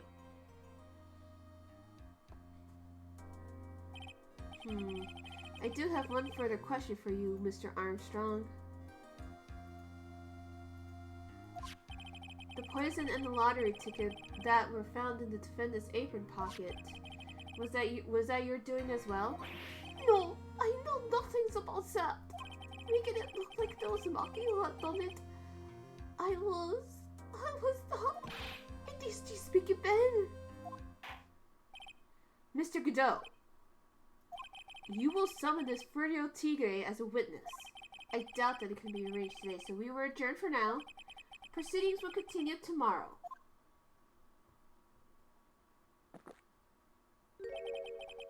"30 minutes. What? The trial will go on. I'll see to it myself. I need half an hour to get that guy on stand. Not a minute more." How the... Don't sit back and relax yet, trite. No one knows if that chef was really telling the truth or not. This trial could still go either way. Very well. Your request is granted, Mr. Godot. We will resume once Mr. Tigre is ready to take the stand. Until then, court is adjourned for a 30-minute recess. Well, again, we're saving it just in case computer does computer things, so... But we are finishing up this case tonight. Hopefully Hopefully chat is okay. Are you still doing okay, chat?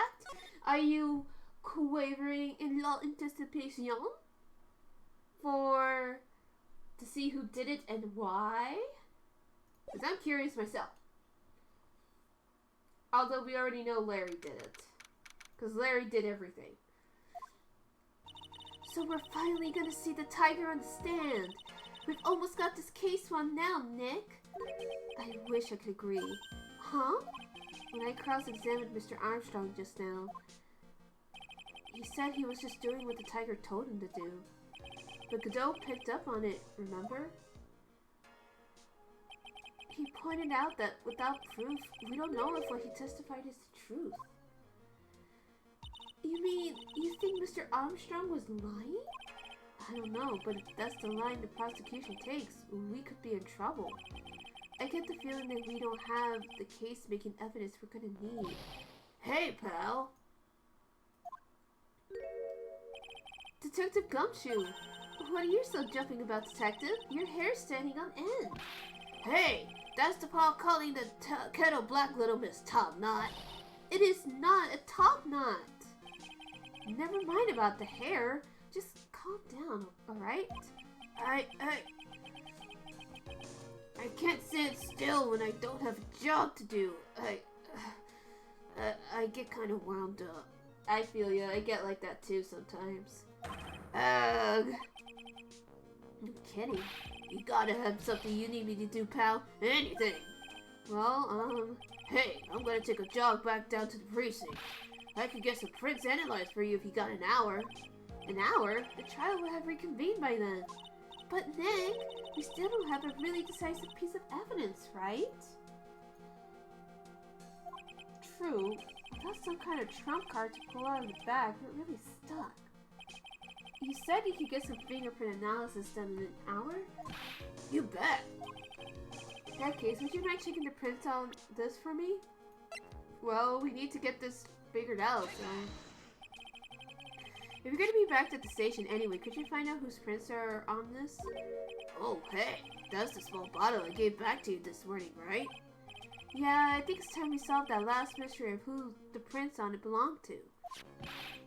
Sure thing, pal. Actually, that's been gnawing at me too. Alright, there you go. Okay, I'll get this off to the lab right away.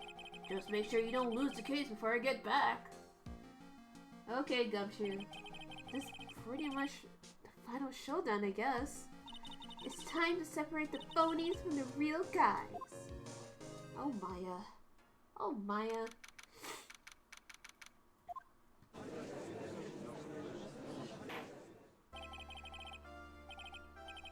Court will now reconvene. Mr. Godot, did you find his Fruity Tigre? I even tamed him for you. It was a 3-cup job. No problem. Jesus Christ, Godot. Tamed him? The guy's name may be Fruity Tigre, but come on. He's pretty lively. Be careful. He still bites. Very well. Please show Mr. Tigre to the stand. Oh boy, we got Staten Island here. I'm gonna do my best impressions. Grog! I didn't even see what Uji said. Don't hide under the table, Maya. Unless there's room for me down there too. What'd you say to me? Nothing. I didn't say nothing. Honest.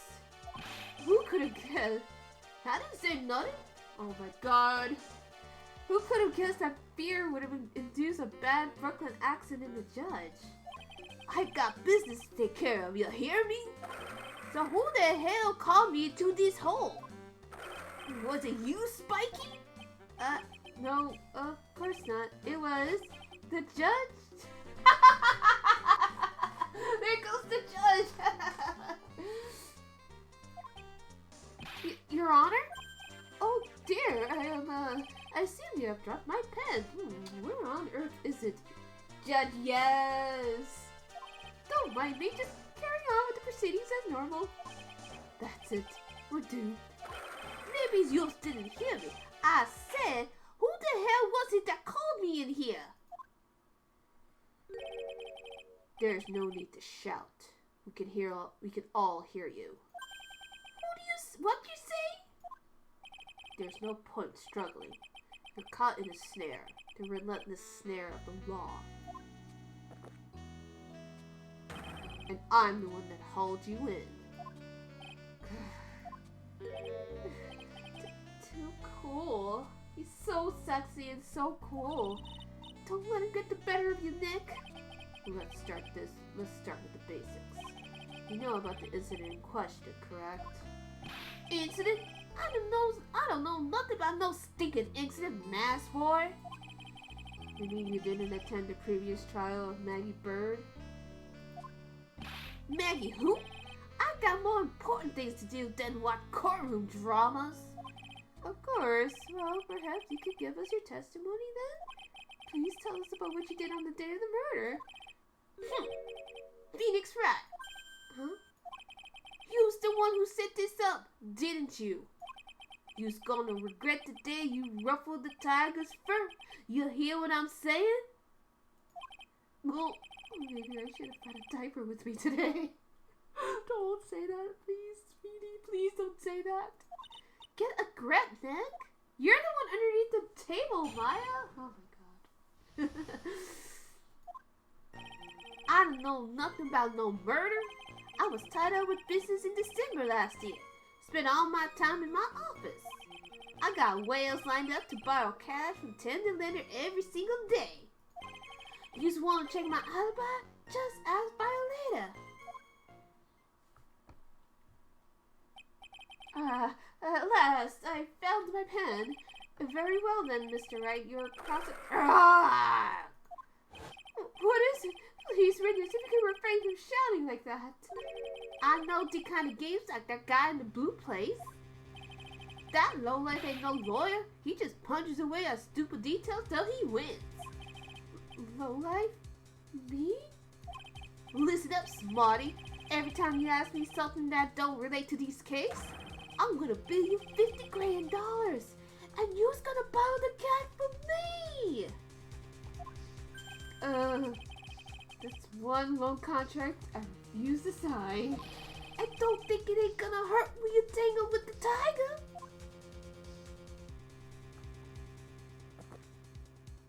Ha! I love a good spectator sport. Goddamn, Kato! He's just like, well, fellas, no F's in the chat. Just a minute. That's really not.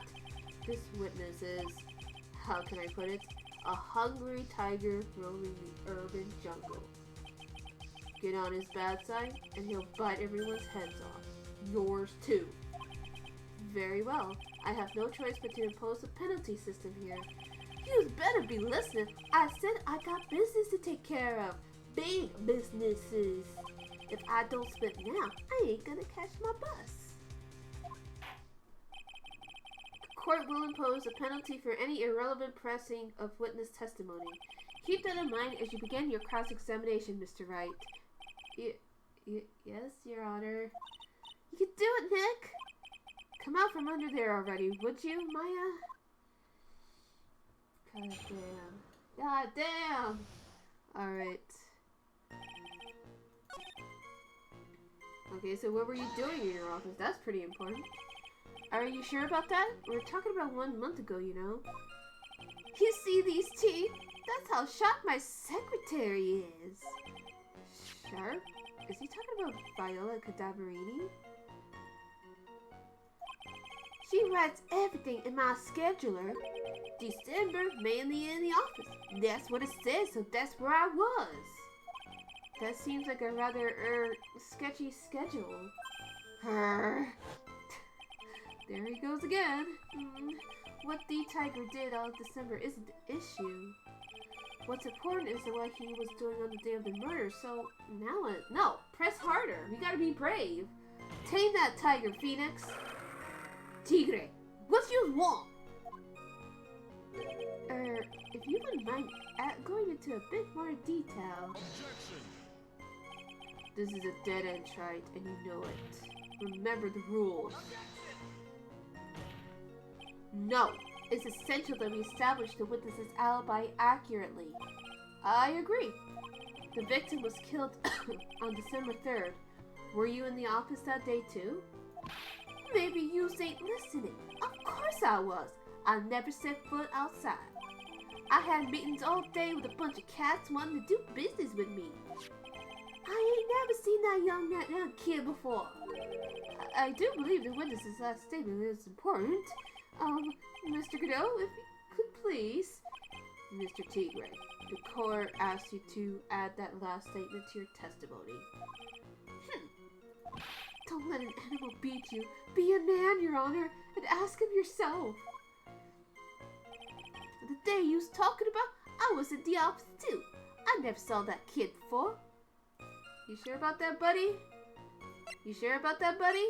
Cause, I doubt there's a lot of guys out there with the nickname Tiger. Mr. Tigre, you claim you didn't know Mr. Glenn Elg, but it appears that Mr. Elg knew you.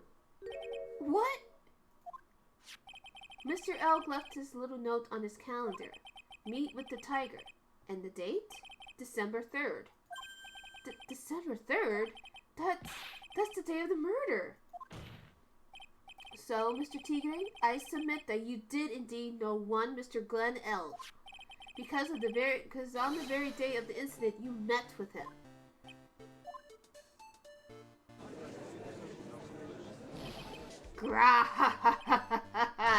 Not bad. You's actually not bad. Sorry? I was just messing with you to see how good you were. Did you hear that, Nick? He said you're not bad. That's one compliment I could do without. Plus, he's lying through his teeth. Miss, please remember that you are under oath. Lies will not be tolerated. You's calling me a liar? Is that what you're doing? Roll. Oh no. Aji is watching Scooby-Doo now. So you're saying that your claim to have never seen that kid before is the truth? I'm dead serious. You better believe that's the truth. Ha. Then I'd say that gives me time to enjoy another cup of pure black magic. That is, while you testify for the court again, Mr. Tigre. Oh, yes. Would you mind indulging the court with this? He never actually met the victim? That's gotta be a lie right there. It's time I nailed this guy. Yeah.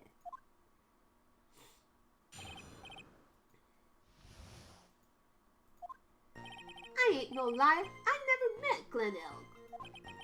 There was some lame guy with that name, though, who wanted to borrow cash from me. I set up a meeting with the guy at my office, Tender Lender. I waited around for him, but he ain't never showed up. I ain't never been to that Tresby Inn joint. He's here? I guess if my voice was a bit more masculine, I probably could have been able to have more fun with that. I see. That all seems perfectly logical. He had arranged to meet with the victim, but he didn't show up. I've heard it's pretty hard to keep appointments when you're dead. Very well. You may begin your cross-examination, Mr. Wright. Yes, Your Honor. Didn't I tell you I got a big deal going down today? I ain't gonna make my bus now. I'm gonna have to take the express train. That bill's going straight to you, right?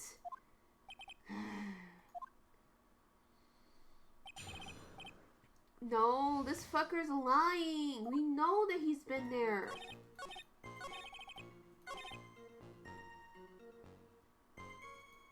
That's not, and plus, remember, we also got these.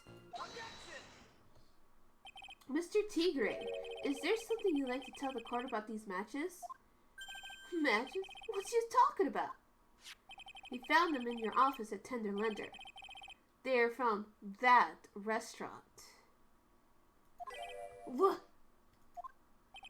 If you've really never been to Tresby Inn before, what was the book of the restaurant's matches doing on your desk? You've been snooping around in my stuff now too, wise guy? What are you, my ball and chain? Ain't no bra controlling me. Yeah. Ash, let's square up. We gotta square up on this guy. Order! Order! Well, witness? I think it's time you started telling us the truth, don't you? Sorry, I'm terribly sorry. Forgive me. I ain't no pussycat. I don't go back on what I said. But okay, I was at the joint that day. What? But listen good, alright? I might have been there, but I still never met that kid. Well, well. Looks like an order just came in for another testimony. I'm this close to proving it was him. He did meet Glenn Elg that day. He did put poison in his coffee. He must have.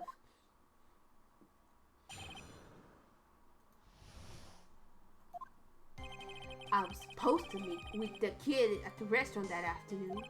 When I opened the door to the joint, I saw one ugly scene. The guy was laid out over the table, stiff as concrete. I figured if the place wasn't hot already, it was gonna be, so I split. I heard the cop siren on my way out, and I went straight back to my office. Oh God! Now you started pinning on Armstrong since it's so because the case is so strong against him. Then no.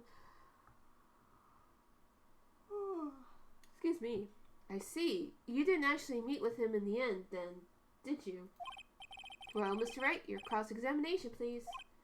Yes, Your Honor. Hold it! If I wait around any longer, I ain't even gonna make the normal express. No more stupid questions. Ha, no problem. Anytime Tripe presses you on something irrelevant, I'll see he pays a penalty. Mr. Godot, that's my job. Your job is to slam that little hammer of yours and call a guilty verdict. So do it. Yes, sir. The special express ain't cheap, right? Just so you know since you's paying. Oh, man. Doesn't the rule of law mean anything around here? No. Unfortunately, it does not, Feedy. See. Oh, wait. Hold on. There's no way he could have seen that because there's partitions there. Dude, what the hell? You're something of a loan collecting pro, aren't you, Mr. Tigre? No one escapes the tiger's clutches. Well, I'm something of a lie detecting pro. And no one escapes the Phoenix's clutches. I think it's time that we got something straight. What's this, Trite? A new line of irrelevant questioning? There are these floor plans of the crime scene. You say you were standing at the entrance, Mr. Tigre? From there, your field of vision would have covered an area something like this. Indeed, the witness would have had a clear view of the victim's seat. Isn't that what I just said? I saw the back of the kid's head. Unfortunately for you, that is not possible. If the court would think back, you'll remember that between each of the tables is a tall partition. Why, that's true. Now look at the plans again. The truth is painfully obvious. From the entrance, the field of vision of any customer walking in ends here. Oh, he's sweating. He's sweating. So from the entrance of Chesbian, you couldn't have seen the victim's seat. But you did see the victim that day, because you met with him. Objection! Wrong. Have you forgotten the old man's testimony yesterday? The victim was alone at his table. But the defense just proved that point to be moot. The victim witnessed by Mr. Kudo was not Glenn Elg, but a fake. What? In order to have Mr. Kudo falsely testify, the real killer posed as the victim he had just killed and acted out a charade. That will do. This trial has gone on long enough without the obvious question being answered. Who exactly was this real killer who impersonated the victim? You say the killer murdered Glenn Elg. and then impersonated his victim in performance for Mr. Kudo? For Mr. Victor Kudo? In that case, Mr. Wright revealed the identity of this criminal to the court. Well, the only person we've been accusing this whole time. Tigre. Also, hello, welcome to the stream. My name is Lily. The killer is Furio Tigre. No one else could have done it. And also, welcome to my stream. Feel free to relax, enjoy my wonderful voice acting. Feel free to follow, sub, and all that wonderful stuff. And enjoy. What? Well, witness. Now that's cute. You think you could pin this on the tiger? Maybe you don't understand. The tiger is the king of the jungle. So I dare you to say it again. Come on, got the guts? You can't threaten me, Mr. Tigre. It's the defense. Go ahead and tell the witness, Mr. Wright. Mr. Wright! He's really hiding underneath the table now. Sounds to me like it must have been you, old man. You've got guts. I'll give you that. Mr. Wright, do not leave me alone do not leave me to handle this alone. Ha. Perhaps I can end this embarrassment. Mr. Godot! Let's just go back over Mr. Kudo's testimony one more time. The old man didn't see just a victim. Oh, no. The servant girl brought him a Davicino, but she put something in it. There's no question about it. She very conspicuously put some white powder in there. Was the victim. He saw the real victim or not. That doesn't matter. The fact remains. He saw the accused put the poison into the coffee. Yes, it was the waitress who poisoned the coffee. Very impressive, Mr. Godot. Waiting for my absence to launch your attack. Ha. Found your pen at last, Trite. It was in my pocket. But anyway, Mr. Kudo witnessed two people that day. He saw the victim, the supposed Mr. Glenn Elg, and the waitress from behind. Yes, your point, Mr. Wright? I think the conclusion is obvious. If this Glenn Elg was really the killer in disguise, then surely it's possible the waitress was also part of the show. What? You mean the waitress was in pasta as well? The defendant, Miss Bird, fell unconscious immediately after the incident. And someone used her fainting to hatch an elaborate plan to pin the murder on her. Who on earth was it? Who was this waitress and Mr. Kudo witness? Well, she kind of confessed to it, so it's their girl. Oh, she's only 25 years old? She's a baby. Who is this woman? Her name is Viola Cadaverini. She's an employee of Tender Lender. You's making a big mistake. Do you know who Viola's grandfather is? You better be going home in an armored truck tonight if you know what I mean. Stop shaking, Nick. Where was I? Yes, the defendant, Miss Bird, has stated the following. Well, when I took the coffee over to the victim's table, it's true there was another customer in the restaurant. She was sort of creepy, and she had kind of a cackling laugh.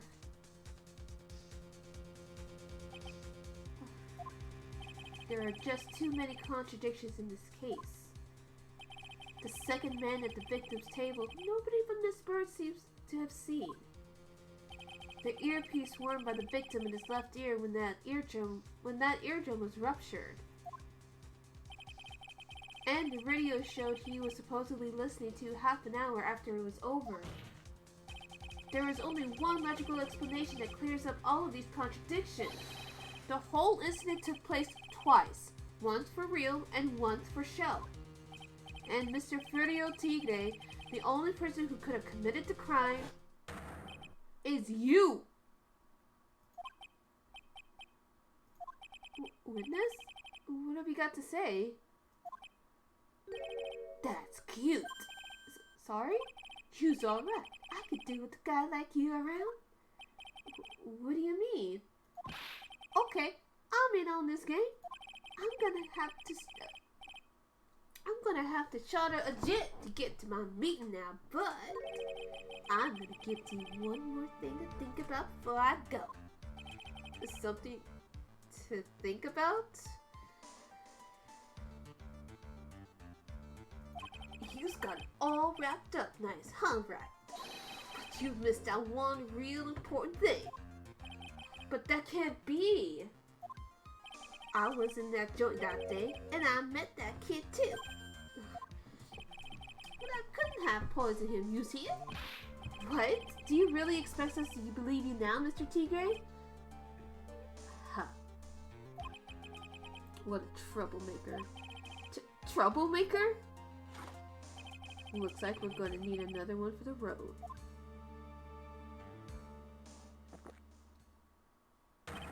One more steaming cup of hot testimony.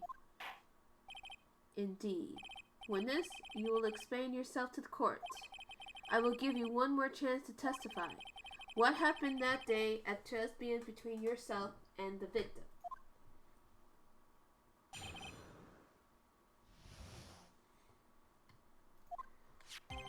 Yeah, I loaned El Cash about $100,000. That day, we was due to have a little check. The kid had hit his payback date, see? So anyway, he tells me he's got no way to pay up. I'm about to flatten the guy when he starts screaming, "Yes, I won $500,000. He got lucky, you know? Real lucky. If that waitress hadn't done what she done, everything would have been over.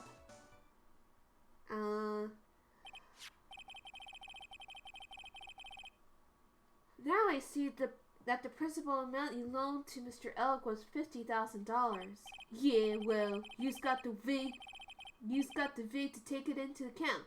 Interest builds up fast, you know. That's faster than fast. $100,000 is twice his principal. I have no idea how any of this works. If you're a mathematician or if you know about these things, feel free to let me know how fast, I guess, the interest rate and all that would be. And the repayment deadline was December 3rd, the day of the incident in question. Yeah, he was one lucky kid. He got that $500,000 just in time. So I ain't have no reason to kill the kid. And if I got no motive, you ain't got no case. His motive? He has to have one, but what is it? No, we know his motive. Remember, he has like a fucking $1 million debt to pay. Okay, so explain. The waitress, you mean the girl with the glasses in the fitness chair? Who else could I mean? If she hadn't gotten away, things would have been bada bing, a bada boom, over and done with. Maybe I should push a little bit on this. How things would have been, though? What do you mean things would have been over and done with? Oh, are you all there or what? I'm talking about the cash. I was there to get my $100,000 back. That's all. I'm a businessman. It was all come together before that waitress got in the way. As far as I could tell from the witness's testimony, other than recouping his loan, Mr. Tigre had no motive for killing the victim. Witness, you will amend your testimony to reflect what you just said. The tiger's motive, huh? I was after the $100,000. I didn't have no other reason to kill the guy. Well, I don't know about that, sir. Well, yeah, sir.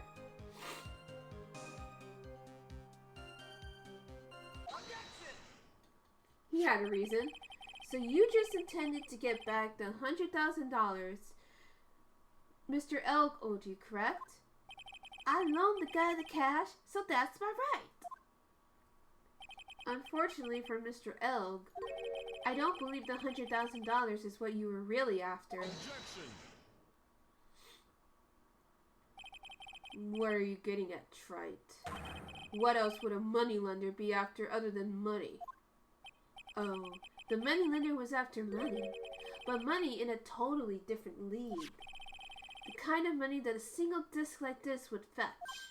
What is that? A computer virus, Your Honor. A virus called MC Bomber. A computer virus? What does one of those do? A computer virus is a program that wreaks havoc on the insides of a computer. A computer? What does one of those do? G? I guess the beard isn't the only part of his honor that is from the Stone Age. I'll explain it to you later, Your Honor. Right now, this is the most important point. A virus like MC Bomber would be worth several $1 million on the black market. Several $1 million? Lending money with no hope of ever seeing repayment would normally be bad for business. But in this case, the very fact that Glenn Elg had no way to repay the money is crucial. What? Glenn Elg was a programmer, a highly skilled programmer. That skill was the collateral Mr. Elg put up in order to borrow the money. Objection! You're trying to suggest the witness's motive was to get a hold of that program? Exactly. The witness may have poor fashion sense, but he is by no means an idiot, Trite. A man like him could get his hands on $1 million without resorting to murder. Of course he could, provided that he had time. But what if he had needed the money right then? When the pressure's on, the luxury of choice tends to disappear. It seems you have a logical conclusion for this theory, Mr. Wright. Would you care to share it with us? Why did Mr. Tigre need the money to the tune of $1 million? Well, he tried to assault us, but he wanted her to this. He wanted the medical papers. In December of last year, you found yourself in need of a huge amount of money. About 6 months ago, you were involved in a traffic accident, weren't you? An accident involving a car and a scooter in which a young woman was injured. She was taken to the hospital where she underwent surgery. How much do you know? These medical papers document the treatment of the young woman in question. According to these, her operation cost $1 million. If you get that reference, yay. You're older. You're about as old as I am. And yet, when the payment was due last month, you somehow managed to pay it in full. $1 million? A preposterous sum. Someone should sue these HMOs. You are right, and you should say it. You should say it with your whole chest, Judge. Ha. No one would pay a bill like that. If the medical association got wind of it, the hospital will end up as dead as a morgue. God, I wish there was punishment for this. I wish there was punishment for gouging patients like this. But Mr. Tigre had no choice but to pay, because his very life depended on it.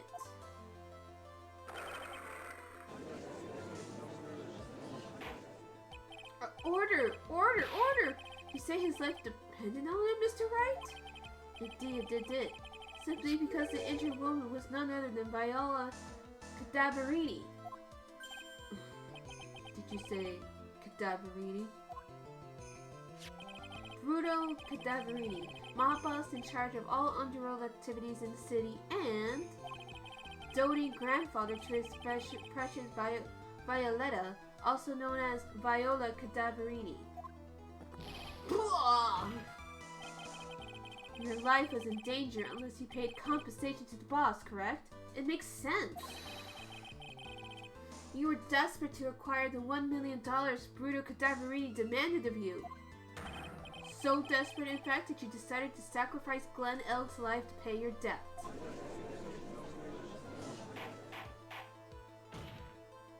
On the day of the murder, Mr. Tigre's sole intention was to get his hands on the CD. Glen Elk had no way of paying back the $100,000 and Mr. Tigre knew it. But then a miracle happened. The kind that Mr. Tigre prefers to say never happened, but he can't, and neither did I. Neither can I. The lottery win? Exactly. At the 11th hour, Mr. Elk won $500,000 on the lottery, which left Mr. Tigre with no other way of getting his hands on an all-important CD. At least, no legitimate way.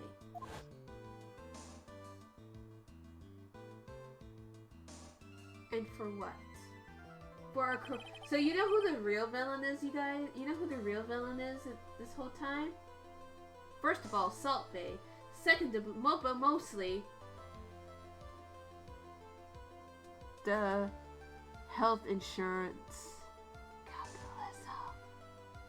Capitalism is the real villain all along, you guys. So he resorted to illegitimate means. That's crazy.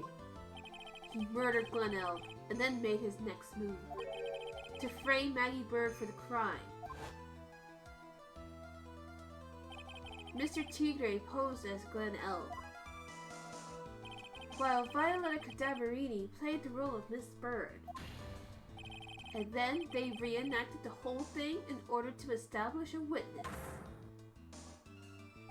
The witness being the one we all heard testify yesterday, Mr. Victor Kudo. Objection.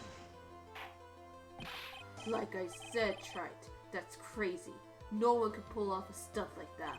For starters, there's no way the chef could have been kept in the dark about it. But Mr. Armstrong was in on it from the very beginning. Have you forgotten it already, Mr. Godot? Mr. Armstrong owed the business money too. Owed the witness money too. $500,000, in fact. He had no choice but to go along with Mr. Tigre's plan.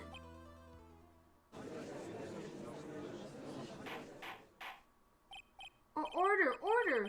Silence or... Grahahahahahaha. You put on a good show, Spiky. If you want to stay alive in the loan shark business, you gotta be careful. You saying I dressed up like that kid, created a witness, and framed someone? If I did something crazy like that, I'd leave a trail as bright as my shirt. I ain't dumb enough to do something sloppy like that. And he's right. I agree. You do? Despite your appearance, you are very careful. That's why you took one more precaution. One more trick to make sure Miss Bird had no way out. What? Another round, Mr. Right? Interesting. Why don't you fill us all in, Trite? What was this trick you say Mr. Tigre performed to frame the accused? I mean, the fact that there was a paper bag just somehow managed to fool everyone. What the fuck? What on earth is that? What an insult to think anyone could be fooled by such a childish imitation. Consider yourself insulted, Your Honor. Mr. Tigre, you didn't just pose as the victim on the day in question. A month ago, in this very court, you posed as me. What? That's the truth. But the witness looks nothing like you, Mr. Wright. Although, now that I think about it, it was you, wasn't it? No doubt it was you, standing in here, this very courtroom, a mere month ago. The Phoenix Wright who put up the most disreputable, shabby defense I had ever seen.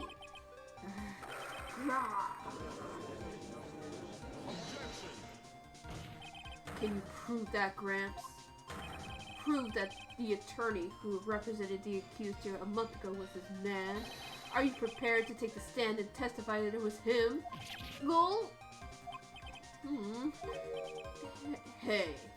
Forget about it, yeah? I wouldn't do something like that. Not me. You made a mistake, right? It was someone else, huh? Have you no pride, sir? Objection. This isn't a matter of pride. In case you didn't know, Trite, here in court, we deal with people's lives. Mr. Cadeau is right. Your Honor? Speaking for myself, I am absolutely convinced. The attorney in question was the witness standing before me now. However, I preside over this court as the judge, with the vested power to hand down a verdict. Someone in my position cannot be swayed by memory without evidence to support it. No! If the defense has no further evidence, the court will not excuse the witness. The circumstances surrounding Mr. Tigre are dubious for sure, but not conclusive. So he's really putting his own memory to question. Gee, then you're useless as a judge. But you come so far. You say that he impersonated Glen Elk. You say he impersonated you. But none of that adds up to a murder charge. You don't have a shred of evidence that the witness poisoned the victim's coffee.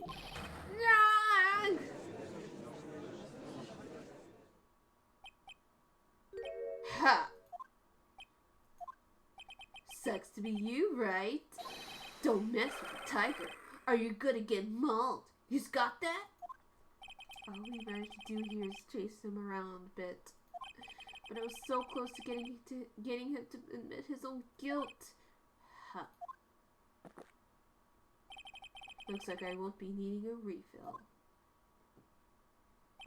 If I had just one more piece of evidence, and maybe I could get Maggie off the hook. This witness cross-examination is over. You're free to go, Mr. Tigre.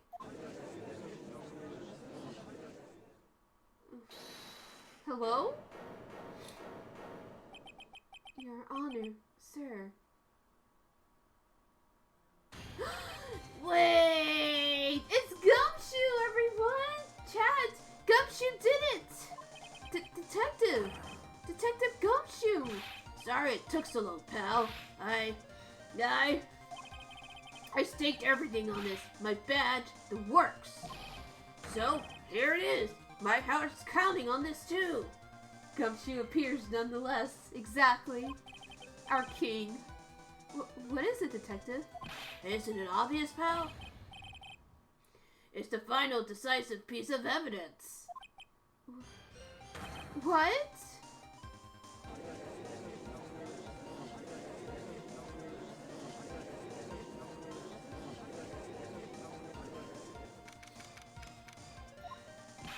Sorry it took so long, pal. But I finally got the results from the lab. The results? I bought the prints, pal, from this medicine bottle. Oh, so? Do you know who the prints belong to now? Do you think I'm some kind of hack detective? Of course I know. So, tell us. They're the tigers, right? I knew it. You bet. Clear as crystal, all over the bottle. They're Furio Tigre's paw prints, all right. That's great! We got him now, Nick. What's wrong with you? You've hardly said a word since Detective Gumshoe got here. Did we? He's laid everything on the line for this, Nick. I know.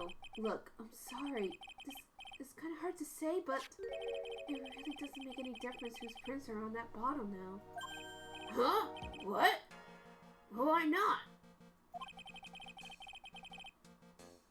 What we need to produce at this stage in the trial is irrefutable evidence that the tiger put poison in Glen Elk's coffee. He's already admitted that he met the victim. The fact that his prints are on this bottle, that really doesn't make any difference now. Oh, I knew it. Great. No matter how hard I try, I'm never of any use. Hey, don't be so hard on yourself. This was our last chance to help Maggie, and I've been working on some useless piece of evidence the whole time. It's alright.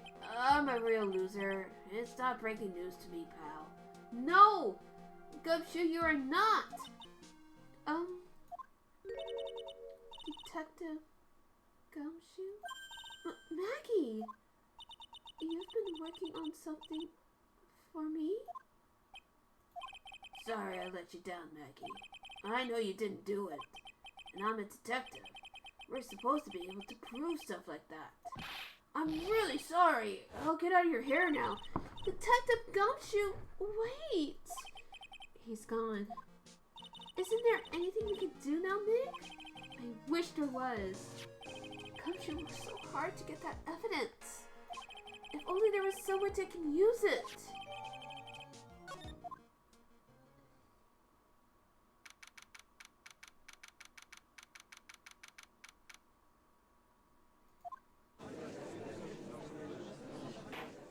You know what? Mr. Wright. Yes, Your Honor? I granted you a recess so you could prepare this decisive evidence you discovered. Yes. Don't keep us all in suspense, Wright. Show us. Naturally. We can assume it's evidence that would actually stand up in court, can we? Think, Phoenix. Don't let Gumshoe's hard work go to waste. How much more of my time are you gonna waste? I ain't been to no court before, but you lawyers sure know how to blow things out of proportion. No doubt, given the nature of the evidence, it will speak for itself. Nevertheless, you will talk us through it, Mr. Wright. Well, I know I can't prove anything new with this evidence. I'm really backed into a corner here, but maybe if he thinks he's got me beat, he'll let his guard down in a bit. Don't keep us waiting any longer, Mr. Wright. Present this final decisive piece of evidence to the court. Well, it may be insignificant, but it still has his fingerprints on it. It does prove that he did something with it. So, here goes nothing. This is defense's final piece of evidence. Isn't that the victim's... Your Honor, naturally, the court is already aware of the contents of this bottle. However, interesting new information has come to light. We have clearly identified some fingerprints on it. Fingerprints belonging to you, Mr. Tigre. What? But, Mr. Wright, what conclusion are you hoping to draw from this new information? Everyone here knows what this bottle contains. Except one man. One person in this courtroom should be theoretically in the dark. My prints are on that pansy-looking bottle? Is that what you're saying? Well, what the hell's in it anyway? A phony trial, a phony lawyer, and phony clues. Everything about this case has been phony. Seems like the perfect excuse for some phony evidence. Mr. Tigre, this is the decisive proof of evidence that will prove your guilt. Why? Because it contains... Well, it doesn't contain his oils. And if we're really going to go for it, we're doing this. I'm holding my breath.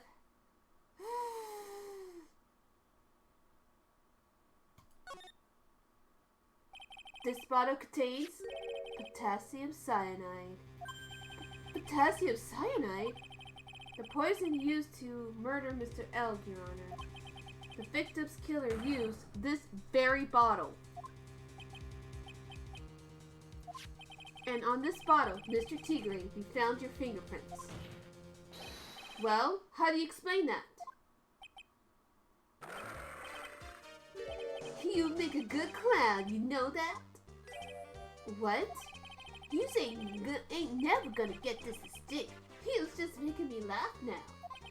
You think a cheap bluff like that is gonna fool the tiger? A bluff? I can see straight through you, Phoenix, right? That ain't the bottle with the cyanide in it. No, this is the bottle we found traces of the poison in.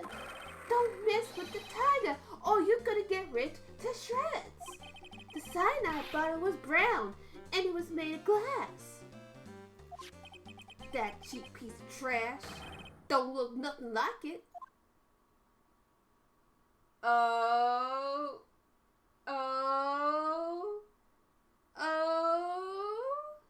We got him.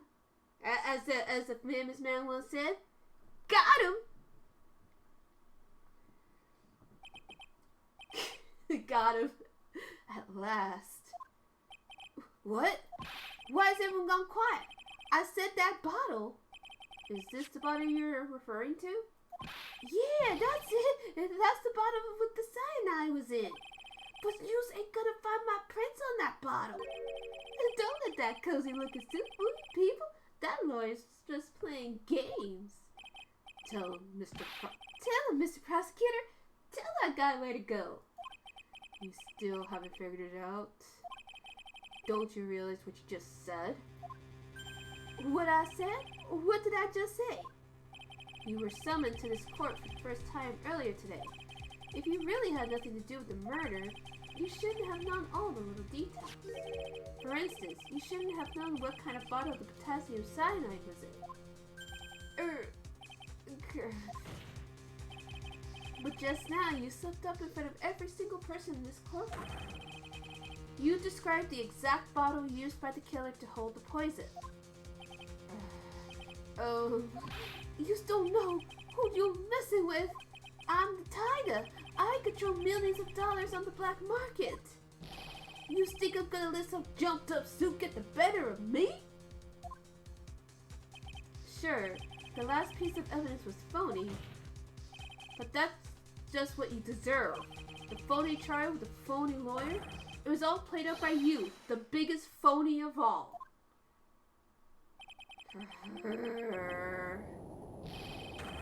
Look, there he goes. There goes somebody's uncle there.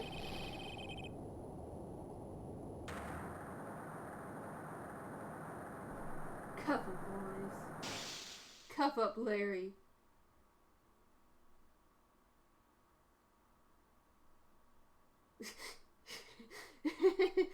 What's going on? I think he short out the power. It looks like a blackout. Well done, Trite. I saved my 17th cup of coffee just for you. Ow! Savor it. While you watch the police restrain your prey. Well, we verified a lot of things. Mr. Wright, you caught a tiger by his toe, but if this one hollers, he won't be let go. Boo! Now then, how are things going with Mr. Tigre, Mr. Godot? He is being arrested on suspicion of murder of Glenn Elg, Your Honor. Fortunately for us, he managed to rectify a very grave error. Miss Bird was found guilty in the absence of a genuine defense attorney. And that's your fault. That's y'all. Okay, that's on y'all. Yes, she was. And in the absence of genuine evidence. But the tiger made one mistake. Indeed. He very nearly got away with everything if it wasn't for that one slip of the tongue. Furio Tigre is truly a frightening criminal. Ha! The truly frightening one is that defense attorney over there. Godot. Well, I am now in position to deliver my verdict. This court finds the defendant, Maggie Bird, not guilty. Yay! Confetti in the courtroom! We did it, chat. Oh my god, we did it. That is all. This court is adjourned.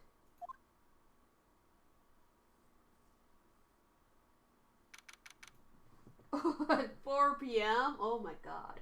Mr. Wright! I'm at a loss for words. Thank you, sir. Congratulations, Maggie. I was so mad when Mr. Wright landed me all that trouble a month ago, but now I feel like I can forgive him. Hey, that wasn't me, Maggie. That was the tiger. Look, Nick, in the doorway. Detective Gumshoe! Oh, guess I'll be heading off then. See you later, pal. Wait! Aw, baby. Detective Gumshoe. Oh, yeah. Congratulations, Maggie. Thanks. I knew you were innocent all along. Why didn't you say that in your testimony then? Huh? Oh, well, I was. Well, guess I'll be heading off then. See you around. Wait up, detective. He just ran off. Maggie, why are you being so hard on him? He busted his butt for you. It's thanks to him that we got the medication bottle. That wasn't even any of use. But it's only because Mr. Wright used it so cleverly. Detective Gumshoe was just running around in circles. Poor guy. Looks like she still isn't ready to forgive him. Can't you put in a good word for him, Nick? I mean, I kind of see where Maggie's coming from, because it's like, you're put on the stand and you're expected to tell the truth. And if someone believed so much that that she was telling the truth, he wouldn't basically hand the prosecution the case, right? So, like, it's troublesome. It's a very troublesome position to be in, but at the same time, did she forget that Gumshoe's a cop and that regardless, he has to give them the truth? He has to give the court the truth about, you know, the evidence and all this and that. So, yeah, Maya is right. I should help Gumshoe out. It's clear he needs it. Maggie? You know, Detective Gumshoe's been really worried about you through all of this. I wanted to believe that, sir. But on that first day of the trial, he practically gave the judge a free pass to lock me up. Damn. No, like, I feel like she's being a little too harsh on him, Mega Billiam. He didn't have any choice, Maggie. He's a detective. He has to report the facts. He doubted me, that's why. He thought I might have done it. I've got to prove to her that Gumshoe really cares about her. I know. I'll give her a little present to celebrate her freedom. Where is it? Oh, duh. The lunchbox. Here you go. Here you are. A present to celebrate your freedom. That's a present from Detective Gumshoe. Made with a ton of love. He said you lost weight and he was worried about you. Detective Gumshoe? I actually really like Wheaties, you know? Isn't that a mood? Did you guys hear that? I'm pretty hungry myself, you know? Yeah, that child dragged on a bit today, didn't it? Is it okay if I eat this now? Oh, Maggie. So, how is it, Maggie? It's really good. Aw, babies.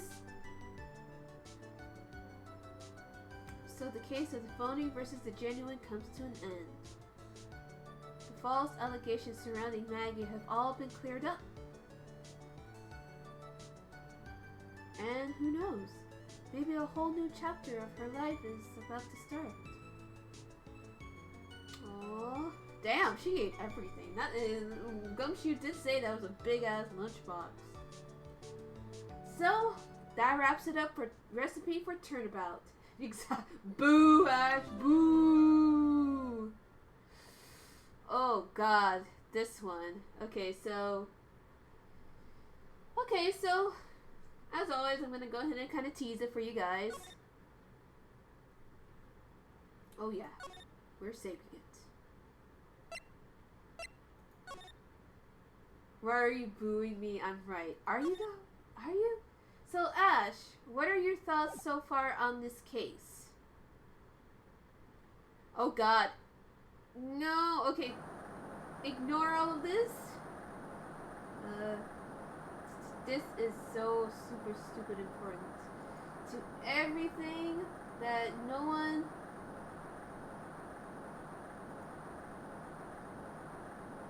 Tingle Nation rise. That's all you need to see. So, Ash, I just want to know what your thoughts are for the... What are your thoughts on this past case for a recipe for turnabout? Yes, it's Giant Tingle. Drawn by the lovely Ash, aka Spectre Theater.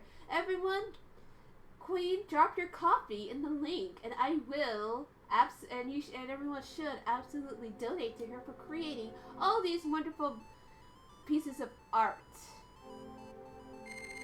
Queen, drop the coffee link. And ignore all the extra sounds. Actually, you know what? I'm gonna just mute it. Viola should have stabbed him. Honestly, that's valid. That is super valid. Honestly, like, I mean... He lied to her about so many things. Yes, people should donate to her Ko-fi link in the chat, and I'll link it on the YouTube video. You guys should absolutely do it. So yeah, that was recipe for turnabout. Thank you so much for joining me tonight. I am going to rest my throat and rest for the rest of the weekend. So, yeah. I love you guys so much. Thank you so much for the raid, Black Bellflower and Irokana. And I will get rest. Don't worry. Don't you worry. Don't you worry, Ash. I will get the rest. And, oh my god, you guys are in for the treat when it's Phoenix Strike time. So long. I love you guys so much. If it wasn't for you, I would not be here. You guys take care. Bye. Oh, and don't forget to follow, subscribe, and donate it. And once again, thank you so much, Ashigaru, for the $10 donation, and Serena SMG. Thank you so much for the follow. Don't worry, I did not forget you guys. I love you. Mwah. Bye.